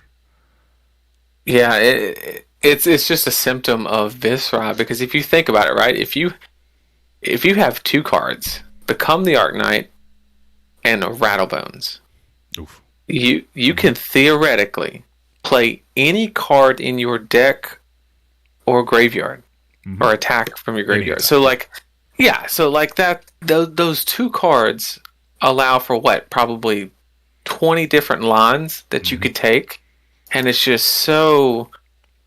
That's why Viscera is it's not too difficult to get going, but to really play the deck really well, it takes a lot of work. Yeah, for sure.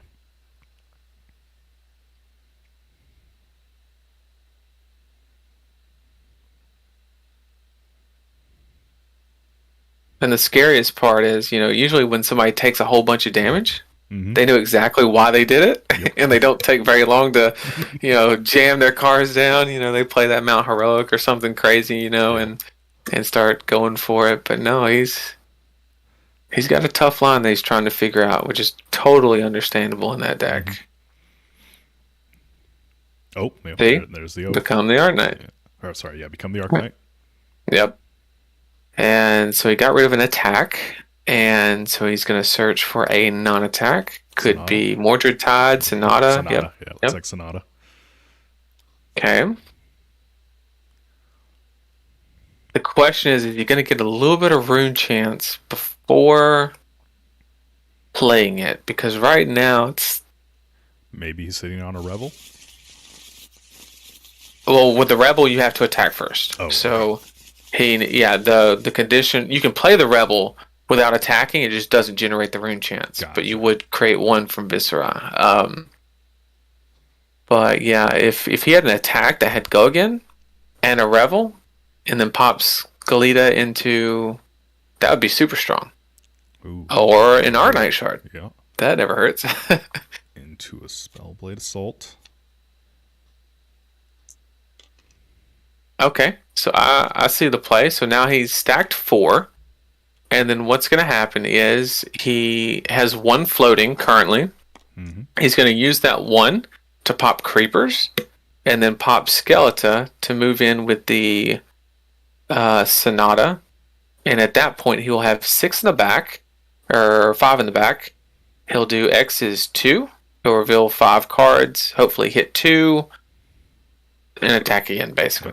There we go. That's what we're looking at. Yep.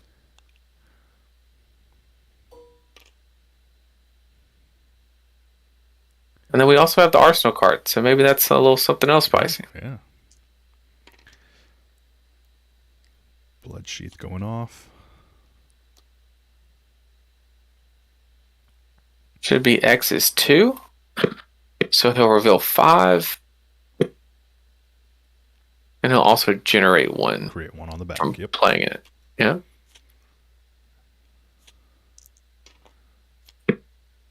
One hit.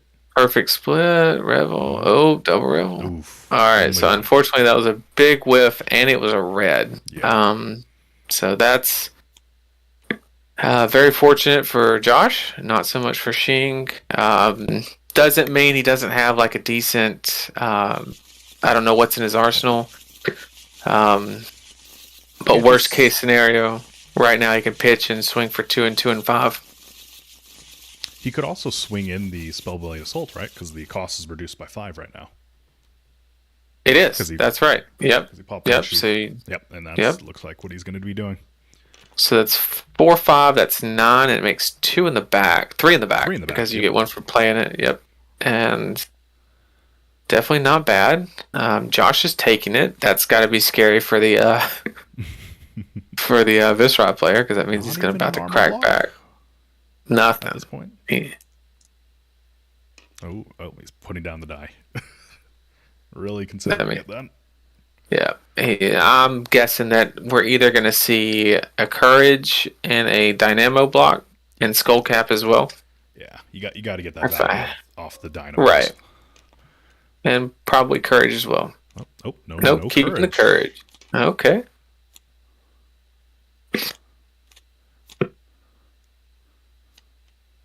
Fancy's got something. Okay, red driving plate. That's good. It's 5 or 6 go again.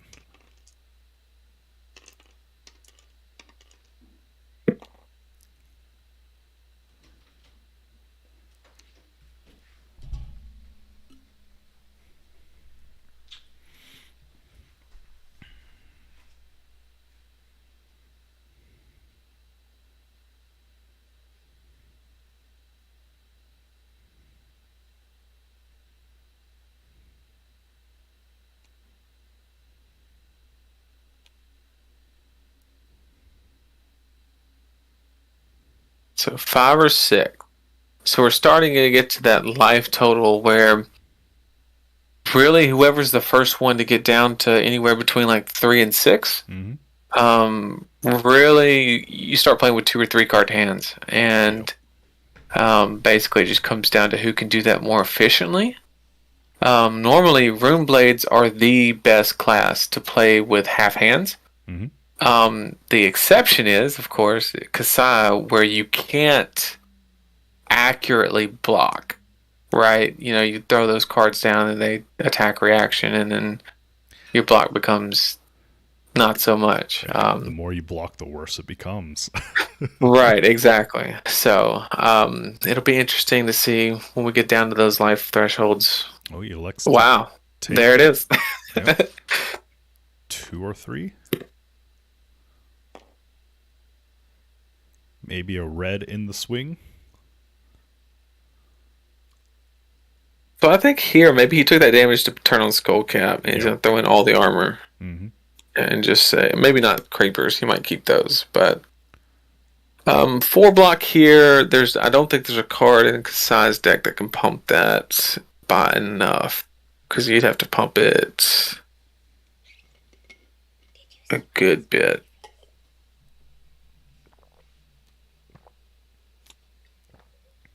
Collecting he'd have 4 with armor. Oh, he'd Sigil. No, that's good. That was a good bait. So that's the value of Warrior. He just chipped away 2 armor for absolutely no reason. Just because you just demand the respect. That's the value of playing Warrior. Now Visceral's got a whole hand, 3 rune chance with the opponent at 10 life. And a Mordred Tide. That's the worst thing you could see if you're Josh. Oh wow, into a Marin. Goes to 5. We could see a Knight's Blade here. Yep. Oof. Rattlebones.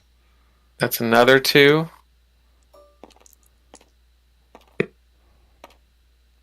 I haven't seen him block with 1, so I'm not sure. Maybe he's just going to go for that red Spellblade Assault again? Yep. Yeah, it's poking with the composite damage. And it makes 5 in the back because the Mordred Tide's active. And it has Go again because of the Marin. Oh, he's going to draw a card. Okay, interesting.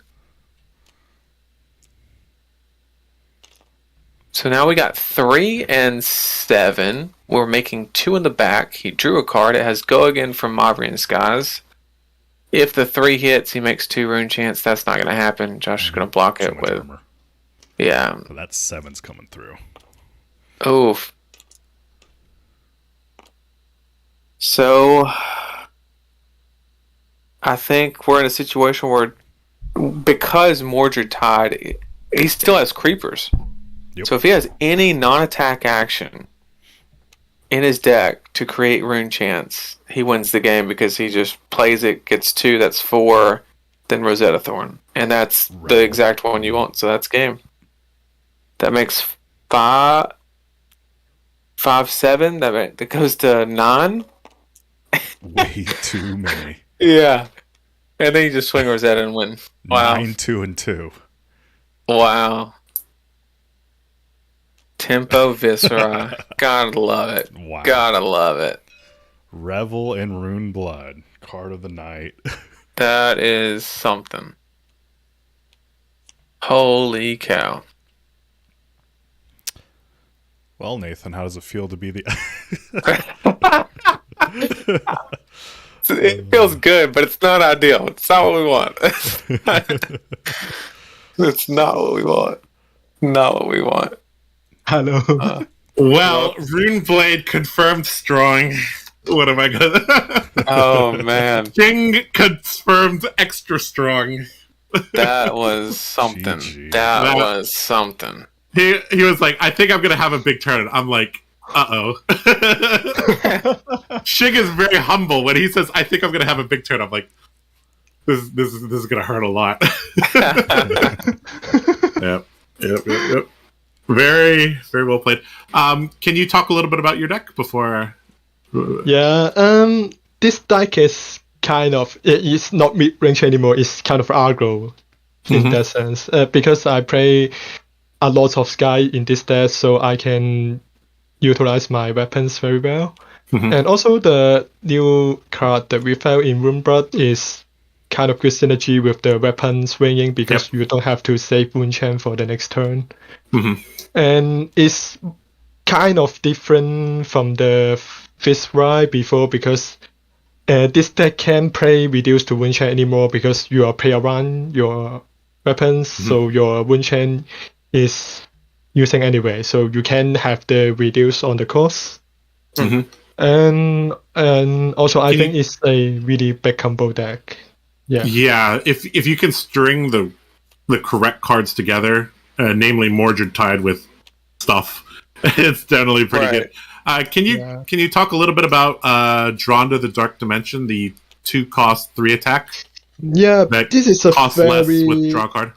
Yeah, this is a very good card that I have been testing this Tuesday, because it's a common from Arcane Rising. I think a lot of people have not seen this card. It costs 2, but it gets reduced for each rune chant you control, and it says draw card, attacks for 3, blocks for 3.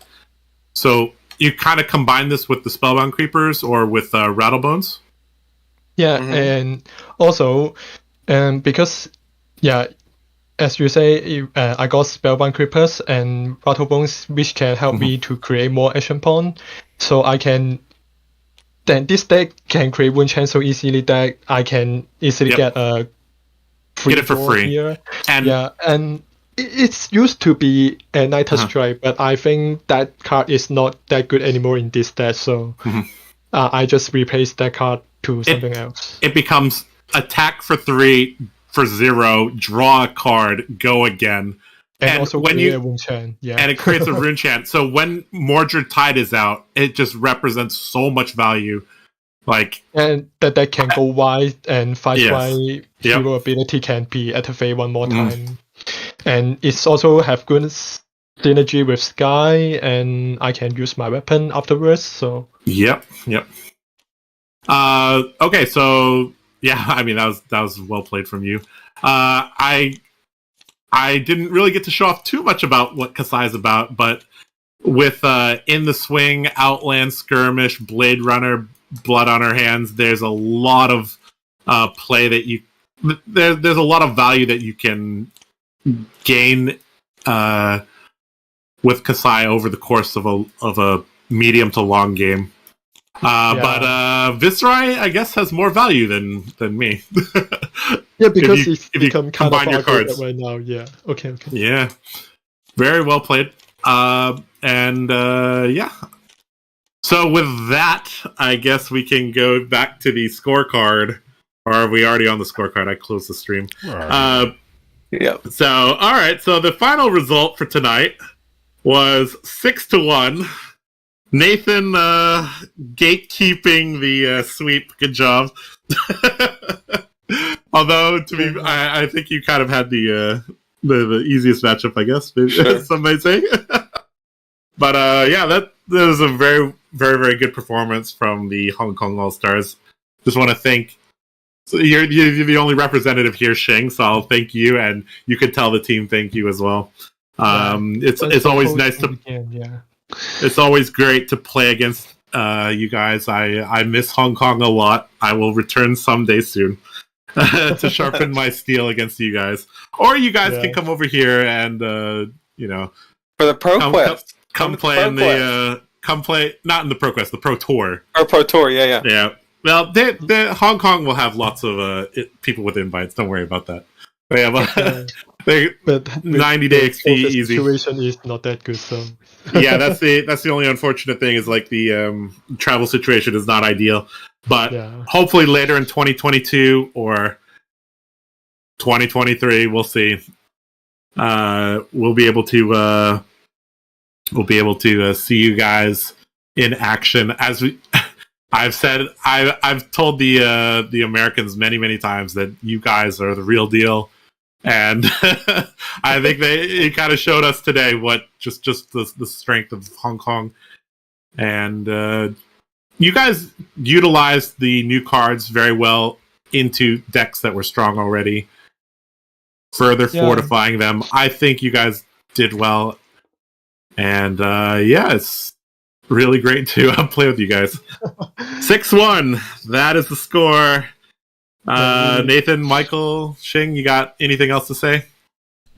Yeah, thanks for hosting the event. Really good to play against you guys too. So hope we can do a CC version next time because I love playing CC more than Blitz. Yeah, I think both teams enjoy playing CC much more. However, Everfest gave us so many Blitz tools. We're like, well, we gotta show off some of the new tools that Blitz has. Plus, it's a little bit quicker of an event. What time is it now? It's like 1:30. So yeah, we spent like 3-4 hours on this. It's not bad. All good. Michael, Nathan, you guys got anything to say? No, just great games. Good job to both teams. It was a great show. Really enjoyed it. Yeah, and thank you, Michael, for helping us host this. I appreciate it, and thanks to both teams. It's great. Some of these Hong Kong players, it's a good opportunity to play against some of the best players in the world, for sure. And I would love to get some CC matches in. It was fun, and glad other people enjoyed it. We had a lot of people watching. I think we were up to like 90 or something at one point. We might have been across the 100. Yeah, right. I don't know. So yeah, I guess the VOD will be on the channel very soonish. I guess we'll ask Kyle about that. So yeah, that's that. That's all we got from us. Wherever you guys are, around the world, we hope you guys are doing well. Take care and play more Fab. That's it. See you guys. Have a good night. We're out. Thanks Bye-bye. for joining us. Yeah, thanks for the event. I really enjoyed it. Yeah.